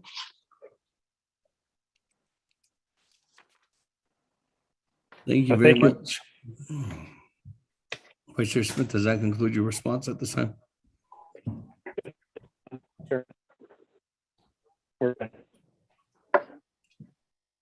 Thank you. That, colleagues, any other comments or questions on amendment number 3 at this time? Speaker, this is Delegate Yell here again. A question again, please. Give me the floor. Thank you very much. With that, Honorable Yellow Hair, the floor is yours. Yeah, thank you very much, Speaker. Acting Controller Brigade. As I state that there's 20 positions vacancy. Now, what is going on now? Are you advertising now these 20 position vacancy? And this is in counter to 4 positions that you're trying to get the money, 1,000 hours returned back to these 4 positions. Are these advertising? If you're not advertising, and it looks like the hiring will be late again, and then the money will be just there. So I don't know if you're really working with Human Resource Director to get these a vacancy, because the people need job, and that's my questions. Has it been advertised?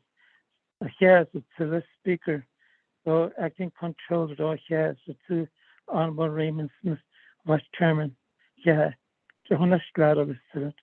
Speaker. Thank you. That, turn the floor back over to you, Vice Chair Smith.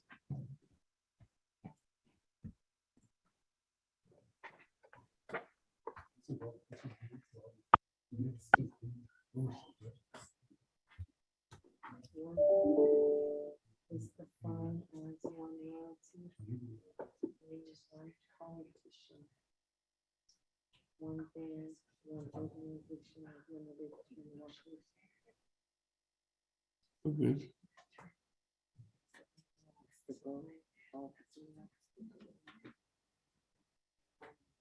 Oh, we're good. They don't care.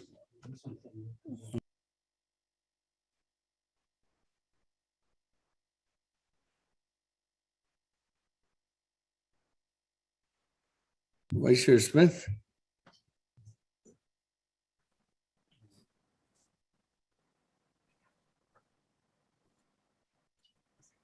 Vice Chair Smith.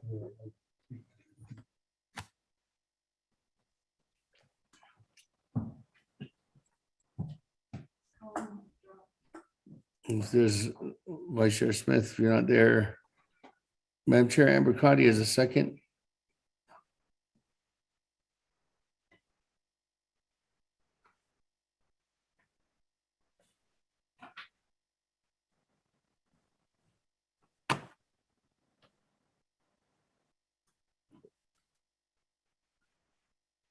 Vice Chair Smith or Madam Chair, Amber Cotty.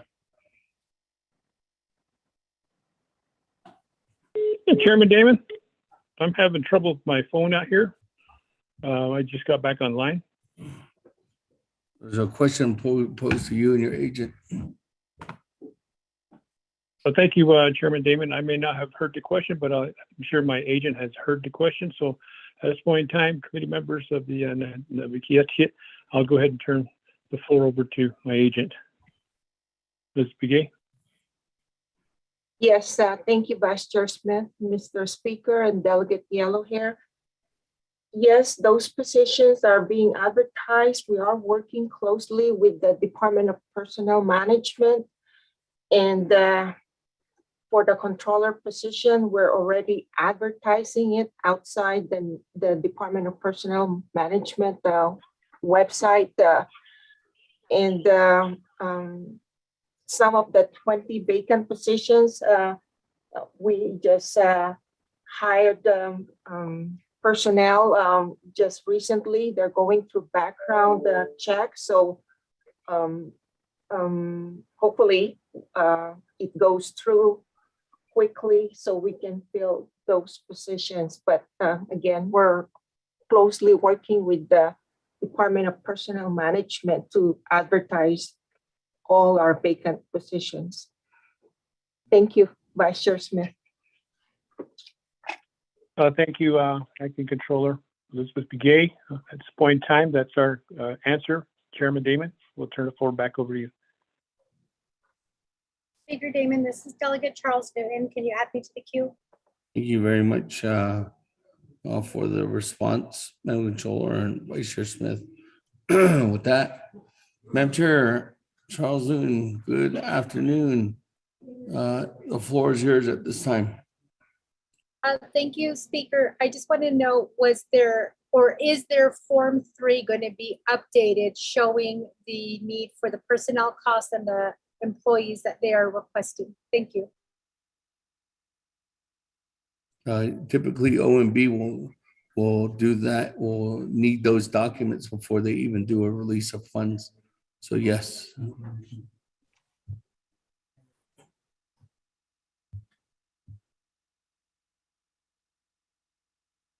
Any other comments or questions on amendment number 3, sponsored by Vice Chair Smith? Colleagues, again, this is allocating funds to Office of the Controller and to Property Management. Going twice.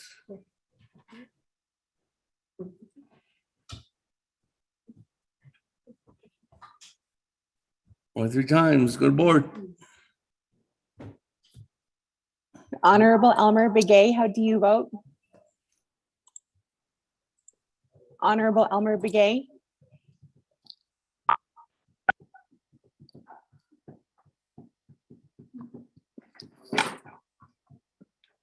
Honorable Elmer Begay votes green. Honorable Key Allen Begay Jr., how do you vote?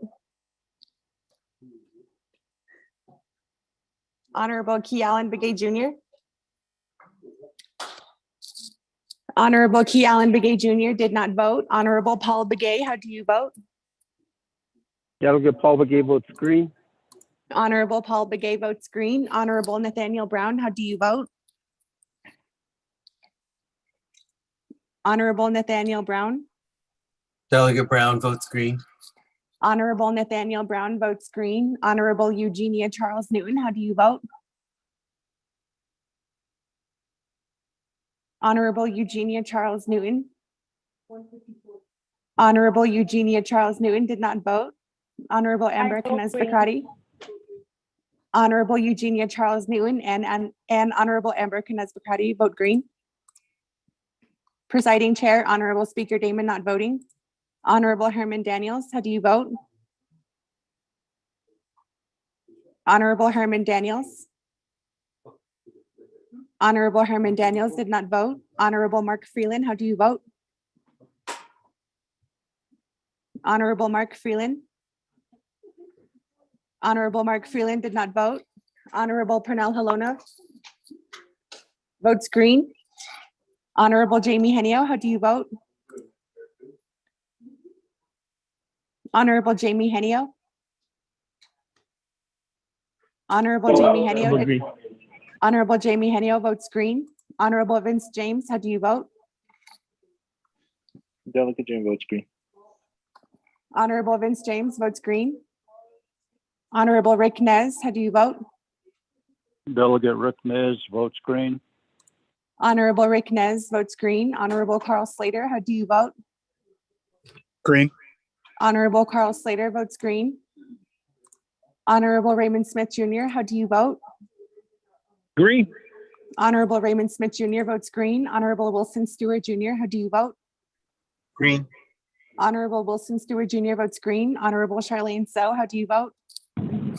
I vote green. Honorable Charlene So votes green. Honorable Daniel So, how do you vote? Honorable Daniel So. Honorable Daniel So did not vote. Honorable Eugene So, how do you vote? Vote is shared. Honorable Eugene So votes green. Honorable Otto So, how do you vote?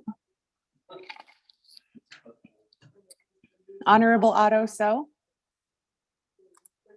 Honorable Otto vote So did green. not. Honorable Otto So votes green. Honorable Thomas Walker Jr., how do you vote?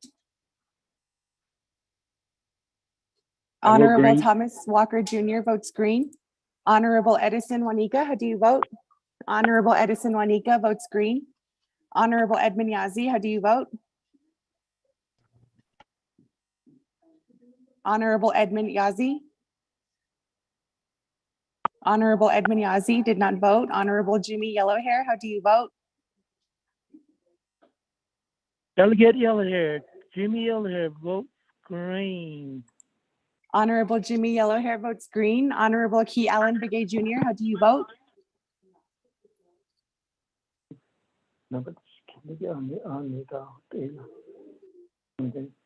Honorable Key Allen Begay Jr. Honorable Key Allen Begay Jr. did not vote. Honorable Herman Daniels, how do you vote? Honorable Herman Daniels. Honorable Herman Daniels did not vote. Honorable Mark Freeland, how do you vote? I vote green. Honorable Mark Freeland votes green. Honorable Daniel So, how do you vote? Honorable Daniel So. Honorable Daniel So did not vote. Honorable Edmund Yazzie, how do you vote? Honorable Edmund Yazzie. Honorable Edmund Yazzie did not vote. With that, Honorable Speaker, you have 19 delegates who voted in favor, 0 delegates who oppose, with presiding chair not voting.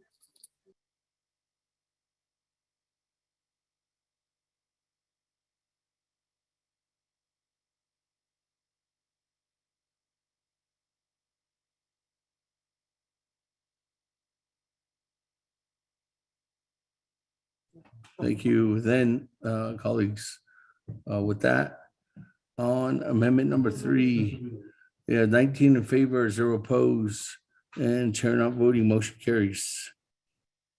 Thank you very much. With that, colleagues, we are back on to the main motion of legislation 0152-22.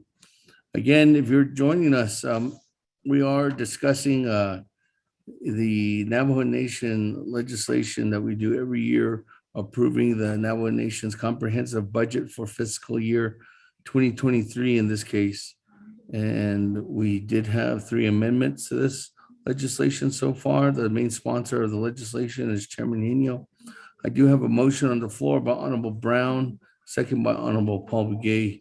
Colleagues, I know some of you are still working on legislative concerns or conditions of appropriation. And if you are, please reach out to Office Legislative Counsel to get that done. Or if you need assistance, reach out to Chief of Staff so she can have one of the staffers help assist you in getting that completed to work together with Office Legislative Counsel. So that's available by next week so that we can go ahead and put that in if you're looking for any kind of possible amendment and you don't have it readily available today.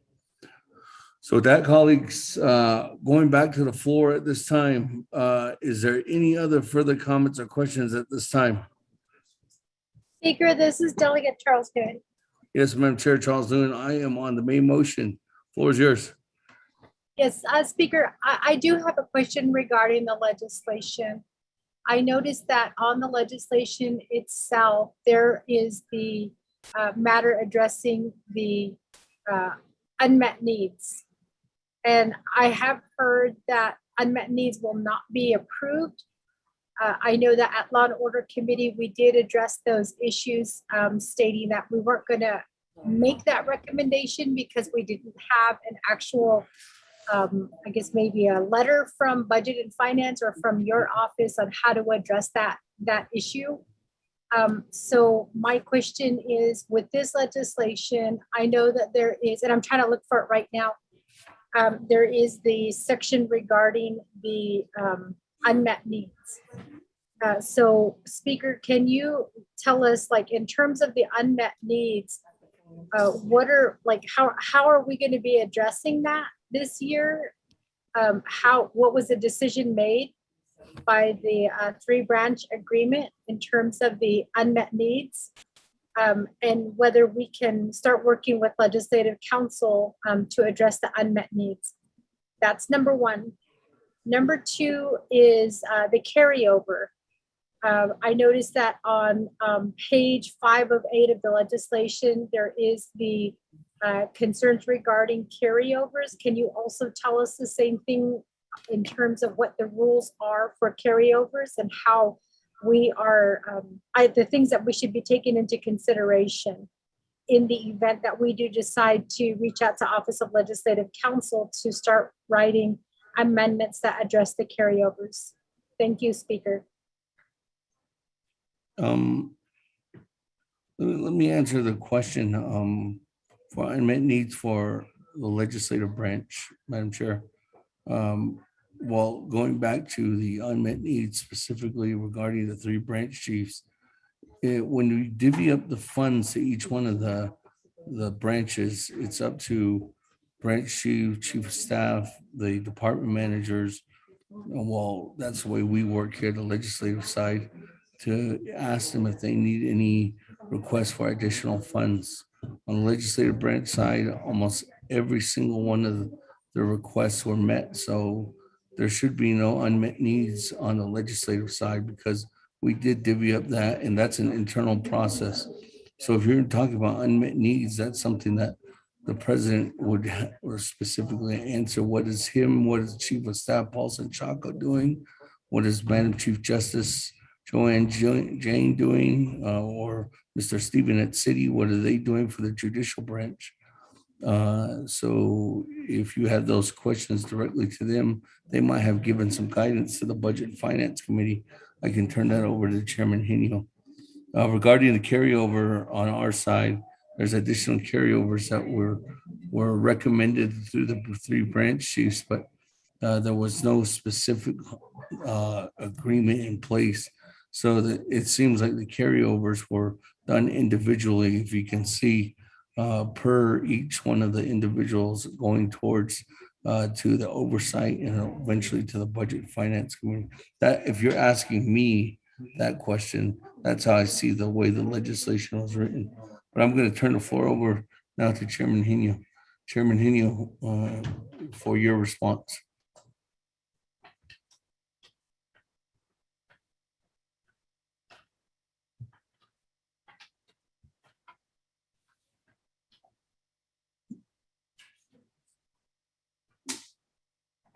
Chairman Henio.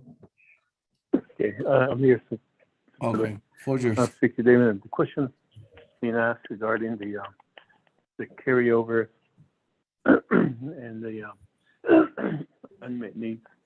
As far as the carryovers, based on the recommendation, there is the limit.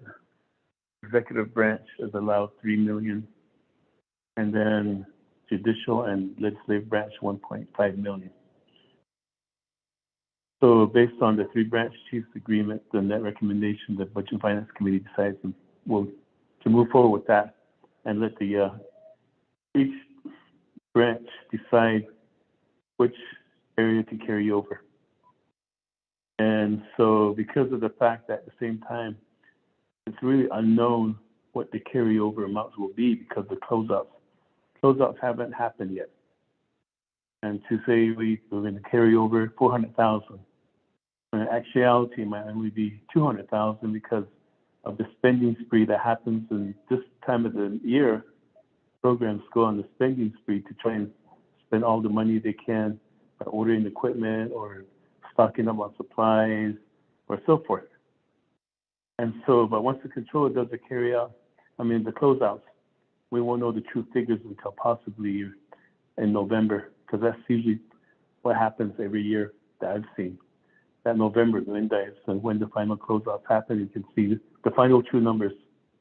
But in the meantime, the carryover I've seen this is not to exceed or remaining budget balance. And that's the catch-all, the remaining budget balance. After the closeouts, then the remaining budget balance are carried over if it's part of the legislation here. So that's on Exhibit H. If you look at Exhibit H, that's the exhibit to look at for the carryover. As far as unmet needs,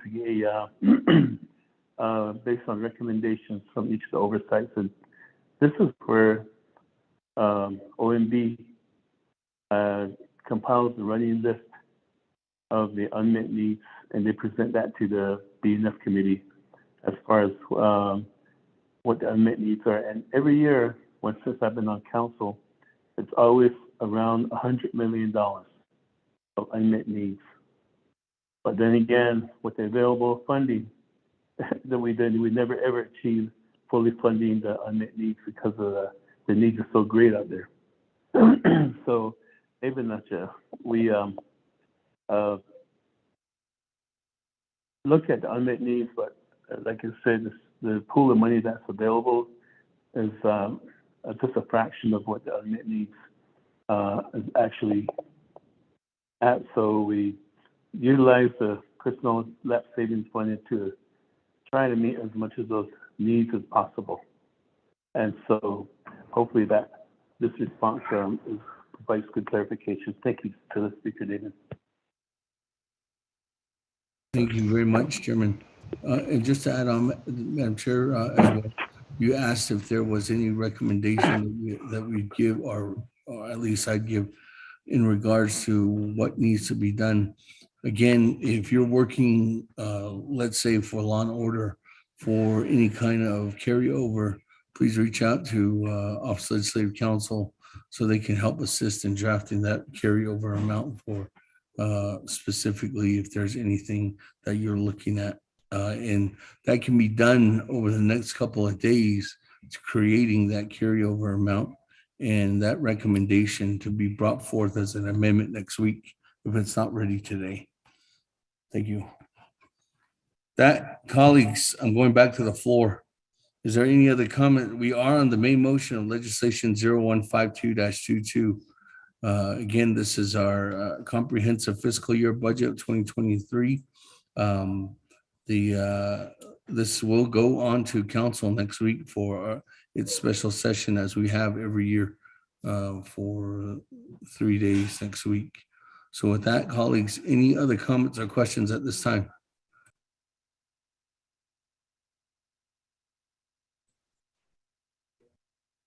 Only twice. Speaker, I do have one more question. Yes, Madam Chair. Good afternoon. The floor is yours. Thank you, Speaker. I was going back into the BIM booklet, and I know that they do have the general wage adjustments that are covered. My question is, with the amendment regarding the veterans, we did just recently pass that amendment. I think it was amendment number 1.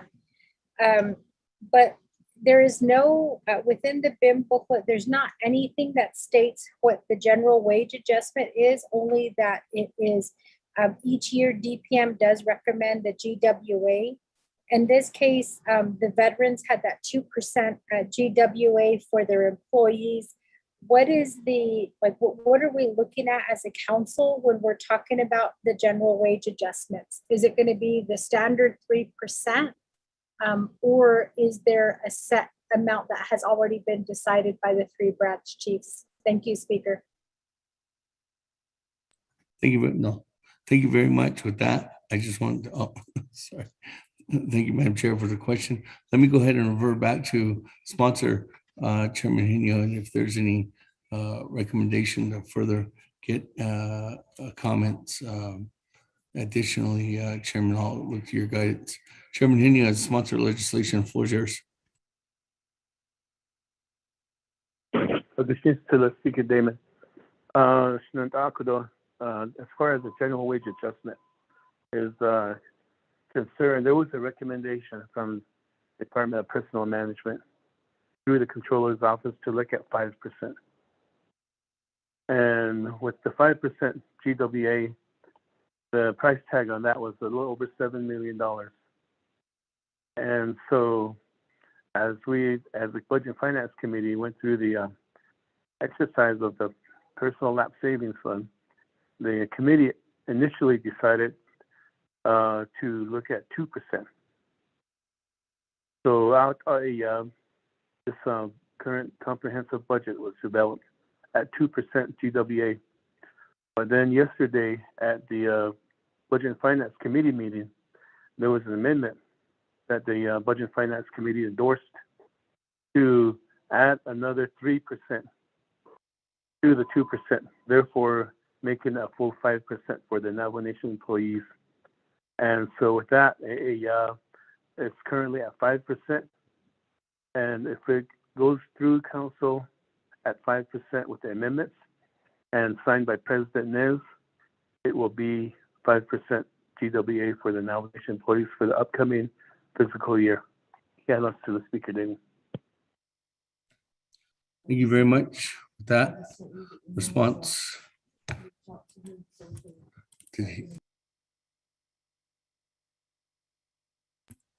Thank you very much again for the response. That, colleagues, again, we are back to the main motion on legislation 0152-22. Any other further comments or questions at this time? Speaker, I have another question. This is Delegate Charles Newton. Yes, Madam Chair. Good afternoon. Floor is yours.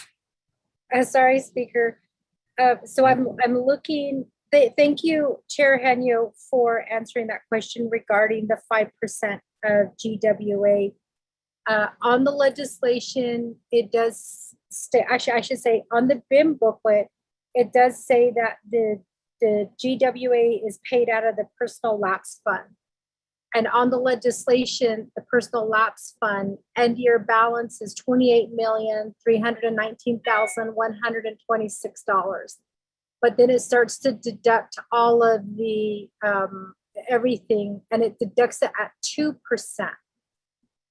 With the amount remaining, I believe it's $9,642,806. My question is for Chair Hanyo. Chair Hanyo, if we do, you said that 7 million price tag at 5%. So it looks like we do have enough funds for a 5% GWA. What effects would there be if we did the 5%? I just want to make sure that I've got all of my questions answered before I start working with Office of Legislative Counsel and any amendments that need to be made. Thank you. Thank you very much. That, we go back to Chairman Henio. Chairman Henio, floor is yours at the side. To the Speaker David Kadosh and Dr. As I stated earlier, the 2%, as you see in the booklet, as the part of the legislation, is funded through the Personal Lapse Savings Fund. Yesterday, as I stated, an amendment was introduced at BNF for another 3%. At $4 plus million. Therefore, the 5% currently, as we are talking today, is fully funded. 2% from the Personal Lapse Savings Fund, and then the other 3% from the Permanent Fund income excess, which is $27 million that we were looking at earlier. Minus that, it came out to 23 million. So the 4%, the 4 million plus the 2 million go, both you do the math, it comes back at $7 million. So right now, currently, as we speak, the Navajo Nation employees are looking at 5% GWA. Thank you.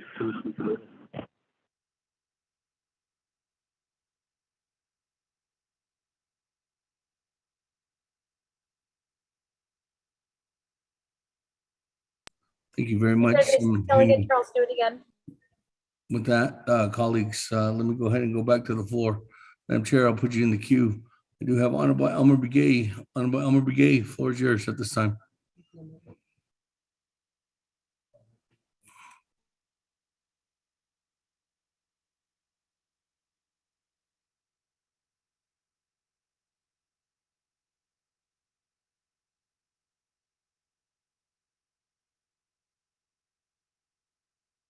Speaker.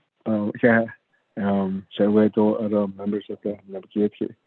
I have one amendment to make to this legislation, Speaker, and I can have learning to read into the record, just regarding the amendment for Title Chapter. So I believe it's Lurleen has it right now.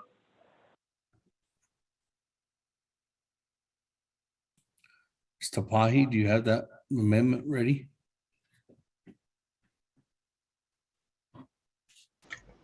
Thank you, Mr. Speaker. I do. I did send that out.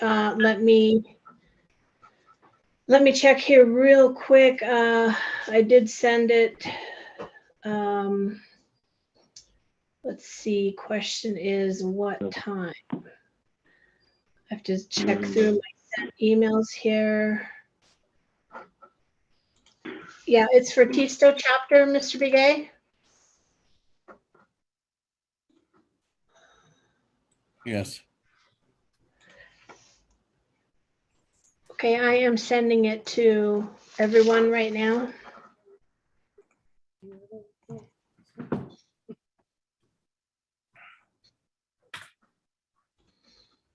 Okay, I sent that out, Mr. Speaker.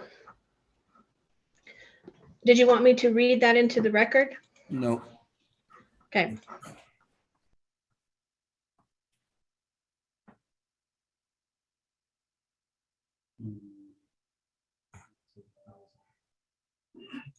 Is it coming from?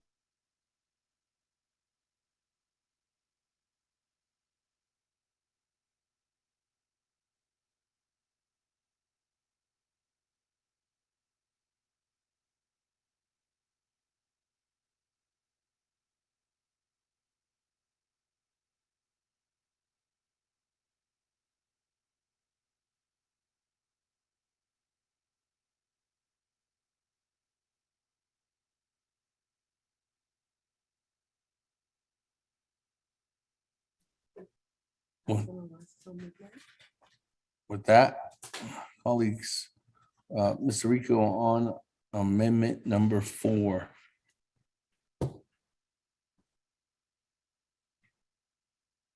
We'll read it into the record. Thank you, Speaker. Members of the Naabik'iytiI Committee. Amendment number 4.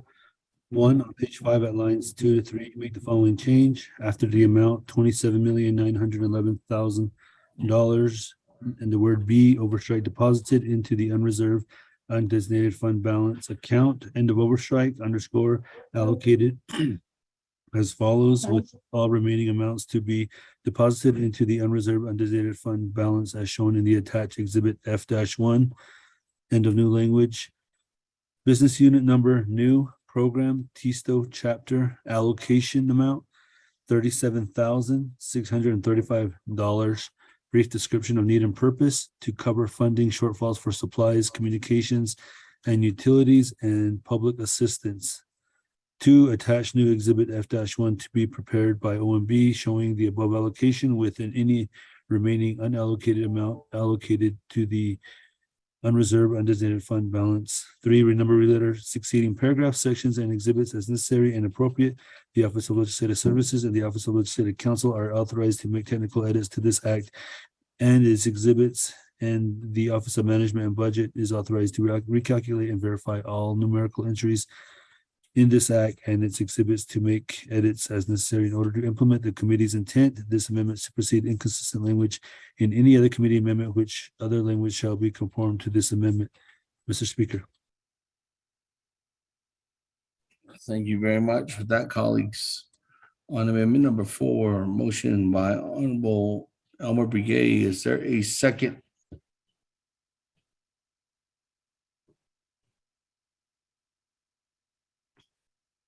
Going twice. I'll second. This is Delegate Charles Newton. Charles Newton. Second. That, colleagues, any comments, questions on amendment number 4? On twice. This is Delegate Charles Newton. Madam Chair, Charles Newton, and floor is yours on amendment number 4. Thank you, Speaker. And thank you, Chanela, Delegate Elmer Begay, for sponsoring this amendment. My question is, in terms of the allocation and the needs and the purposes, can you provide council some information on what we're looking at with shortfalls for supplies, communications, and utilities, and then also public assistance? What does public assistance entail? Thank you.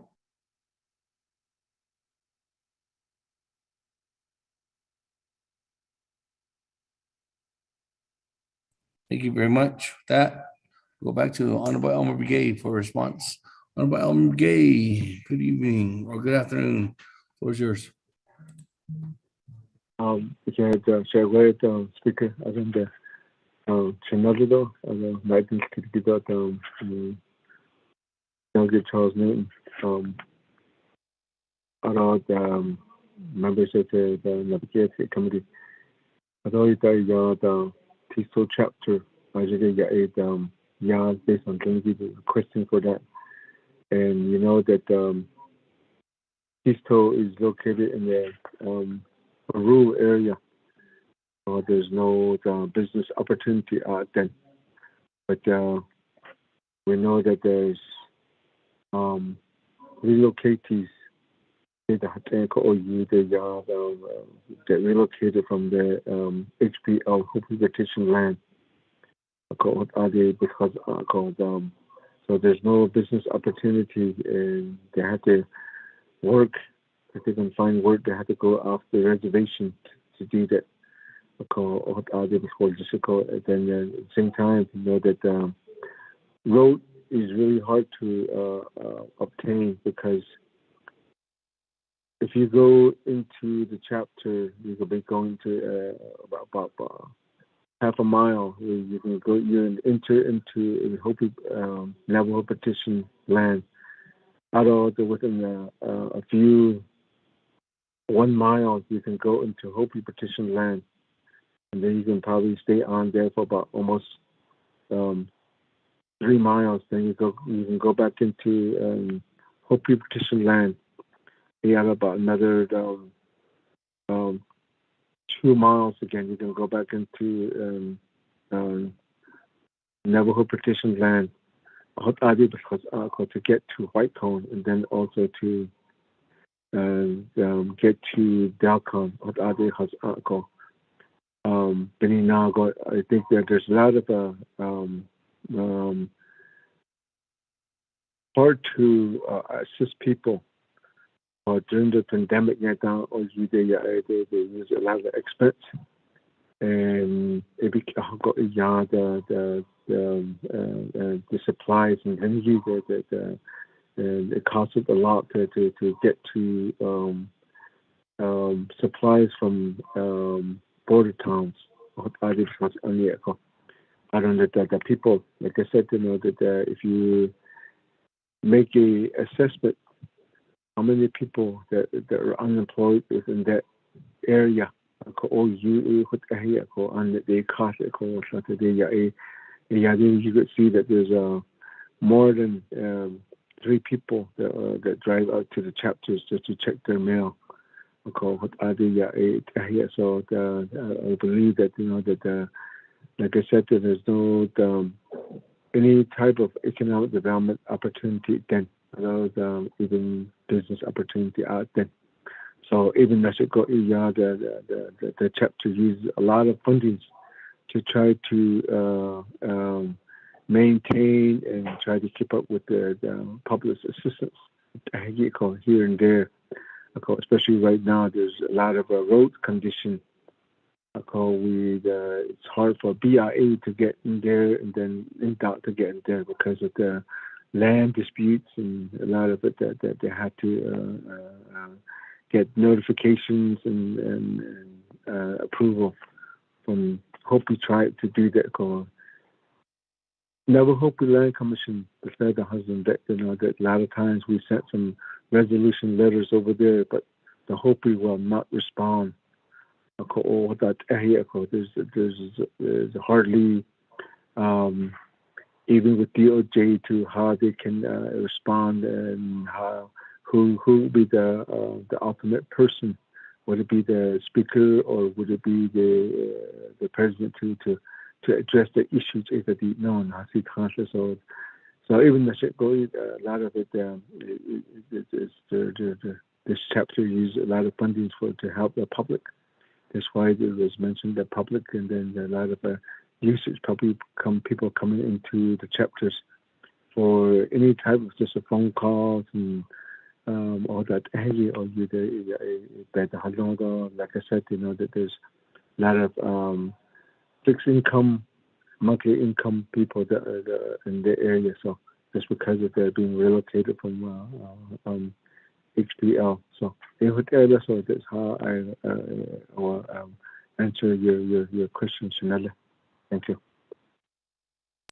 Thank you very much. That, colleagues, members of the 24th Navajo Nation Naabik'iytiI Committee, we are on legislation 0152-22, sponsored by Chairman Henio. Got a motion, got a second. And now we are on amendment number 4, sponsored by Honorable Elmer Begay, second by Madam Chair Charles Newton. That, colleagues, that amendment was sent out. This is allocating some dollars, $37,635 to so chapter. That, is there any other comments or questions at this time?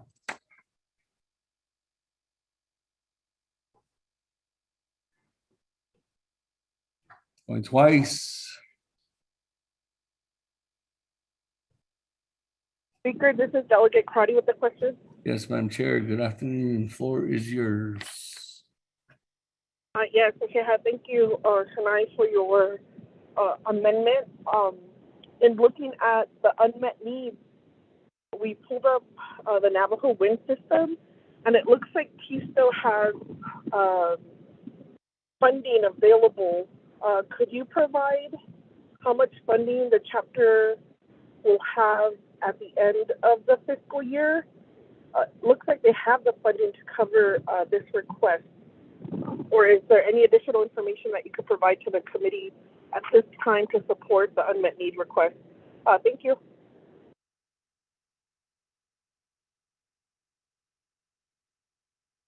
Thank you very much. With that, going back to Honorable Elmer Begay. Honorable Elmer Begay, floor is yours.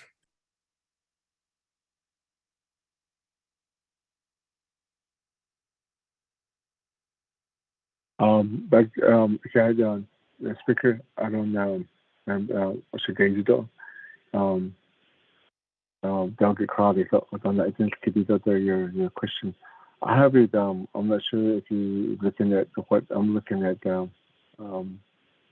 the budget forms that were provided by the chapters.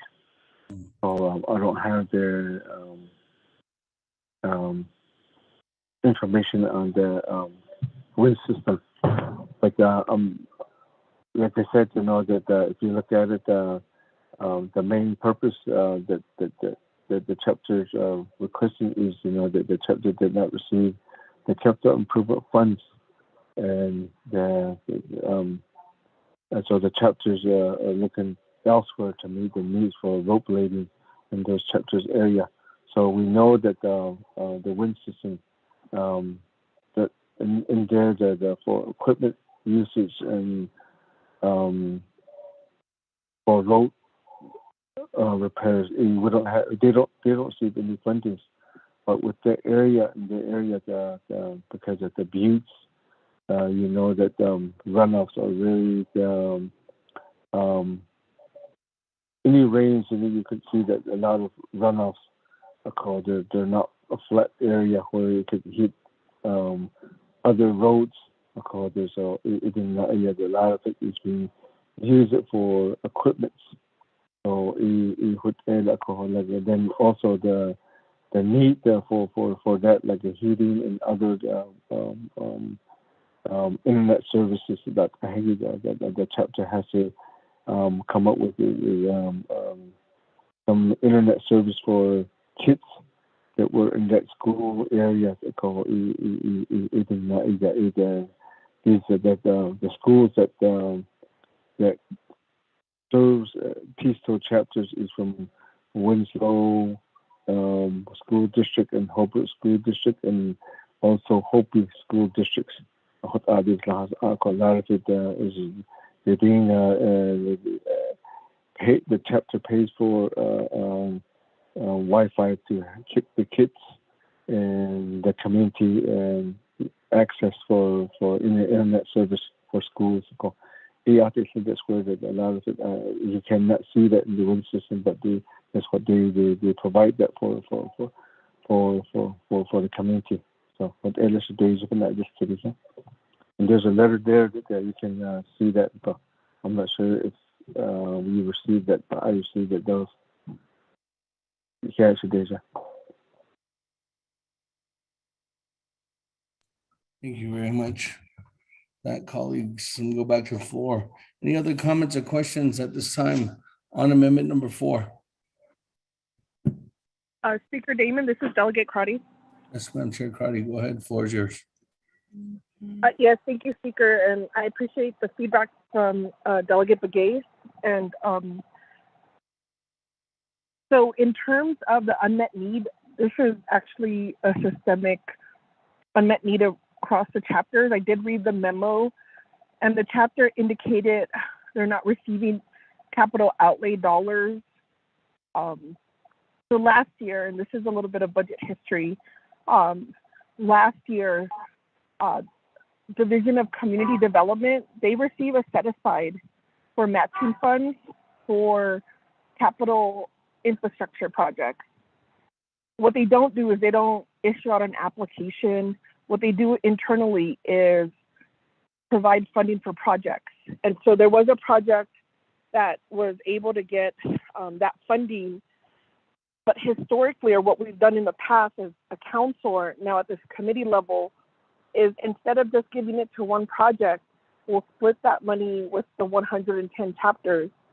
And so what I'm proposing is, Shania, if you would be, if we could modify this amendment and either cover all 110 chapters with like $35,000 for supplies and operations, or look at splitting that Division of Community Development Matching Fund so that that could go out to the chapters for capital outlay.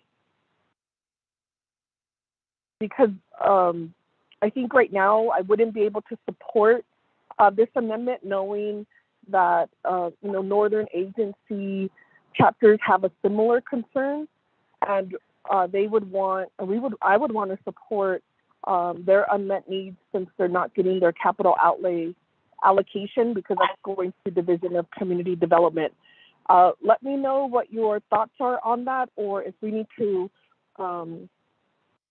because if you're agreeable to that, that also then helps your other chapters and other agency chapters across Navajo Nation, and we could get community development to develop those budget forms so that we have an amendment that could that could meet at least the needs of our chapters who are struggling if they don't get those capital outlay dollars. Thank you. That's my request with a little bit of history and some of what's happening across all other 109 chapters. Thank you, Speaker and Shania, for the amendment. Okay, thank you very much. With that, let me go ahead and go back to Honorable Elmer Begay. Thank you, Speaker. I don't know the Delegate Crowdy. I would agree to that because I know that all the chapters received heavy equipments, and there are capital equipments and capital items. So I know that chapters don't really receive the capital improvement funds. So I would agree to that. I'm pretty sure a lot of them are experiencing the monsoon. They made a lot of road damage, and we're here every day. Because a lot of times, today it comes back to me every day I get those message saying that when they're going to repair roads, and I keep saying that just be patient. That this rain is good to see, and it's been a long time coming. But it's good for our livestock and good for our land. But we just have to be patient. We don't know when it's going to be. This monsoon season can be over. But that you keep telling that that just make temporary roads, or maybe make yourself available. Maybe give some extra time when traveling. So that's the only thing that I could think about to say to these communities. So right now, I'm pretty sure all the chapters are in need of that. So I would agree to that, and so I'll refer this to Office of the Legislative, Chief Legislative, see if Lorraine can do the amendment, draft an amendment to that. So, Speaker, thank you. Thank you very much with that. So I guess in preparation, what you're saying is you're agreeing to the modification, but if the modification, let me go to Office of Legislative Counsel. Can the modification be done now, or will it take some time for you to develop the modification? Office of Legislative Counsel to all 110 chapters. And if so, is it something that we're going to need to sit down with and have a meeting with DCD as indicated, so that I guess going forward, I just want to check with Office of Legislative Counsel. Office of Legislative Counsel. Thank you, Speaker. This is Dana Vobroff, Office of Legislative Counsel. You are correct that it's not going to be able to do that amendment, that change to the amendment immediately. We will need some budget forms, some breakdowns, and to meet with Division of Community Development. We can have that amendment ready for council. Thank you, Speaker. Okay, thank you. And we will need Speaker's office help. Well, we'll be there. We'll make sure. We're gonna have Annette and Donovan and to help assist in creating those documents. With that, I guess back to you, Honorable Brigade. What do you want to do? It's going to take some time. We're going to have to develop those budget forms with a Division of Community Development. Thank you, Speaker. We're out on the members of the Naabik'iytiI Committee, and then to Office of the Legislative Council. I would appreciate that your assistance and to work with the Division of Community Development and then Speaker's Office. Maybe to cover the 110 chapters with this amendment. Thank you. Do you want to withdraw or keep moving with this amendment? I'll go ahead and withdraw that, and then I'll go ahead and continue to work between your office and Legislative Council, and then also the Division of Community Development. Okay, thank you. That Honorable Elmer Brigade is withdrawing the amendment to go back to go further to have further elaboration on the amendment to include all 110 chapters on this. So Chief of Staff will have to work together with Ms. Dana Barbroff and her team, and then I'll have Lynette and Donovan reach out to Dr. Yellowman and set up that meeting immediately, Ms. Barbroff and Chief, in order for us to go ahead and get that amendment going. And it'll be ready for next week. So that is withdrawn. Madam Chair, Charles Newton as a second on the Amendment 4. No, Speaker, I don't agree. I'm just kidding. Yes, I do.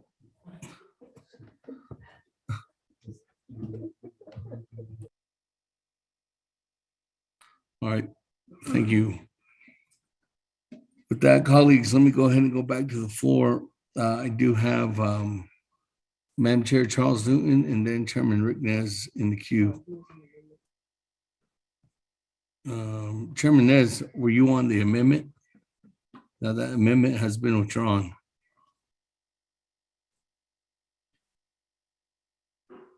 Speaker David, yes, I was going to speak to the amendment. Okay, do you want to speak on the main motion? No, I don't. Thank you. Okay, all right. With that, then going back to the floor, to the main motion, Madam Chair Charles Newton, you're next in the queue. Thank you, Speaker. My question was going back to the general wage adjustment. So I know that at the Budget and Finance, per the committee reports, there was a recommendation for a 5% increase for the general wage adjustment, but on the legislation, it does have 2%. So the amendment will be coming forward. I don't know if we considered the current, I guess, where we're at with the inflation being taken into consideration. My question is specific to the 5% or the proposed amendment that's going to be forthcoming. I just want to make council aware that right now we do have the 5%, but the inflation rates currently are, I believe, at a little over 8% per the US inflation calculator. So I don't know if the 5% was taking that into consideration or if we were only set at the 5%. The other thing that I also noticed that was mentioned was that the remaining funds would be coming out of the permanent trust fund. I believe it's is it the excess income? And I wondered why we're going to be looking at that excess income if it looks, I mean, it looks like per the legislation at 2% that we have enough in our, sorry, I have to go back really quickly.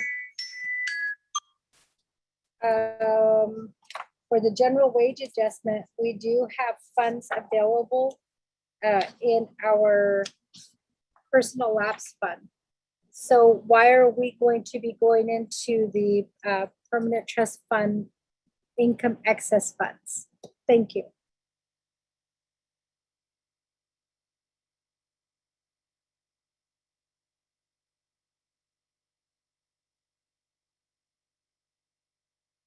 Thank you very much with that. Let me go ahead and go back to you, Chairman Henio. Motion and party. last night, Sponsor Damon, legislation. Chairman. Regarding the the general wage adjustment. Again, I'm repeating myself here. 2% is what we see in the legislation at the current time right now. And that's how the development legislation was developed. That's what was decided at the Budget and Finance Committee during the deliberations. And so I'll be into the current legislation that we see right now. And the personal lapse savings fund, the remaining 9.6 million has already been allocated. And you'll see in the exhibit there, the different programs that we're requesting for unmet needs. And those programs were funded with the 9.6 million based on the listing that was presented by Office of Management Budget. And so that 9.6 million, like I said, has already been grants and needed unmet needs. So yesterday at BNF, there was an amendment introduced at the committee level that the committee had approved, and that's part of the committee report, which is allocating another $4+ million. Therefore, you put the two together, it becomes an allocation of 5% GWA again. And so if you look at, be curious, if you would send out the memo that was sent by the controller Elizabeth Begay to the 24th Navajo Nation Council, they took in the DPM under Ms. Thomasina Woody's leadership, took into consideration the current inflation rates, and the cost of living and price of fuel, all that, and decided that the best path would be a 5% GWA.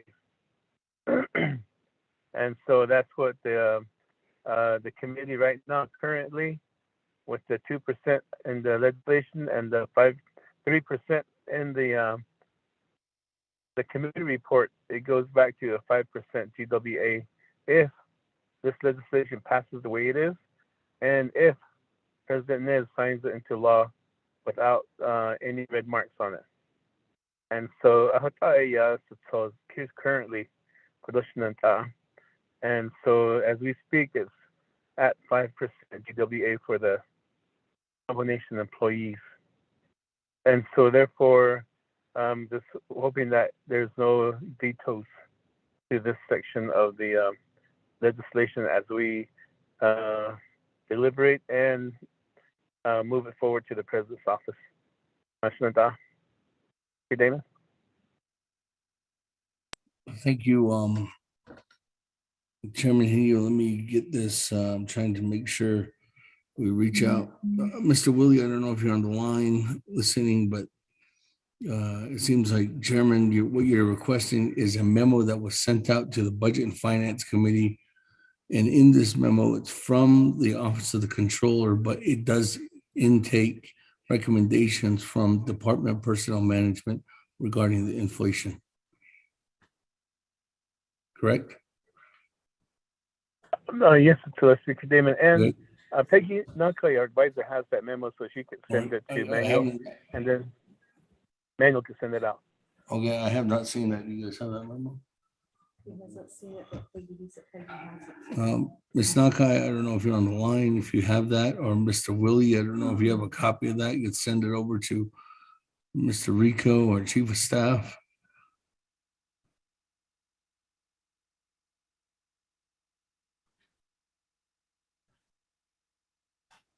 Speaker, this is Delegate Charles Newton. We'll get that. We're getting that information. We're hunting down that memo.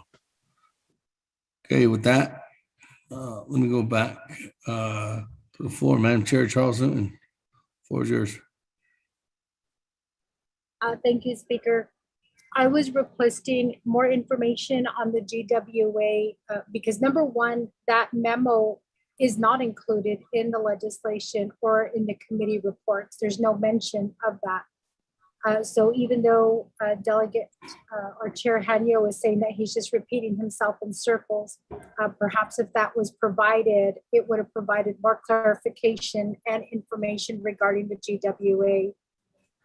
Number two is I am glad that they have taken inflation into consideration.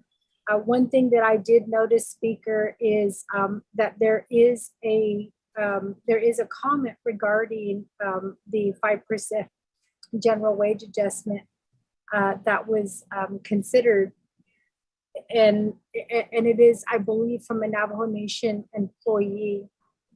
And I know that as a delegate, that one thing that we tend to overlook during budget is when we do the general wage adjustment is really what our employees are having to deal with living and working here on the Navajo Nation. So I just want to make sure that all of our bases are covered when it comes to the general wage adjustment and making sure that inflation is considered in that. Because it does affect all of our employees, and we just want to make sure that they're getting their fair deal, especially in terms of inflation that is happening right now. Thank you, Speaker.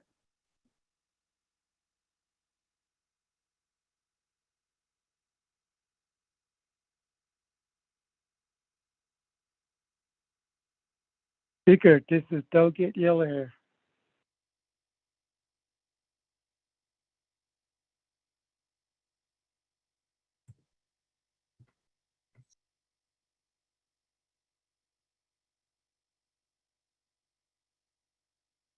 I did, I think, close it. Shannon, what's going on? I got a little bit of done, I think, close on me. Thank you very much. With that, let me go ahead and go back to for a response from Chairman Henio, and then Honorable Yellowhair, let me go ahead and put you in the queue. Chairman Henio, floor is yours.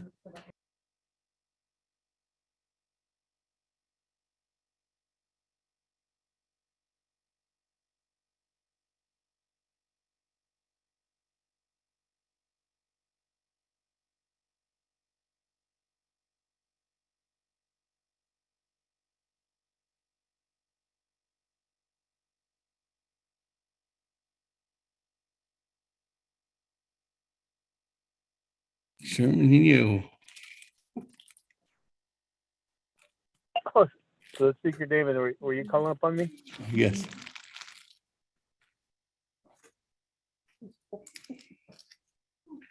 Speaker David. Yeah, for a response, if any.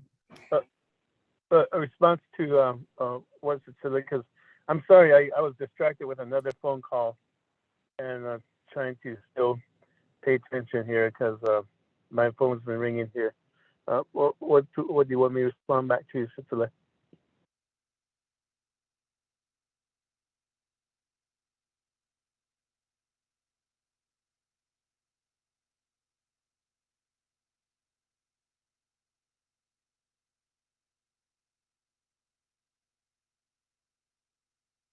Speaker Damon, are you there?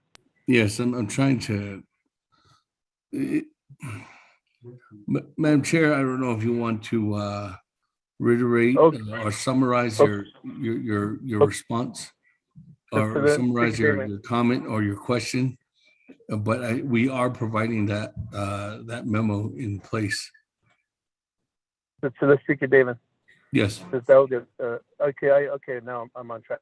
I thought there was a question from somebody else, another colleague of mine, but to Madam Chair Charles Newton, as far as the memo, this was an internal memo to the committee with their recommendations.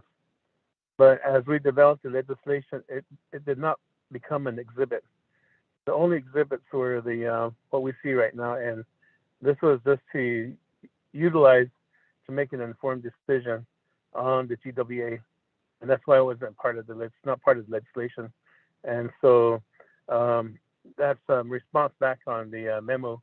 But right now, for council, especially with next week, as we move this legislation along to Navajo Nation Council, the council will be informed of how the decision was made on the GWA and recommendations made. And there's a table there attached to the memo, giving options to also.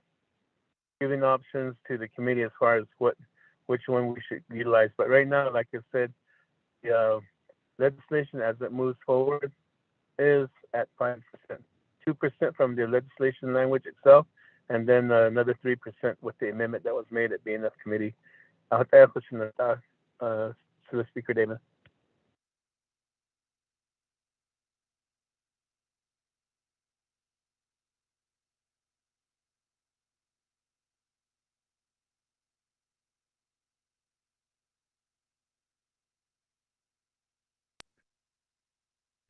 Thank you.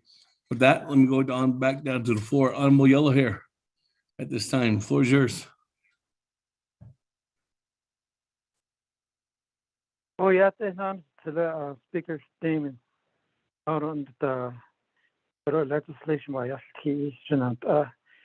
Say, over Shmaya STE, Honorable Gina Charles Moon. I will make it very short and brief. There was a up to 5% there, from 3.5% to 5%. The say Hazard in budget and 2% they recommend because of 5% is a lot of money, especially if we making $94,000. It's going to cost Navajo Nation each one $7,000 increase, over 100,000. Plus, as we all know, probably going to see later, maybe during the budget meeting, but Kwajiki Nana, the fringe benefits are really high. It's taking a lot of money to acquire everything, 2%. Bendi, I'm worried about 5%. I see your area. Basically, $10 increase it on 95%. A cocoa condition to a cabellana, screen, conductor surveillance data. The very Nabonation Council, she been Hina what Hagi are or 5% only leave at 2%. Trade I die what I be not a seat being a committee. They are just got 2%. So it costs a lot of money and accreditation at all benefit rate is really high too. It costs it's going to take a lot of money from the budget from 2024. What I hold even say I stand for 2%. What I inject this I don't we didn't see any bonus paid. He doesn't indicate that. I just always worry about bonus pay. My colleagues are 24 councilmen. They always just give a bonus pay to one person. I think whenever one nation department they do this, they give one bonus pay to one individual. That's it. That's my comments on that and my suggestions. Thank you. Let's hear by your chief. 24 councilmen. Yeah, God bless each one of you. Could also not be kidding. I don't bend the question. Thank you very much. Appreciate it. Yeah, Speaker. Thank you, Honorable Jimmy Yellow here. Colleagues, we are on the main motion on legislation 0152-22. Is there any other comments or questions at this time? Honorable Keon Begay, floor is yours. Yeah, this is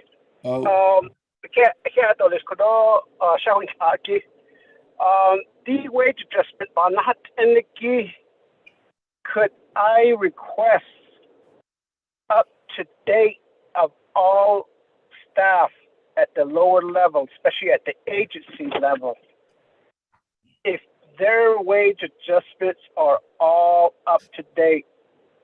I'm receiving certain information that certain departments and programs have not seen any wage adjustments for the past year. So how could we talk about an adjustment knowing that previous years none of these adjustments had been implemented?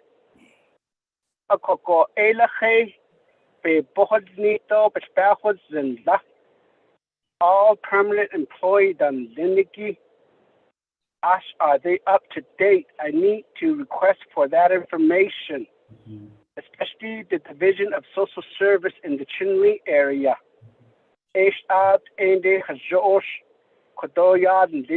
Adjustment, wage adjustment, are they up to date? Could I get a written report response on it? Speaker, I'd like for that to be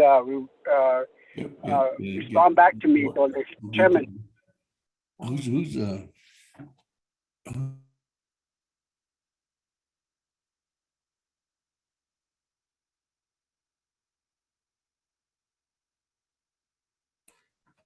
Thank you. Honorable Che, Honorable Keon Begay, we are sending an email as we speak to Dr. Fowler and to the director, Ms. Thomasita Woody, to get a written report on who, if the fiscal year 2022 wage adjustment has been completed for every single employee across the nation. So if you're listening, BPM, you'll be getting that information, and requestfully asking for that to be in a written document to be presented before we come back at the next Navajo Nation before next week's council session, or even sooner if possible. I appreciate it, Chase. Speaker, All right. thank you.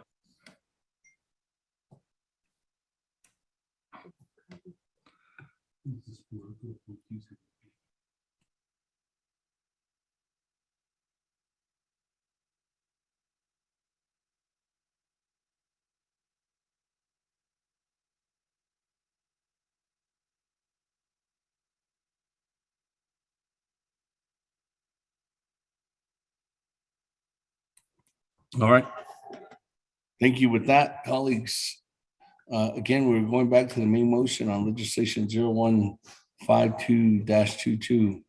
I do have Madam Chair Amber Crotty in the queue at this time. Madam Chair Crotty, the floor is yours on the main motion.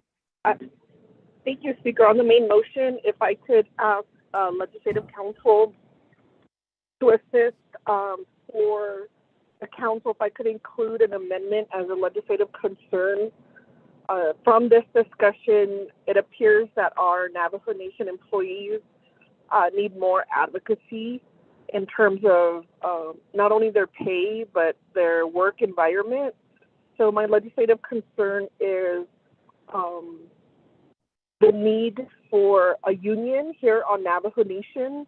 We had a union maybe 6 years ago, and when the organizers have recently approached my office and stated they couldn't get a meeting with Navajo Nation leadership, I haven't seen a request to any of the oversight committees, but I would want to develop a legislative concern on the lack of union opportunities for our Navajo Nation employees so that they could get not only a living wage, and we could re-examine our minimum wage, but also looking at their work conditions, because there is Navajo Nation law that requires the government to provide safe working environment for our employees.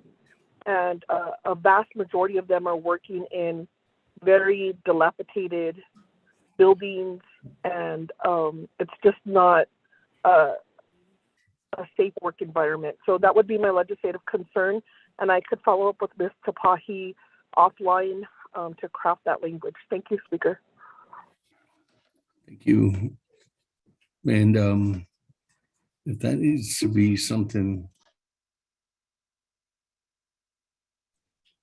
Office Legislative Council, if there's any assistance from our office, please don't hesitate to reach out as well.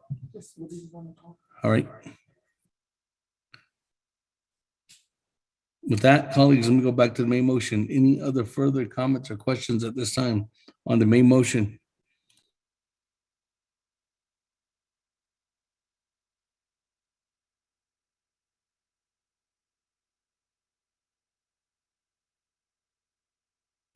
Going twice. Speaker Freeland. Honorable Freeland, good afternoon. Floor is yours. Good afternoon, Speaker, colleagues, staff. Just a question related to our federal programs. Do they also fall into the same category as the for the GWA, or does this apply to general fund employees? Just a question about that. Thank you, Speaker.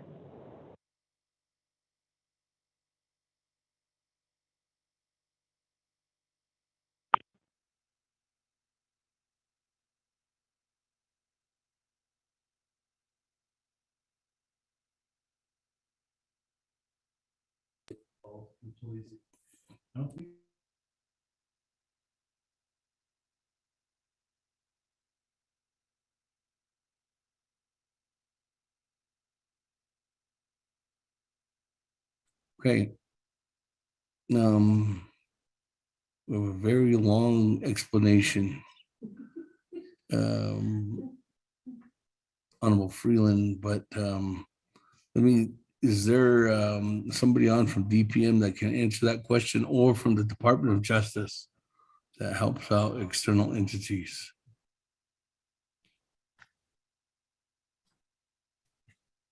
Good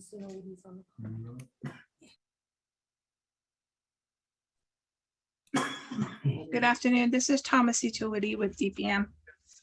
Yes, Ms. Woody. I wonder if you could assist in answering that question for Honorable Mark Freeland at this time. All of the GWAs are from general funds.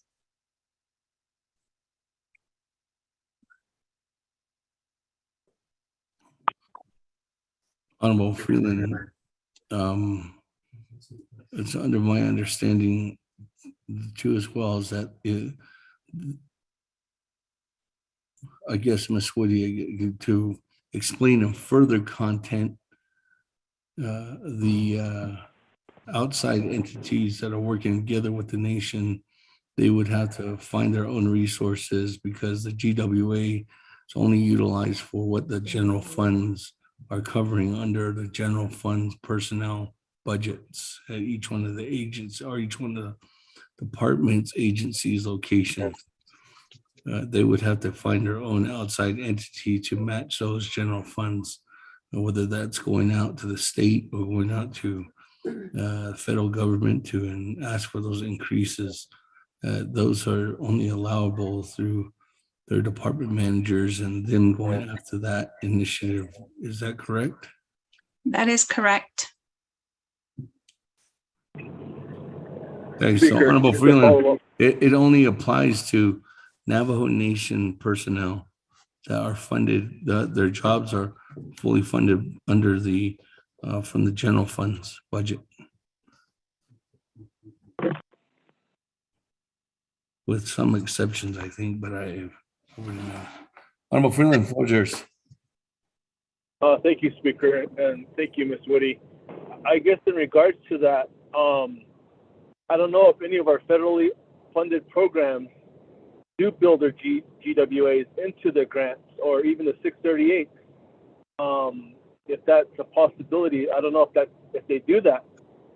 So I guess my point is there possibly could be some inconsistencies on these GWAs, and because we're only giving GWAs potentially to general funded programs, while the federally funded programs already have their GWAs built into the grant agreements.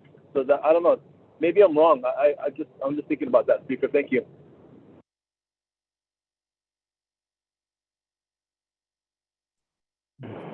Okay, thank you.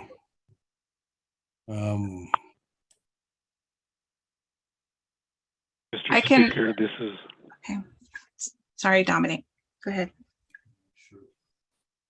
Mr. Speaker, this is Dominic Vial. I can help. Mr. Vial, go ahead. Thank you, Mr. Speaker, and members of the committee. The question and concern being raised by Delegate Freeland, it's a valid point, but what's happening here with this legislation, which is the 23 budget, is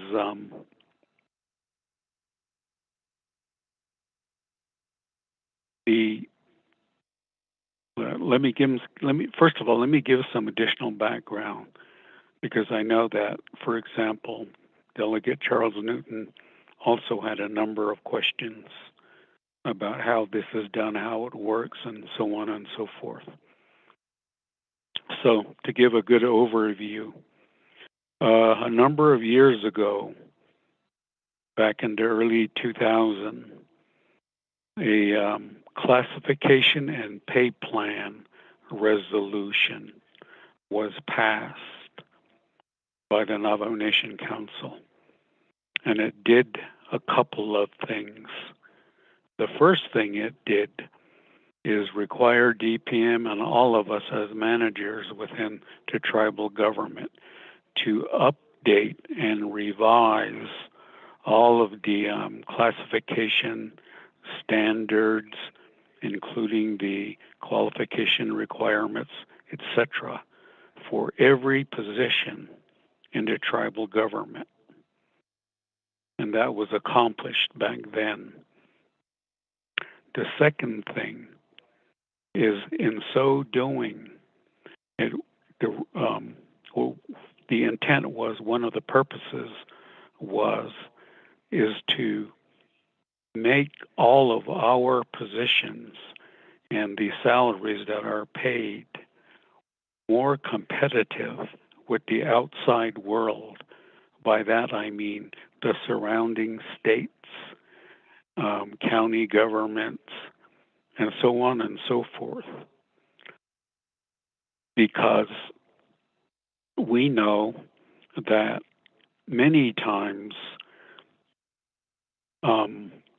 positions are paid better off the nation, off the reservation. See, a case in point that most of us are familiar with would be police. Navajo Nation, we invest a lot of money into training, recruitment of our tribal police force. But over time, because sometimes there isn't periodic salary adjustments, we fall behind our competitors. New Mexico State Police, Arizona Highway Patrol, county sheriff departments, etc. So many times we lose some of our better officers, policemen, who have been well trained and have a lot of experience. They move on to better paying jobs elsewhere. So that's the second purpose.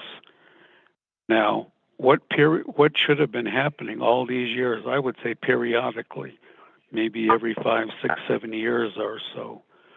All of our positions, again, the requirements and qualification standards, etc., should be revised and updated, again, to make it more competitive, among other things, with our competitors, meaning, again, other entities, and what salaries we pay.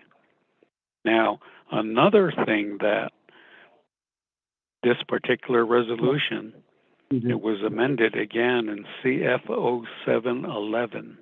That's the resolution.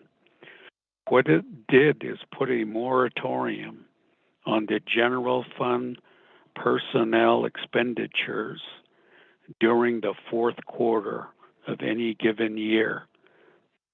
The purpose of that, it creates what we all now know as the personnel lapse savings. So that's what the controller uses to calculate an estimate what the personnel lapse savings balance is going to be. And that particular memo, I believe, Speaker's Office and Legislative Services was going to send it out to all of the delegates. That explains further how this works. So this particular resolution, classification pay plan, which creates the personal lapse fund, the purpose of that feature of the resolution is to create a balance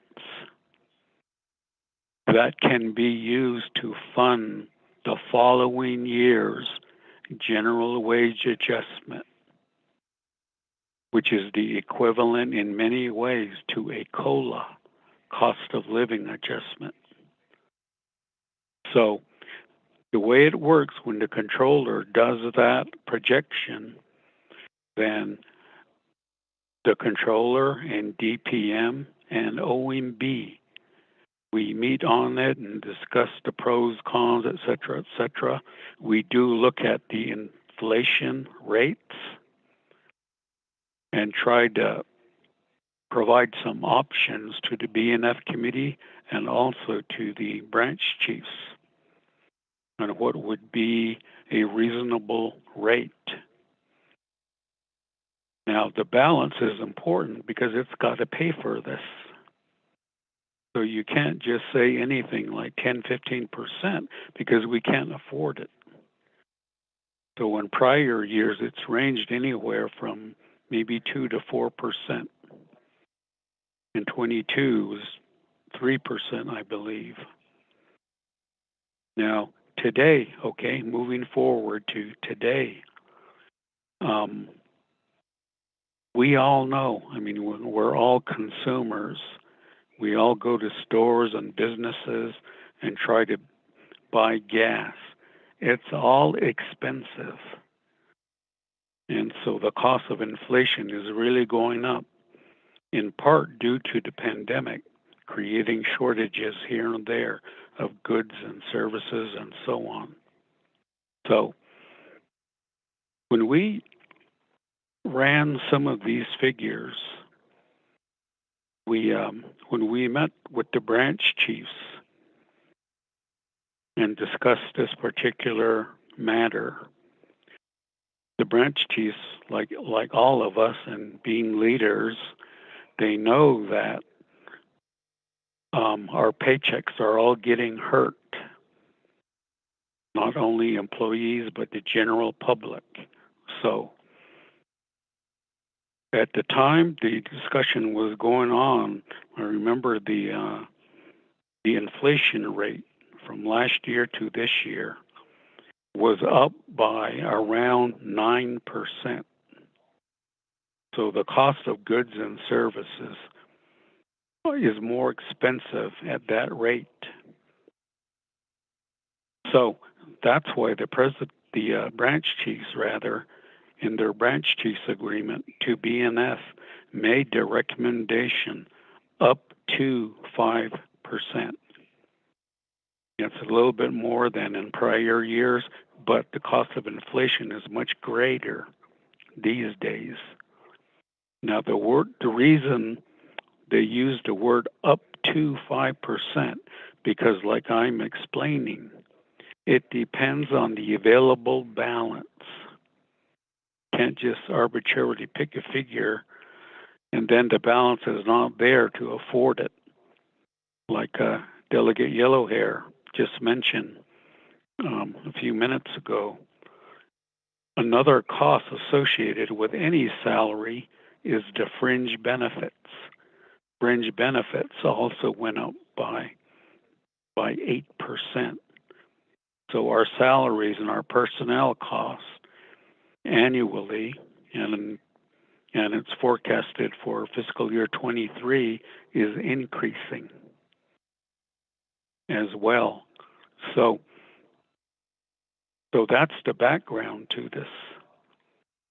And the BNF committee, as Chairman Henio and others have commented, their initial concern when they made their first recommendation was to budget 2%, given some of these factors that I'm describing. But later, as Chairman Henio mentioned yesterday, the BNF committee reconsidered and decided to increase it to the 5% recommendation that was made previously. And for that, they chose to come up with the difference from the permanent trust's excess income. And the reason they did it that way is because the personal lapse savings by now has already been budgeted. There's that exhibit, I think it's exhibit D. Actually, it's exhibit E in your proposed legislation that shows all of the allocations beyond the GWA. So that's how it works.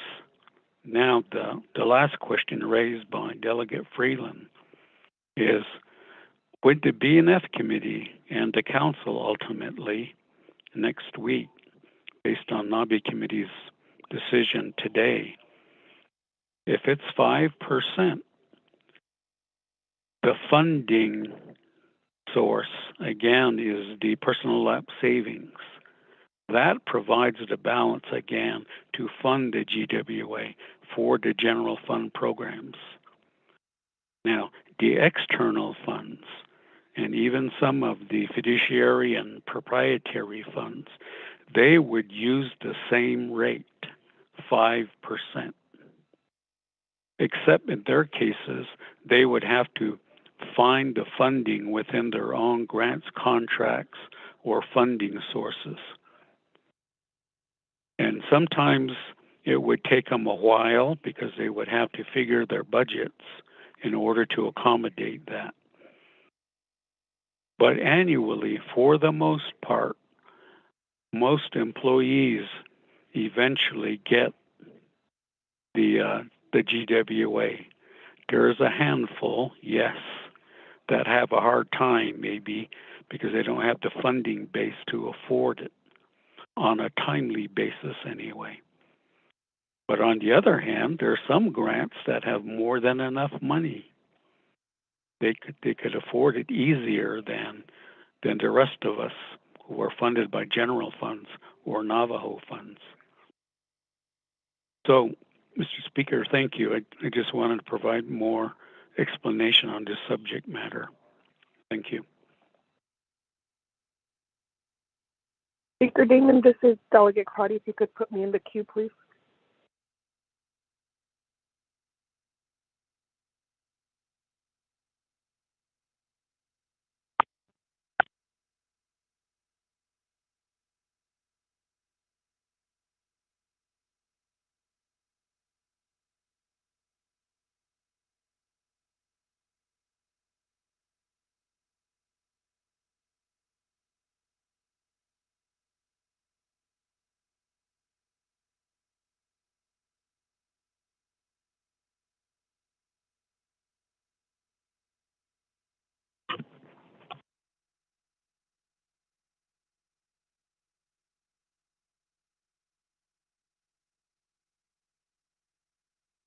Staff, can you, they're having some technical issues?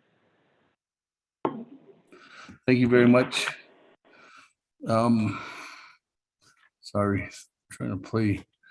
There's a couple of meetings going on right now too as well. With that, thank you very much, Mr. Bial, for that response. So, Honorable Freeland, I hope that gave you some insight on your question. So let me go ahead and go back to Madam Chair Crotty. Madam Chair, floor is yours at this time. Yes, thank you, Speaker. While we have Department of Human Resources on the line, thank you, Ms. Woody. In terms of the questions, how does this council know the GWAs are implemented to the general fund employees? And then what could be the recommendations? Because I'll request another legislative concern that the federal or state funded programs should also be identifying their general wage adjustments and how they're including that either into their, if they need to renegotiate their plan agreements, or, well, let's see. So when I was on HES, there was like a behavioral health came before the committee, and they requested a legislation that amended, I think, the personnel manual, or I'm not sure. So staff, I'll need you to, if you could help me research this. And what the committee gave them approval is they could raise their pay scales as long as they could demonstrate their federal grants would be able to cover that cost. And our hope was at that time, because they have a lot of clinicians, that they wouldn't be just stuck with the Navajo Nation pay scale. Could you give some ideas in terms of recommendations so I could develop a legislative concern so that those federal programs that provide services for Navajo Nation are either implementing a GWA or to direct them to initiate the legislative process so they can increase or use a GWA or increase their pay scale depending on their federal funds. And Speaker and colleagues, and why this is so important is Navajo Nation, we do revert funds. And in speaking with some of our childcare providers, the families themselves, they found out that there's funding available to help enhance some services, but it looks like there's going to be a modification to the federal plan that was approved. And so I'm not sure if that's an oversight, monitoring, or assisting in amending those plans so they fully expend the federal dollars, or if this is a division director, OPVP, with their staff to monitor these fundings and make sure that we're spending all of our dollars and maximizing how much we could pay our employees who are severely underpaid. We don't need a study to know that. We could see that they could get paid, some of our employees could go to McDonald's and get paid more than what we pay them here at the nation. We don't offer a living wage. We don't offer the housing that they need, and so a lot of their income is eaten away with transportation because they don't get paid or compensated for the many miles that they have to travel to get to work. So if I could get some assistance, Speaker, on this main motion for this legislative request or legislative concern on how we could help our employees. Thank you.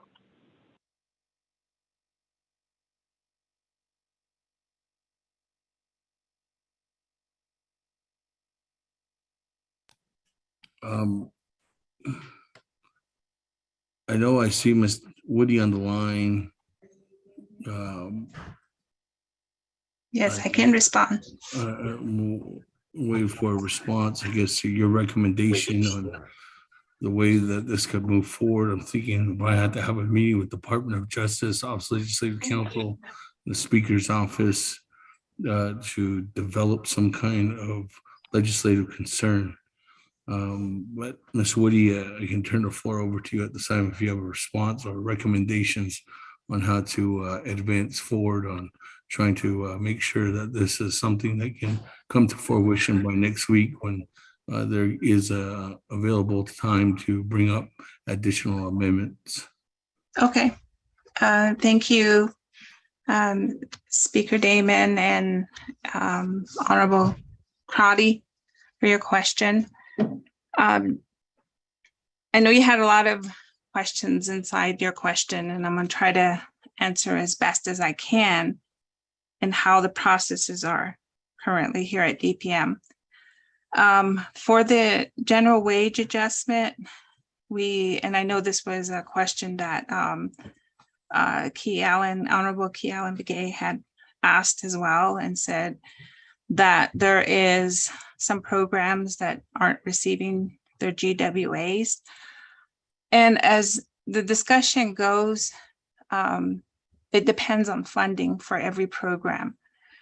So there's some programs that have funding that, in say June 30th. We have one program whose funding is in that predicament at this moment.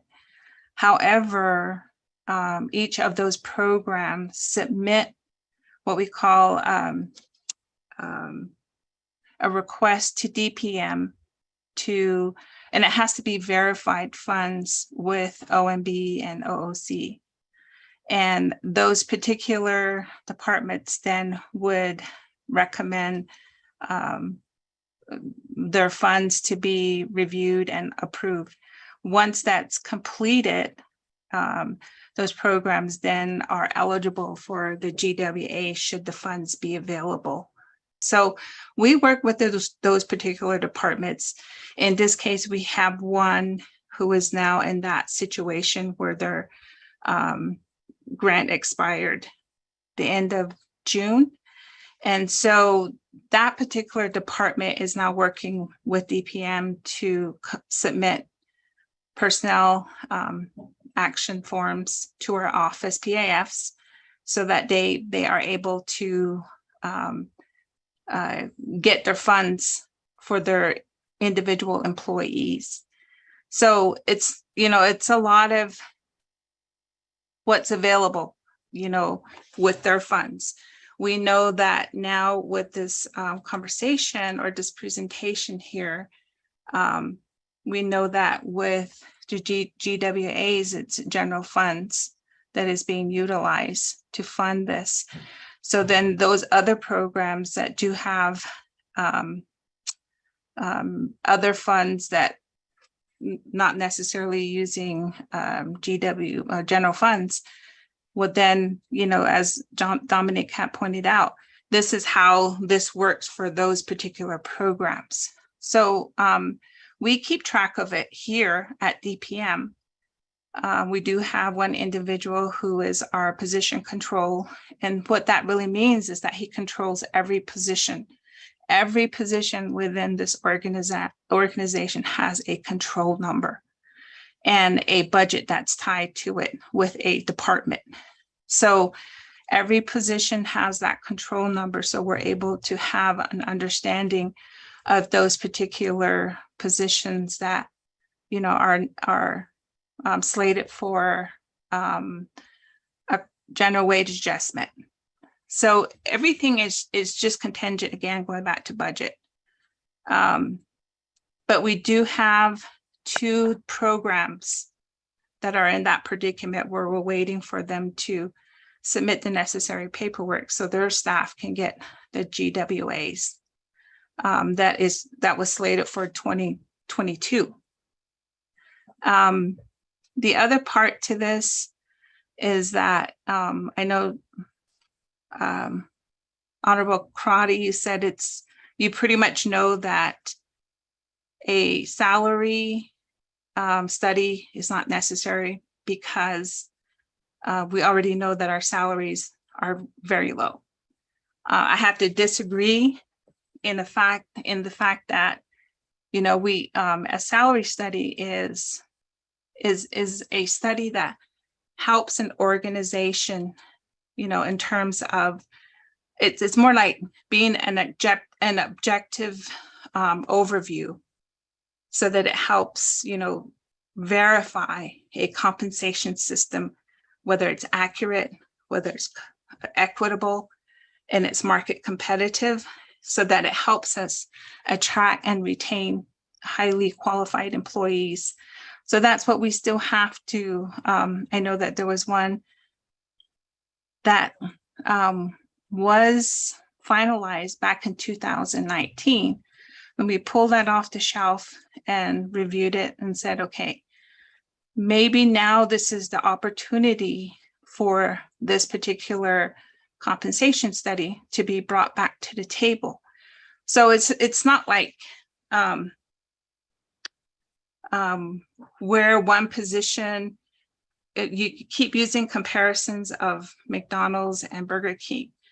What we do in this compensation study is we use like organizations, like positions, experience level, certification, education background, location.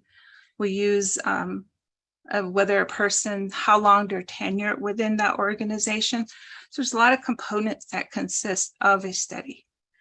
So that would be one goal that we will be working towards. As a matter of fact, we'll be sitting down tomorrow to discuss this a little bit further because we want this, and I believe it's part of a legislative concern that will be brought to our attention that is being drawn up so that we can comply with that.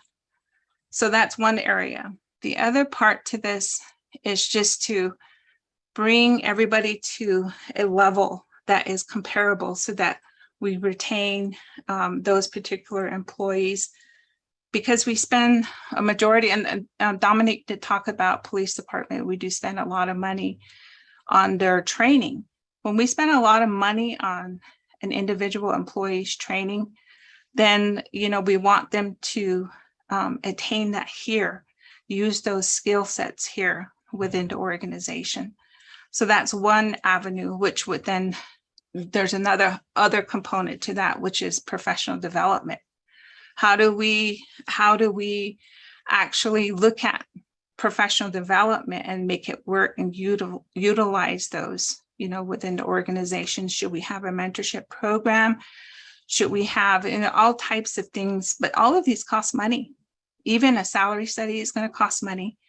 The study that was revealed in 2019, if the organization is willing to spend about $19 million, and there's phases in this. This is just give you an idea of what that will cost. Now, that was in 2019. Come forward, what is it going to cost now? And that's what we need to prepare for. It's not something we can just say, here, do this. We need to plan with this with other departments so that they understand how they're part of the study and how it's going to work for the organization. We do have a salary structure, and there's, I believe, 5 different structures at this point. So we try to be fair across the board with everybody. So it's when you look at what the inflation is at this point, that's another avenue that we have to consider into the study. So it's just kind of giving you an idea of certain things that we're looking forward to incorporating. Of course, all of this requires support. Now, when we require support, it really does come down to the fact that it costs money. And is this body willing to spend that amount of money to get these things right? And I'm always saying that, even like with our human resources management system that is now going through the 164 process, it's almost there. And so we have to incorporate that and do the implementation. So we're looking forward to that, to being more electronic so that, we can capture. Right now, every report that we do in this office is manual. So when you're asking us to do a report, we take from that and extract what is important for you to see, depending on what you're asking. So when we do have a system, it's easier for us to extract reports. So then we can be more accurate in terms of information giving, so to speak. But that I just wanted to also add to, and hopefully I answered your question. If I didn't, please let me know. Thank you, Mr. Chair.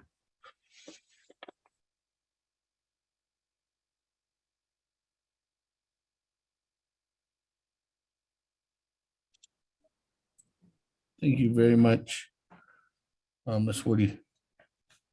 With that, colleagues, and that recommendation, I will still reach out and get the recommendation and forward, and just looking to sit down. Chief, I know we had the meeting with Tom C. Woody, DOJ, Legislative Council. And then we go from there, and then Office Legislative Services too as well. So with that, let me go ahead and go back to the floor at this time. I do have, is that correct? Let's go follow. Yeah. Honorable Freeland, is that you in the queue? Chairman. Question? Yes. A follow-up. Go ahead, Honorable Freeland.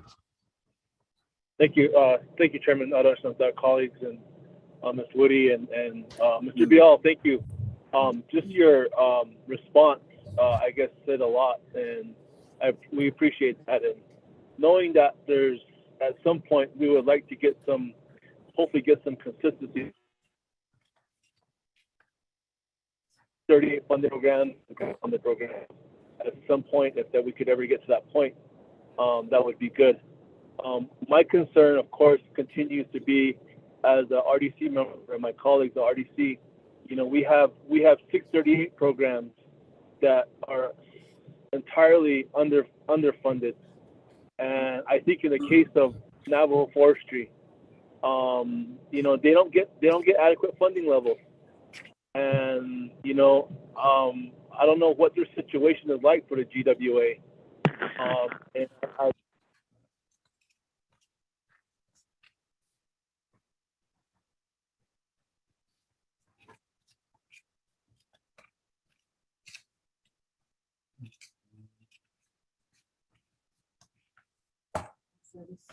Honorable Freeland.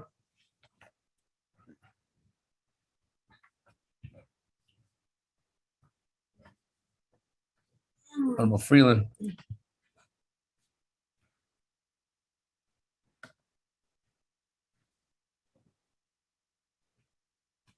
Honorable Freeland.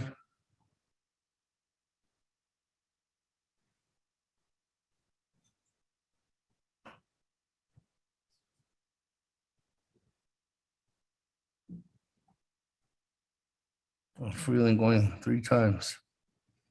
That, colleagues, any other further comments or questions at this time? We are on the main motion of legislation 0152-22. Speaker Damon, this is Delegate Claudia with the question. Yes, Madam Chair Crowdy, go ahead. Floor is yours.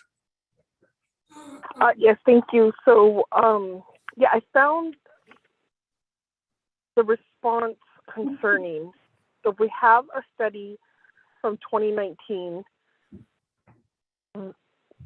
Why has it taken 3 years? In the last 3 years, there hasn't been any modification to the salary or any recommendation. So when Department of Public or the Department of Personnel Management asked this body, will you invest in it? It costs money. We're having a budget discussion right now. What information we're not getting from Department of Personnel Management is what will it take to get our positions up to par. We're not getting any information. We're not seeing how you're changing the way that you manage or assess applications, because we're constantly hearing from our constituents that they apply and they're not selected, or they're not given, they're either overqualified or underqualified or don't have enough experience. And with that database that you're building, that's actually a duplication of what could be done in the FMIS system. That's what I'm trying to understand from this 2019 survey. If it's going to take this long just to get basic changes, when are we going to see the bold moves from the Department of Personnel Management to advocate on behalf of the employees so that they have a livable wage? And if it's a $19 million investment, then we need to see that from your office. And there's been nothing from your office to make those requests. So I think, Speaker, that maybe it's a better that I request in a condition of appropriation that the Department of Personnel Management provide to this council, to this body, what type of investment will it take to make sure our employees have a livable wage? And if that could be done by second quarter of fiscal year 2023, and since it's a condition of appropriation, whoever is in charge of making sure that this would be provided to the council, if they don't provide it, then we'll, I don't know, what do we do? Withhold travel or withhold whatever legislative council recommends, so that we could get this information to provide a living wage to our employees. Thank you, Speaker.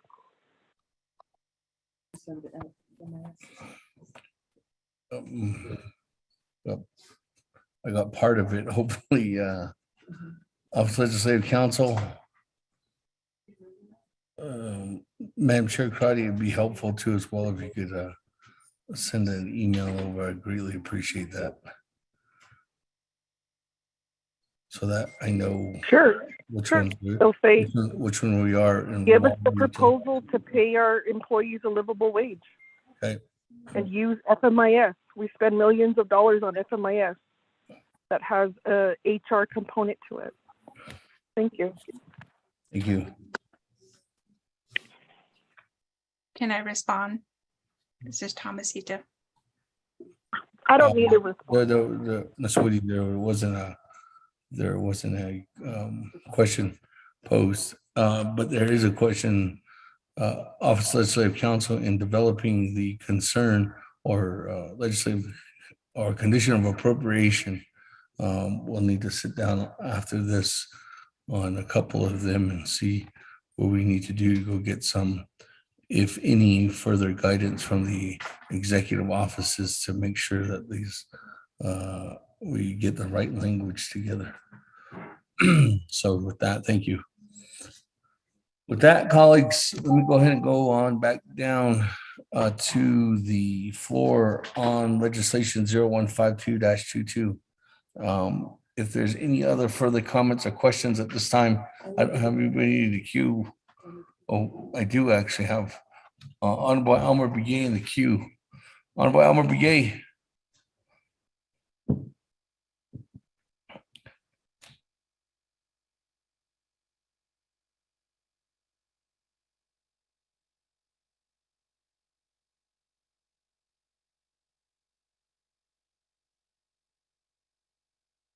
Honorable Elmer Begay.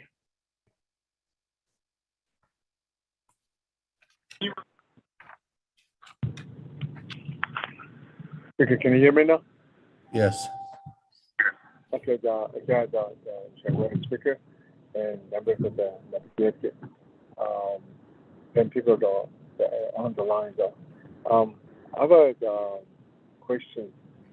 The question is relating to the condition of appropriation and then also the legislative concern that are being put upon divisions every year regarding their budgets. I know that I personally worked on one of the legislative concerns and regarding the judicial system.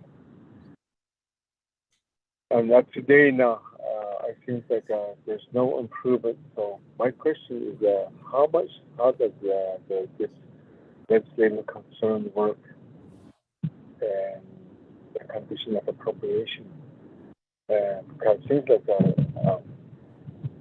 on the condition of appropriation, we will see an individual, they're getting go into sanctions with the wage, and it seems like somehow if there's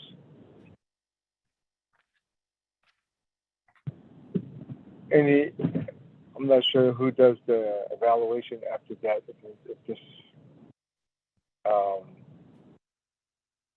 If this condition of appropriation and then also legislative concern works to improve the concern and then the issues that the people have, or that have if it's being corrected by maybe I don't know who evaluates them or monitors them. And I'm not sure if the division directors are monitoring that, give us a feedback on it, and things that we have to report to them or ask them to report, that we ask for reports from them. But it seems like if it works or if it's to do that, if it really works, that's where I don't see any improvement on it. So overall, who monitors that, who make sure that these things are met? Because, like I said, I mentioned that there was judicial, and my concern was that they should streamlining and how does this court works. Because a lot of people right now, they're still over in downtown, they're still closed. People has to be parked out there, or then one person come out, and it seems like it's still like that, and I'm not sure when they're gonna be opening back up. And so the thing about it is that people are, I guess the concern was to address this is to have the whole judicial meet with public safety, and then the prosecutor, and then the public defender, and also the court, see how they can streamline this to help the people through this pandemic. But it seems like there's nobody there. It wasn't even addressed at all. So overall, this judicial system, I wanted to know who is responsible on reevaluating this. Seems like we have a lot of like DOJ, and then we have that Attorney General, and then we have Chief Justice, and then on our side we have a Chief Legislative Council. And then I wanted to know that who evaluates this. It seems like that these concerns and all this is there, but nobody really goes back in there and evaluates that, and to see if after this been applied it to these programs, if it works or if they improved it. So that would be my question to this, maybe to Dana, Chief Legislative Council. That would be my question, Speaker.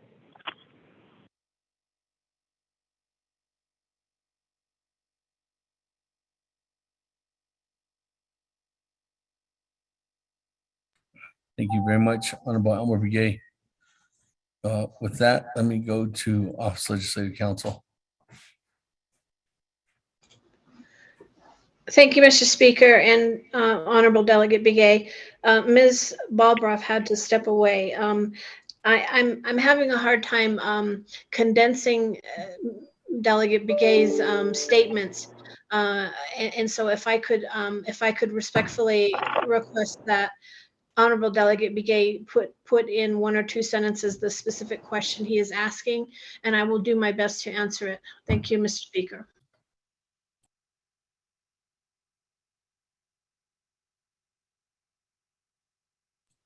Honorable Elmer Begay. But back to Speaker, I think we can go back to last year's condition of appropriation, and then the legislative concern under judicial. It was under that FY22 under judicial concern, and I just wanted to know that who is monitoring that, who's evaluating that this legislative concern was being addressed it or been improved it. How much was been improved it? I know that the second quarter it was to be reported back to the council, but it wasn't even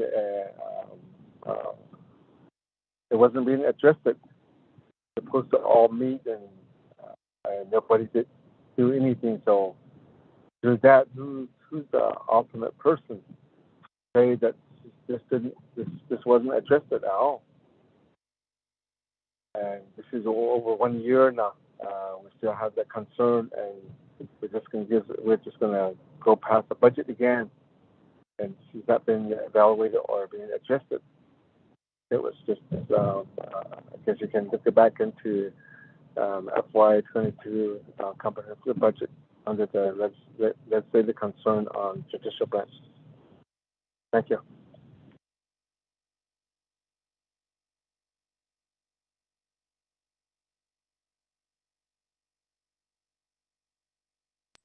Let me go back to you, Ms. Tapahi. Ms. Tapahi. Thank you, Mr. Speaker.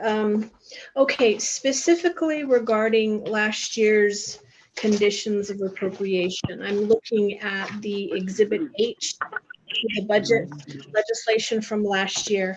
There was a specific item for the judicial branch, and I'll just read it real quick.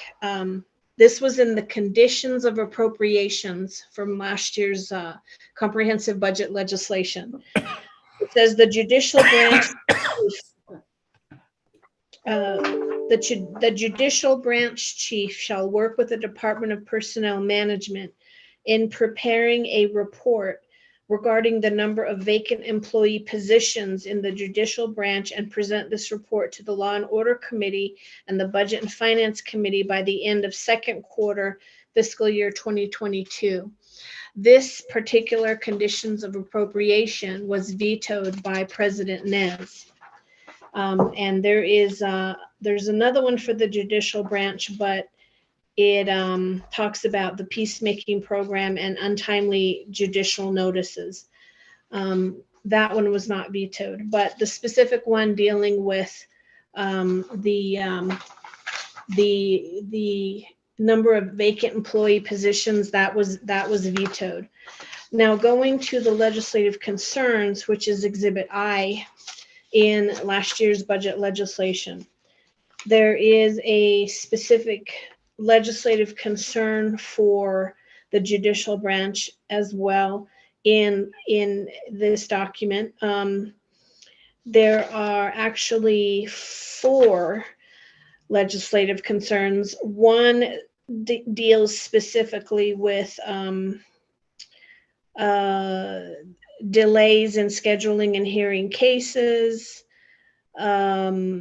working to improve all aspects of its daily operations.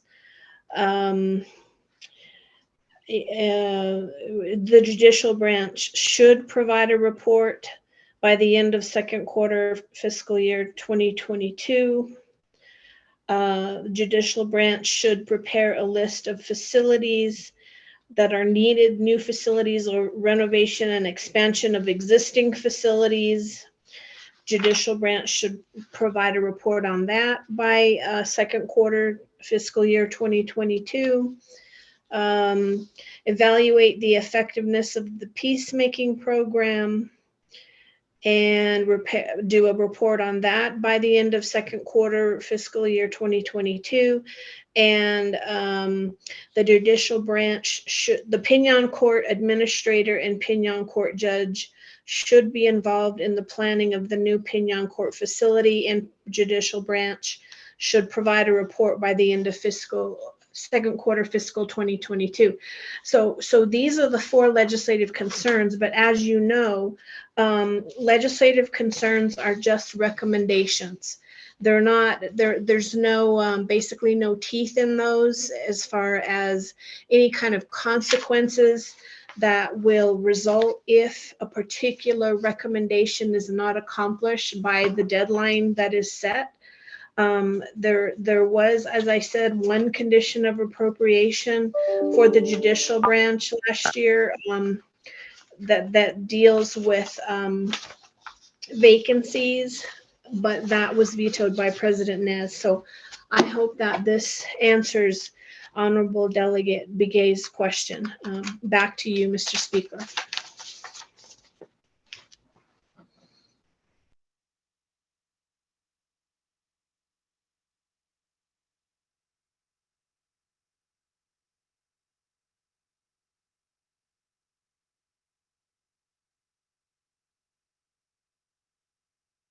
Thank you very much with that. Let me go ahead and go back to the floor now. Good evening, everyone. Time is 5:30 p.m. We are on legislation 0152-22. Colleagues, member of the Naabik'iytiI committee. So sponsors by Chairman Hino, co-sponsors by myself. We have a main motion by Honorable Brown, second by Honorable Paul Begay. And we are actually on the main motion. We had 3 amendments that were presented before, and all 3 of those have passed and are attached now to legislation and a part of legislation 0152-22. So with that, colleagues, I'm back to the main motion.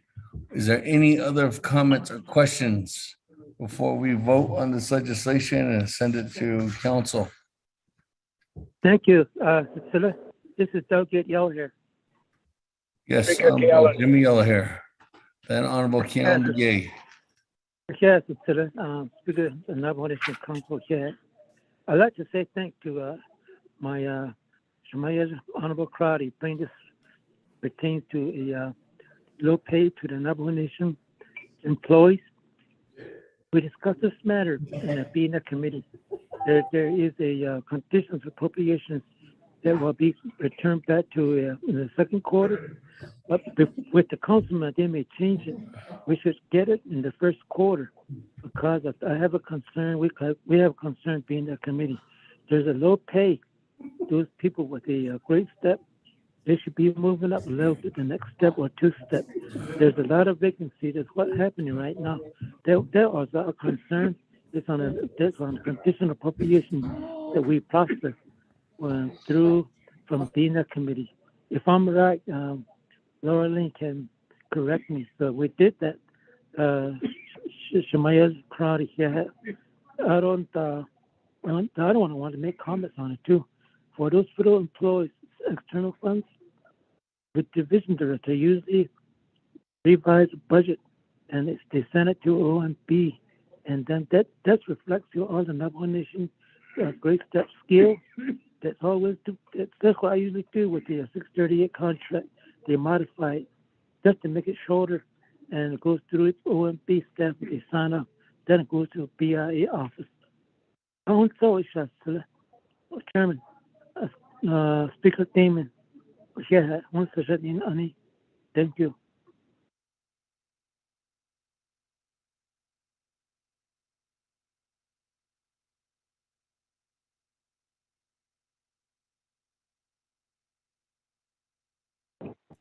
Chairman Davis, this is Vice Chair Smith. Put me in the queue.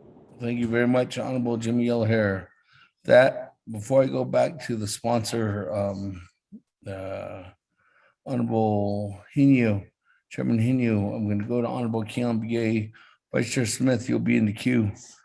Honorable Keon Begay, floor is yours. Yeah, Nando Letasche. Pikudo, budget bonnet in Nikki. I just got a response back from our legislative council regarding the request for establishing a business unit number for all 110 chapters veterans organization. The establishment of housing manager within the Veterans Administration. But I guess I need a recommendation because we will be having a public hearing on several several veterans legislation next month. Public hearing dapat niliyagi. That's and at the same time, Coco, I did mention during the presentation of these legislations that if we don't get this done through legislation, maybe another approach is through the budget process. So if the council still has a position for opposition, and again, it really does make the effort. What's the purpose of it? Doing it legislative council, it would be better approach through the conditions of appropriation. We got to find the business unit number. Not establish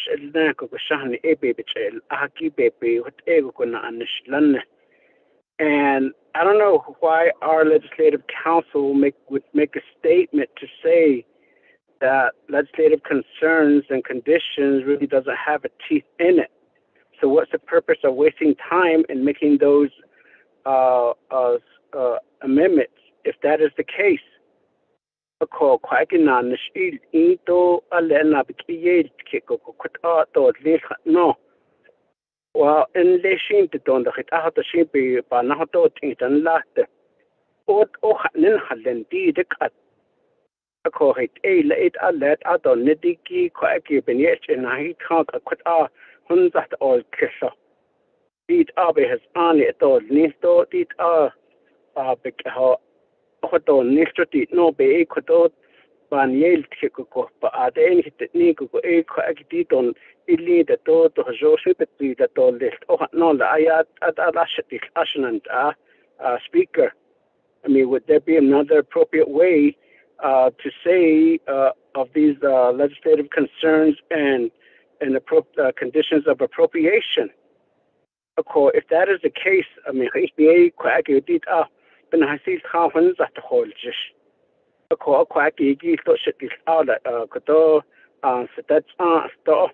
Ako dik at na kiko has go and here sato that so if we don't do it here, maybe next week that the hajoba at the speed that to add it that to be recommend another making some on test cases to ako akut ashnan ano seniki ahit eshin kodona nishin leniki to kodoyal be nada don stika hanana khaki babenye pechnati kha next week.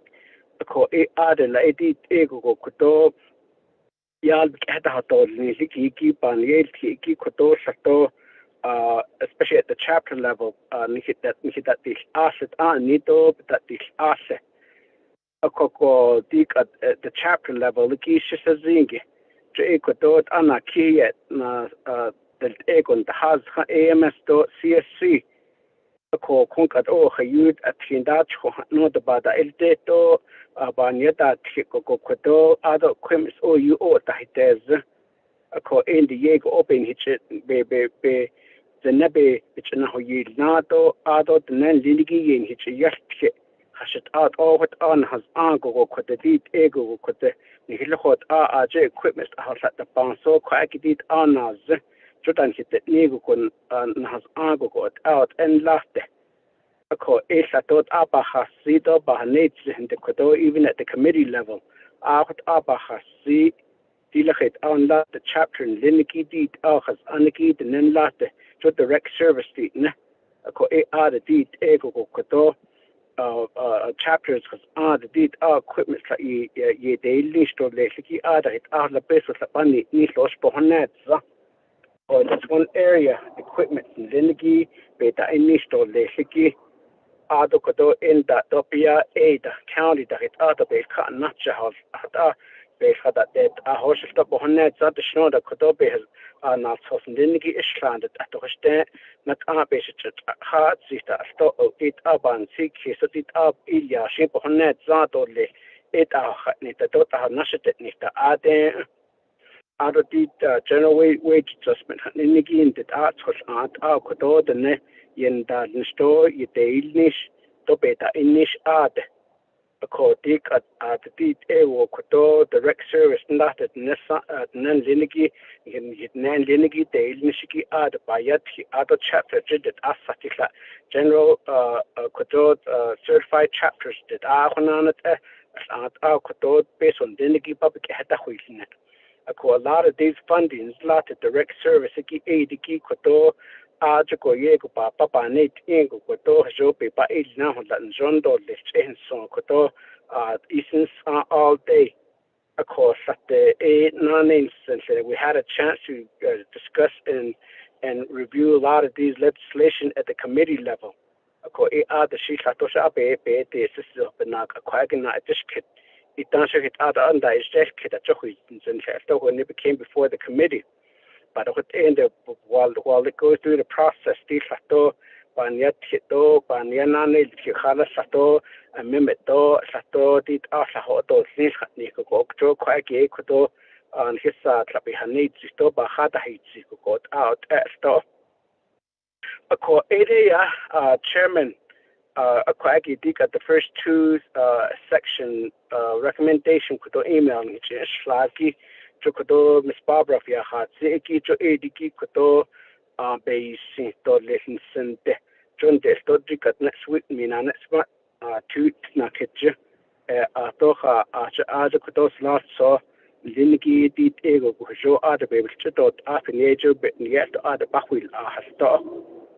Ko e aji da se pendi aji ko ya te ko to e pendi a ko nas ki ten at ana hita ta ko o jo aji ko ki pe in le cho ko to ni sa to e to ta ko ji ki pe po net so to ni to je ko to business unit number be established pa alia to le e to ko to housing manager and then ki be pa alia to le to aji ko ko ki shi se zin do ko ki let's say the council to speaker in session ko ki kodo recommendation dinigi bishit at bisha hanat zit or lisa kodit I kodo sato bahana sit or lisa chairman kodo chanish la or lisa cat.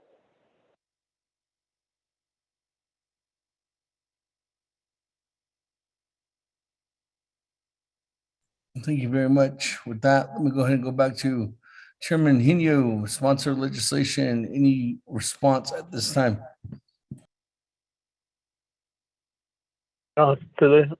Speaker Damon Cabell. No response. A lot of this commentary I've been hearing, so no direct questions towards me. Thank you.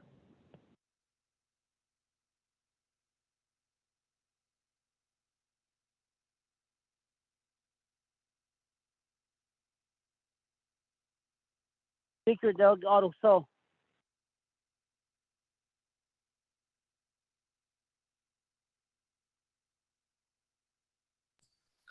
Vice Chair Smith. Thank you, Chairman Damon, for the time to speak on this legislation. I appreciate the dialogue and I appreciate the Chair Henio sponsoring this legislation. I think it's time that we should vote, move forward, and support this legislation. But I just wanted to say on behalf of hearing the employees and their consideration of helping our employees and getting their wages to a certain level. I've been working with the personnel office, and tomorrow we're supposed to be meeting and we're supposed to be seeing how we can adjust that so that our employees will at least get some sort of an increase, if that's all possible, through our research. And that was tasked several months ago. Now we're at this point in time, and I appreciate the personnel office, Ophelia and her staff, getting a task together and focusing on that. So with that, Chairman Damon, I ask to be excused tomorrow for the time being to really look into this and see what kind of methodology we can come up with in order to drop legislation so that our employees will know that there is some sort of effort to bring up the wages. And it's interesting to sit in there and to look at also the outside. And the minimum wage, of course, is less than $9. And there's certain states, there's a number of states that are within that category. And other states are, I think it's like 20 states that are have their wages above the minimum wage.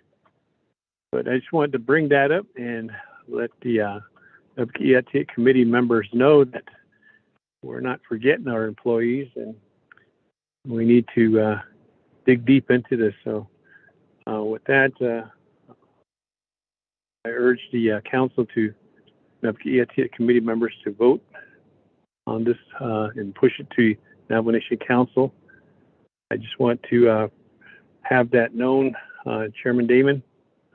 When I'm done with the meeting, I'll be back with the Naabik'iytiI committee. Yeah, Chairman Damon, thank you. Thank you. Thank you. With that, colleagues, request to continue on and vote. But I do have one more colleague in the queue, and maybe we'll be able to vote after that. Honorable Otto, floor is yours. So I was just listening to the discussion and what the amendments were made on the floor, and they announced it. Every year we go through this budget process for the nation, and the issue of the general wage adjustment, the GWA, and I do like the fact that the increase has been suggested and made as an amendment, and really our workforce deserves that. But as the discussion happened in the three-branch chiefs agreement, I think that that agreement is very, very, I would say that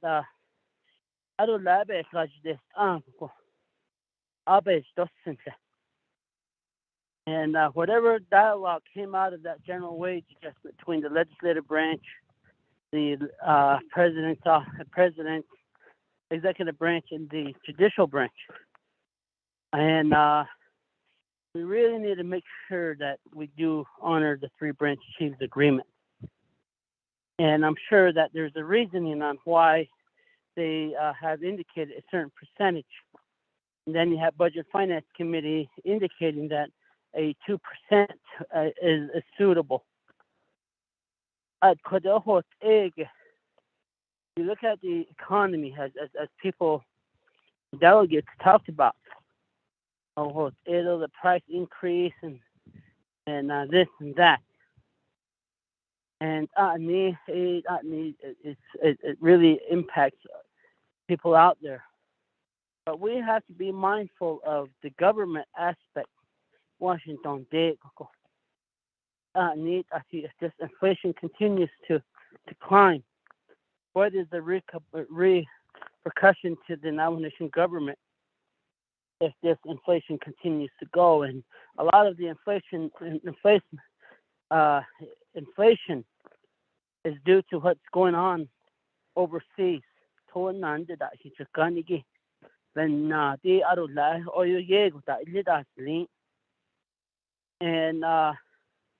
really have to be mindful of that.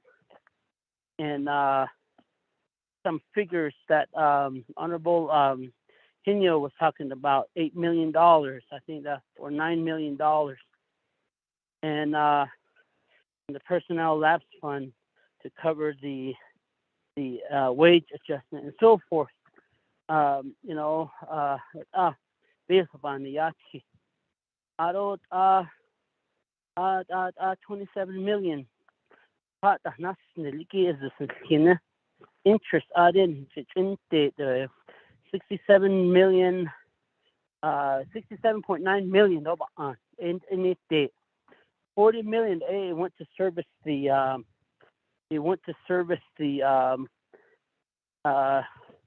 Navajo Nation General Fund budget. Alcohol, but 27.9 million. And I know we allocated 900,000 from there, and we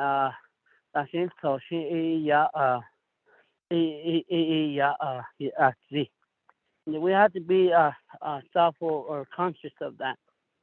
Alcohol, that we have programs out there that needs additional resources, and I think this is a time that we could have a sit down with those programs, each and every oversight, the chairmen and the vice chairman, committee members, to have a direct dialogue with the program, see what their projections are for their carryovers.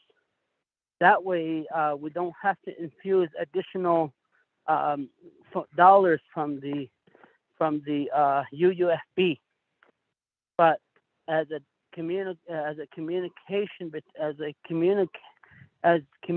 we communicate with the executive branch on this, and to determine and get a ballpark figure of what that carryover amount is, so that we could at least get those dollars infused so that we don't have to appropriate any other more UFB until the next fiscal year, because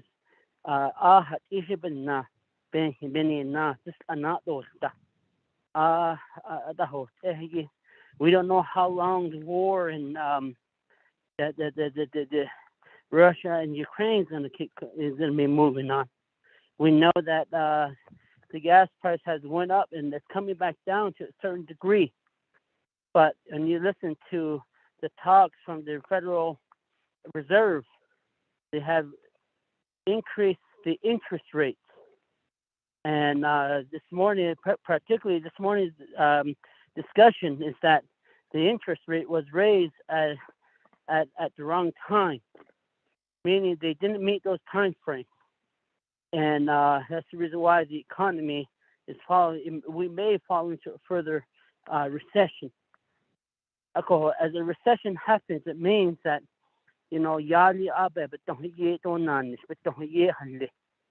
but we have to look at that figure of how that is going to impose or impact the Navajo Nation government.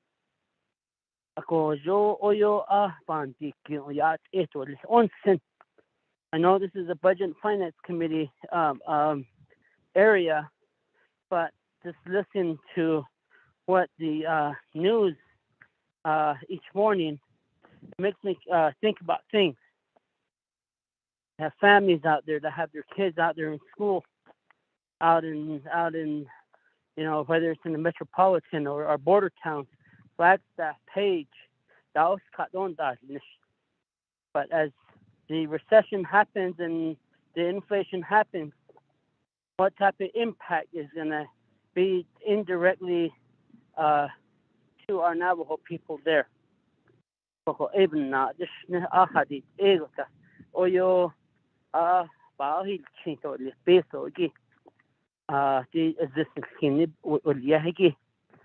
And this morning's amendment from the PTF,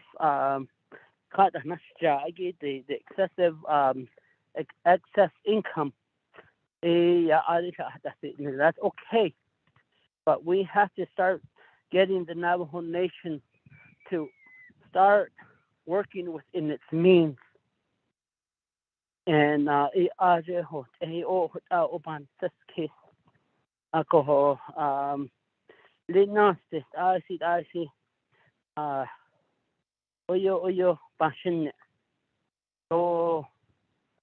it's going to impact the future market.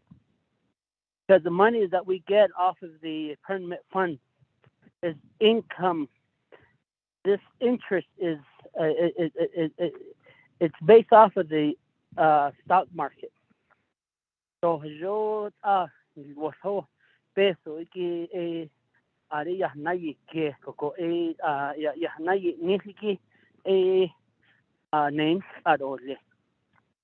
we have to start try to get our programs and things like that to start working in its means. And we have we were in a recession under the years of Reagan, and I did not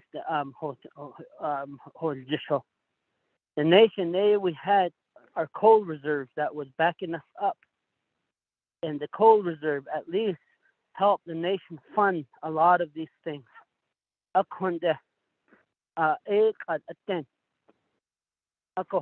have to strategize on how we're gonna move forward to try to be set some parameters so that we want to be sure that the nation is safe. You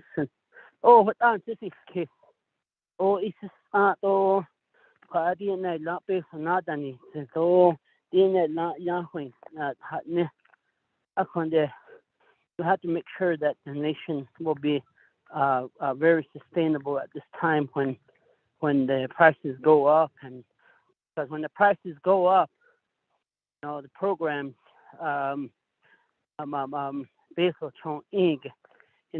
things start to cost a little bit more. So even now, we need to make sure that we are conscious of that. with the permanent fund. And koho ele o ba sito pan success o listening o ai o ai do hansi bana sa idan det o na big ade has kis o ego o ye hold just ni never care na hot on there, but somewhere we have to start looking at what if this economy starts to overturn and go the wrong way, whether it's a Democratic government or a Democratic Party that's in power with the next administration, or it's or the current Congress flips to be a Republican majority. Even those are the areas that I worry about because of the future funding for the nation. Just have to make sure that we are okay when we face these issues pertaining to the national, what's going on nationally, and it does impact us because I hear our constituents saying, "You go to bashes and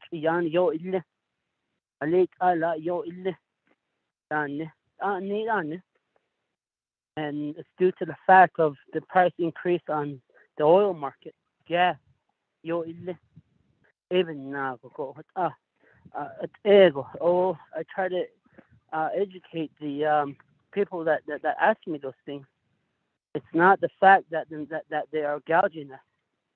These increases are based off of what's going on within our region in the Southwest across the United States, based off of how they get the produce, they grow the produce, they harvest the produce, and the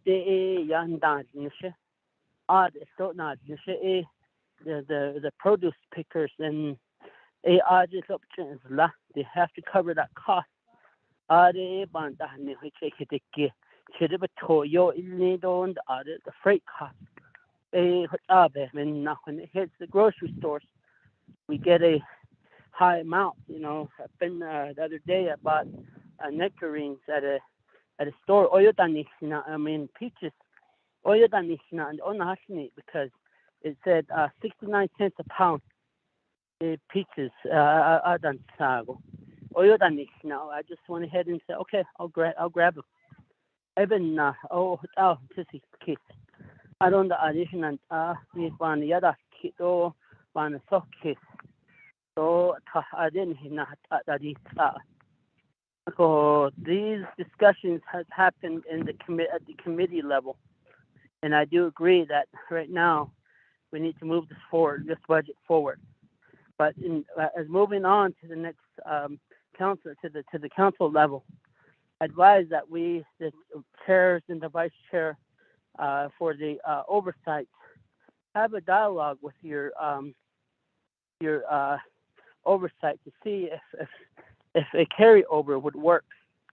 Because if we infuse a carryover, that way we don't utilize the budget pertaining to the UUSB.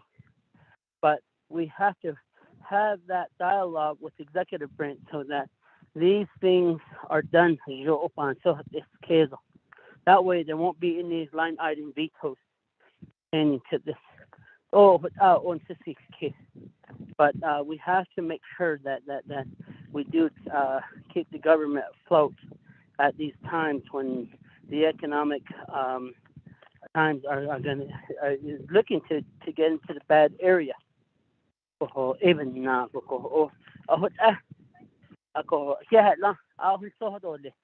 thank you.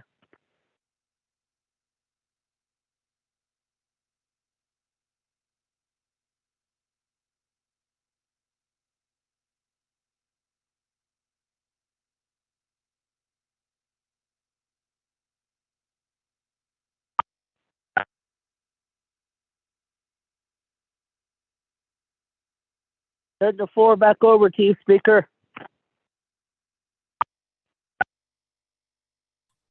Thank you very much.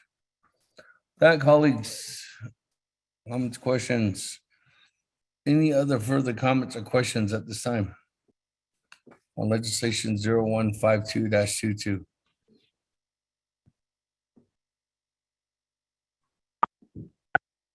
Going twice. Going three times. Okay. That. Honorable Eugene So. Let's say, I think you said three, so I might have to make it short. So, yes, this is RC% that the permanent items and the Shiprock Pinnacle. It is up in the outside, seeing all this other things about hasn't. Every day we look at it, we don't have to say much about it. We just have to do it. It seems like when you're at a council budget, sometimes we just talk about it forever, and everything's still going on out there. Speaker should say, thank you. Thank you. Let's go to the board, colleagues. Second reading, actually, Mr. Rico. Thank you, Speaker. Members of the Naabik'iytiI Committee, you have three amendments. Amendment number 1 on page 5 at lines 2 to 3. Make the following change after the word overstrike deposited into the unreserved undesignated fund balance account. End of overstrike. Insert language _allocated as follows, with the remaining amounts to be deposited into the unreserved undesignated fund balance as shown in the attached Exhibit F-1. Business unit number new. Program Navajo Nation Veterans Administration, allocation $928,619. Description, shortfall funding for veterans assistance. 2, attach a new Exhibit F-1 showing the above allocations with any remaining unallocated amount allocated to the UFB. 3, on page 6, line 30, insert the following new paragraph 4, paragraph 4. The Navajo Nation hereby directs the allocations to the Navajo Nation Veterans Administration listed in the attached Exhibit E and Exhibit F-1 are not treated as Veterans Trust Fund dollars and shall be allocated equally among the 5 agencies. The same definitions, policies, and procedures that apply to Veterans Assistance funded with the Veterans Trust Fund shall apply to Veterans Assistance funded through this allocation. End of new language. 4, in Exhibit E, the personnel lapse allocations, business unit numbers 703125 to 703129 shall be amended as follows: Overstrike Veterans Trust Fund, and insert new language Navajo Nation Veterans Administration. Delete business unit numbers 703125 to 703129 and insert business unit number new in the new language. Amendment number 2, in the posted Exhibit H on page 2, row 47, divide the $351,725 by the 78 total number of grazing districts to show an equal allocation of the $351,725 among the districts as follows.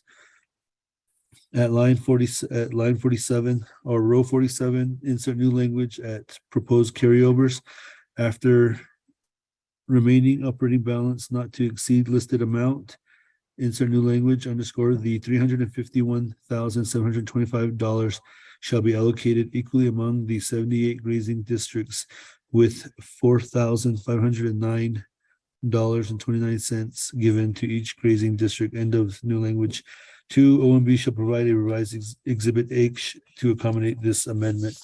Amendment number 3 on page 5, lines 2 to 3, make the following change after B, overstrike deposit into the unreserved undesignated fund balance account. Insert new language allocated as follows, with the remaining amounts to be deposited into the unreserved undesignated fund balance as shown in the attached Exhibit F-1. Business unit number 107022, Program Office of the Controller, allocation $974,644. Description, needed to fund personnel costs for 4 employees to cover OOC's operating costs for FY 2023. End of new language.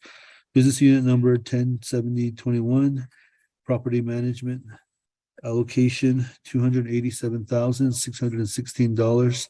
Description, needed to fund personnel costs for 5 property management employees, preventing the layoff of 2 and to cover property management's operating costs for FY 2023. End of new language. Two, attach a new exhibit F-1 showing the above allocations from the $27,911,000 available amount provided by OMB on 8/29/22.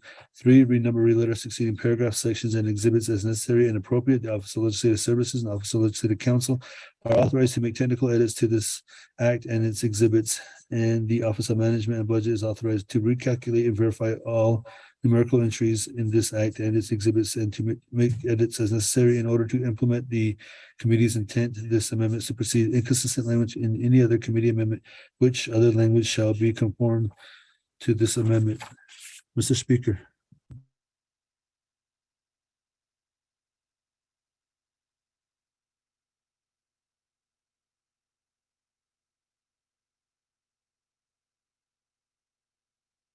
Okay, thank you, Mr. Rico. With that, colleagues, let's go ahead and go to the board.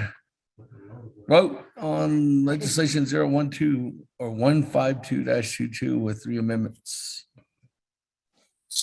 Honorable Elmer Begay, how do you vote? Honorable Elmer Begay. Honorable Elmer Begay did not vote. Honorable Key Allen Begay Jr., how do you vote? Yeah, I'll vote green. Thank you. Honorable Key Allen Begay votes green. Honorable Paul Begay, how do you vote? Delegate Paul Begay votes green. Honorable Paul Begay votes green. Honorable Nathaniel Brown, how do you vote? Honorable Nathaniel Brown. Delegate Brown votes green. Honorable Nathaniel Brown votes green. Honorable Eugenia Charles Newton, how do you vote? Delegate Charles Newton votes green. Honorable Eugenia Charles Newton votes green. Honorable Amber Kenneth Bacrati, how do you vote? Shabasia, this is Delegate Amber Kenneth Bacrati. I vote green. Thank you. Honorable Amber Kenneth Bacrati votes green. Presiding Chair, Honorable Speaker Damon not voting. Honorable Herman Daniels, how do you vote? I vote green. Honorable Herman Daniels votes green. Honorable Mark Freeland, how do you vote? I vote green. Honorable Mark Freeland votes green. Honorable Pernell Halona, how do you vote? Rona votes green. Honorable Pernell Halona votes green. Honorable Jamie Henio, how do you vote? Jamie votes green. Honorable Jamie Henio votes green. Honorable Vince James, how do you vote? Delegate James votes green. Honorable Vince James votes green. Honorable Rick Nez, how do you vote? Delegate Rick Nez votes green. Honorable Rick Nez votes green. Honorable Carl Slater votes green. Honorable Raymond Smith Jr., how do you vote?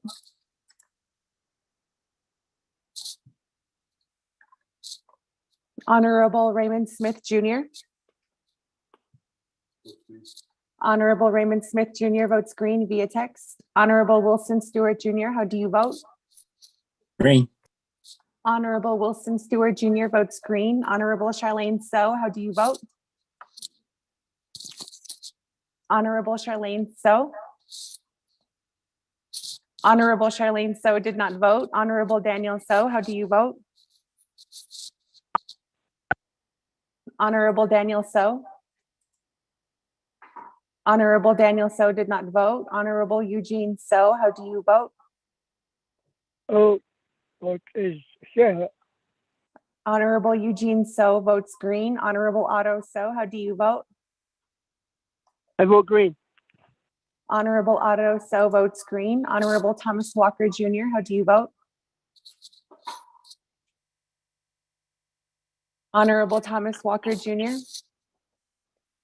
Thomas Walker votes green. Thank you. Honorable Thomas Walker Jr. votes green. Honorable Edison Juanica, how do you vote? Green. Honorable Edison Juanica votes green. Honorable Edmund Yazzie, how do you vote?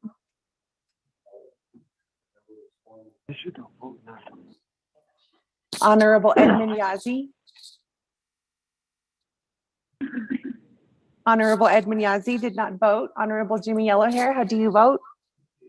Delegate Yellowhair votes green.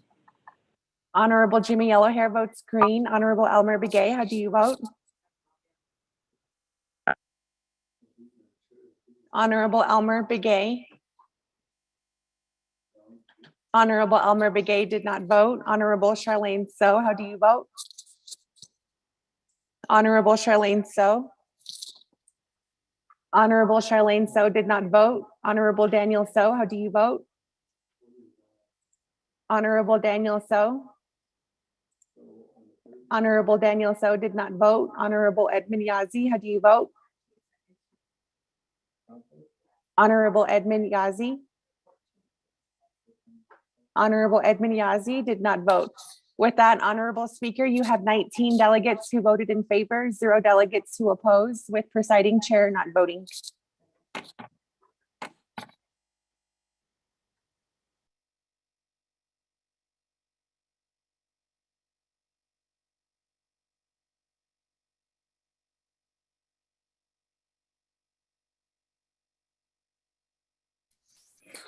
Thank you very much. With that, colleagues, 19 in favor, 0 opposed, and chair not voting, motion carries. That.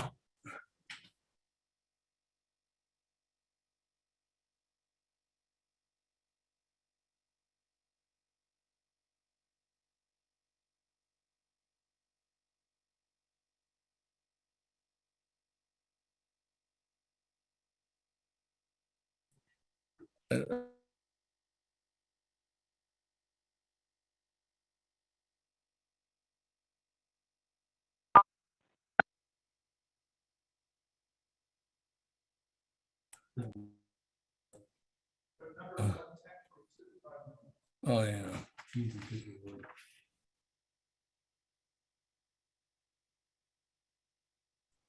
And Vice Chair Slater. All right, that moving on down. Legislation 0007-22. Sponsored by Honorable Stewart. With that, Mr. Rico.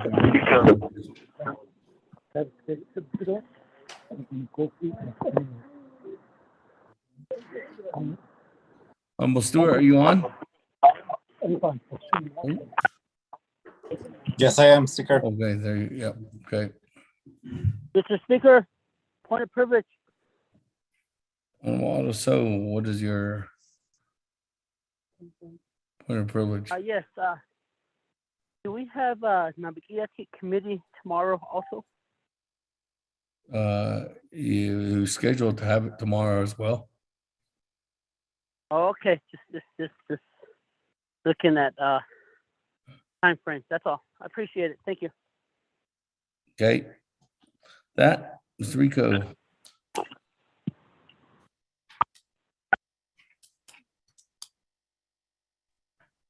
Thank you, Speaker. Members of the 24 Nomination Council, Naabik'iytiI Committee tracking 0007-22, an act relating to resource and development, budget and finance, law and order, and Naabik'iytiI Committees and the Navajo Nation Council allocating $900,000 from the Navajo Nation Tourism Fund 24 Section 741 to the Division of Economic Development, Tourism. We're on to another Cover legislation. the tourism department's personnel and operating expenses for the remainder of FY 2022, amending 24 Section 741B to allow all revenue in the tourism fund to be used by any and all Navajo Nation programs for tourism-related purposes.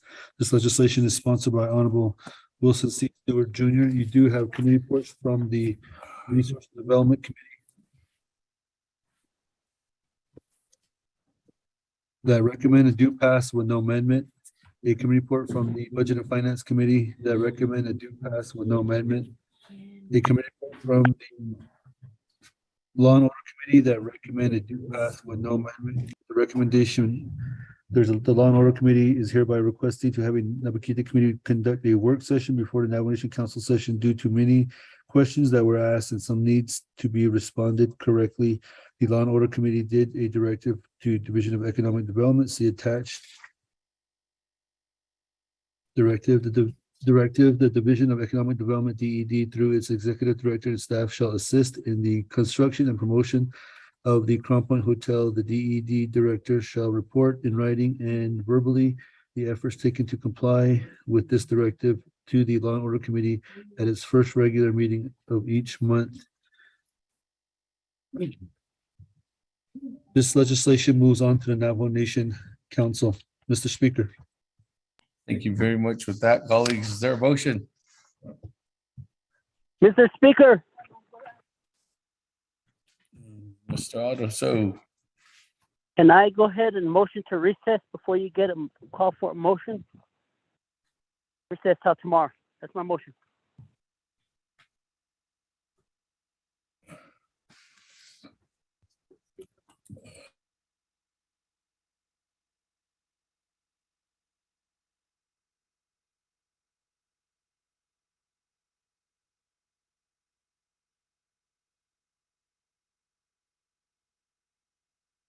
I don't have a motion on the floor, so technically I could accept the motion to recess.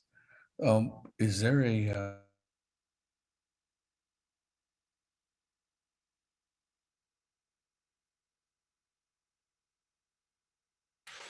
colleagues, there was a recommendation to see if okay, there's a recommendation to see if we can finish this tonight because there is Health, Education, Human Services, and our Resource and Development Committee does have their meetings tomorrow that they're still having.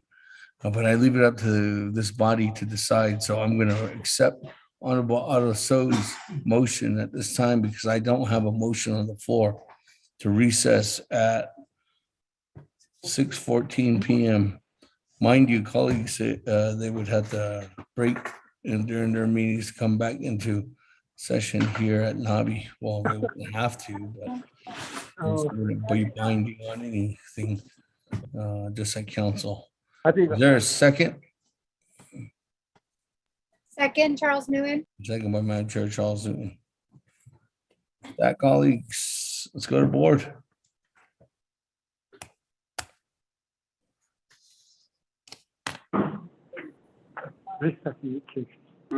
Honorable Elmer Begay, how do you vote? Honorable Elmer Begay. Honorable Elmer Begay did not vote. Honorable Key Allen Begay Jr., how do you vote? Key Allen votes red. Honorable Key Allen Begay votes red. Honorable Paul Begay, how do you vote? Honorable Paul Begay. Green.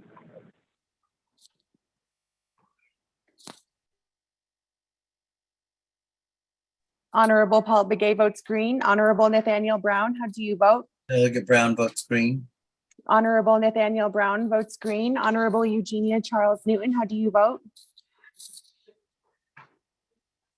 Charles Newton votes green. Honorable Eugenia Charles Newton votes green. Honorable Amber Kines Bakrati, how do you vote? Sorry, this is Delegate Amber Kines Bakrati. I vote green. Thank you. Honorable Amber Kines Bakrati votes green. Presiding Chair, Honorable Speaker Damon not voting. Honorable Herman Daniels, how do you vote? I vote green. Honorable Herman Daniels votes green. Honorable Mark Freeland, how do you vote?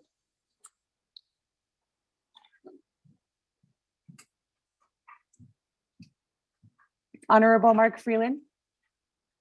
Green. Honorable Mark Freeland votes green. Honorable Pernell Halona, how do you vote? Lori votes green.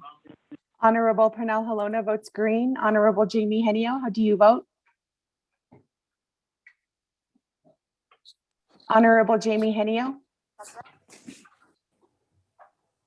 Honorable Jamie Henio did not vote. Honorable Vince James, how do you vote? Delegate James votes green. Honorable Vince James votes green. Honorable Rick Nez, how do you vote? Delegate Rick Nez votes green. Honorable Rick Nez votes green. Honorable Carl Slater votes green. Honorable Raymond Smith Jr., how do you vote? Honorable Raymond Smith Jr. Honorable Raymond Smith Jr. did not vote. Honorable Wilson Stewart Jr., how do you vote? Green.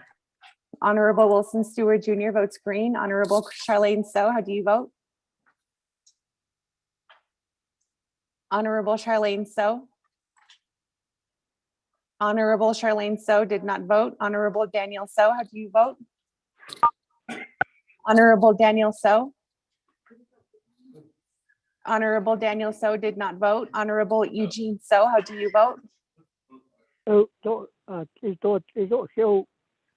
Honorable Eugene So votes green. Honorable Otto So, how do you vote? Honorable Otto So. I vote green. Honorable Otto So votes green. Honorable Thomas Walker Jr., how do you vote? Honorable Thomas Walker Jr. I vote green. Thank you. Honorable Thomas Walker Jr. votes green. Honorable Edison Juanica, how do you vote? Green. Honorable Edison Juanica votes green. Honorable Edmund Yazzie, how do you vote?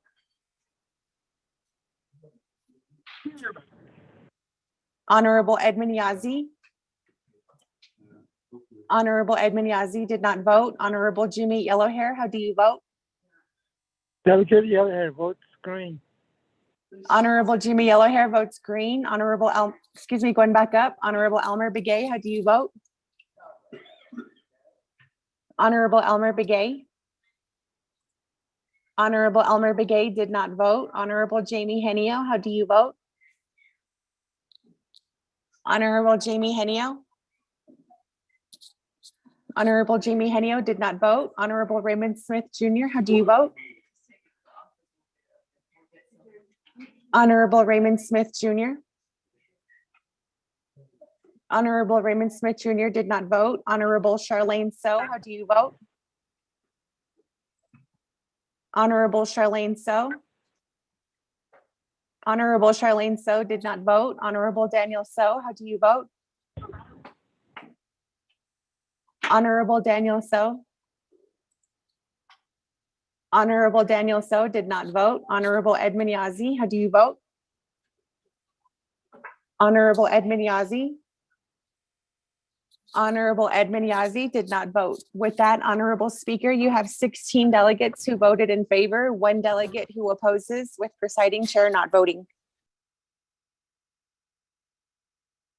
I vote green. Honorable Jamie Henio votes green. With that, Honorable Speaker, that changes the vote to 17 delegates in favor, 1 delegate who opposed, with presiding chair not voting.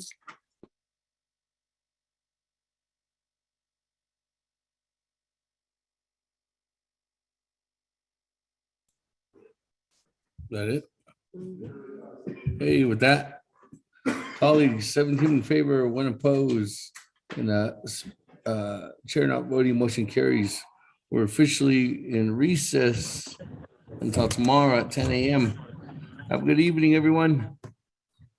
See you. Safe travels.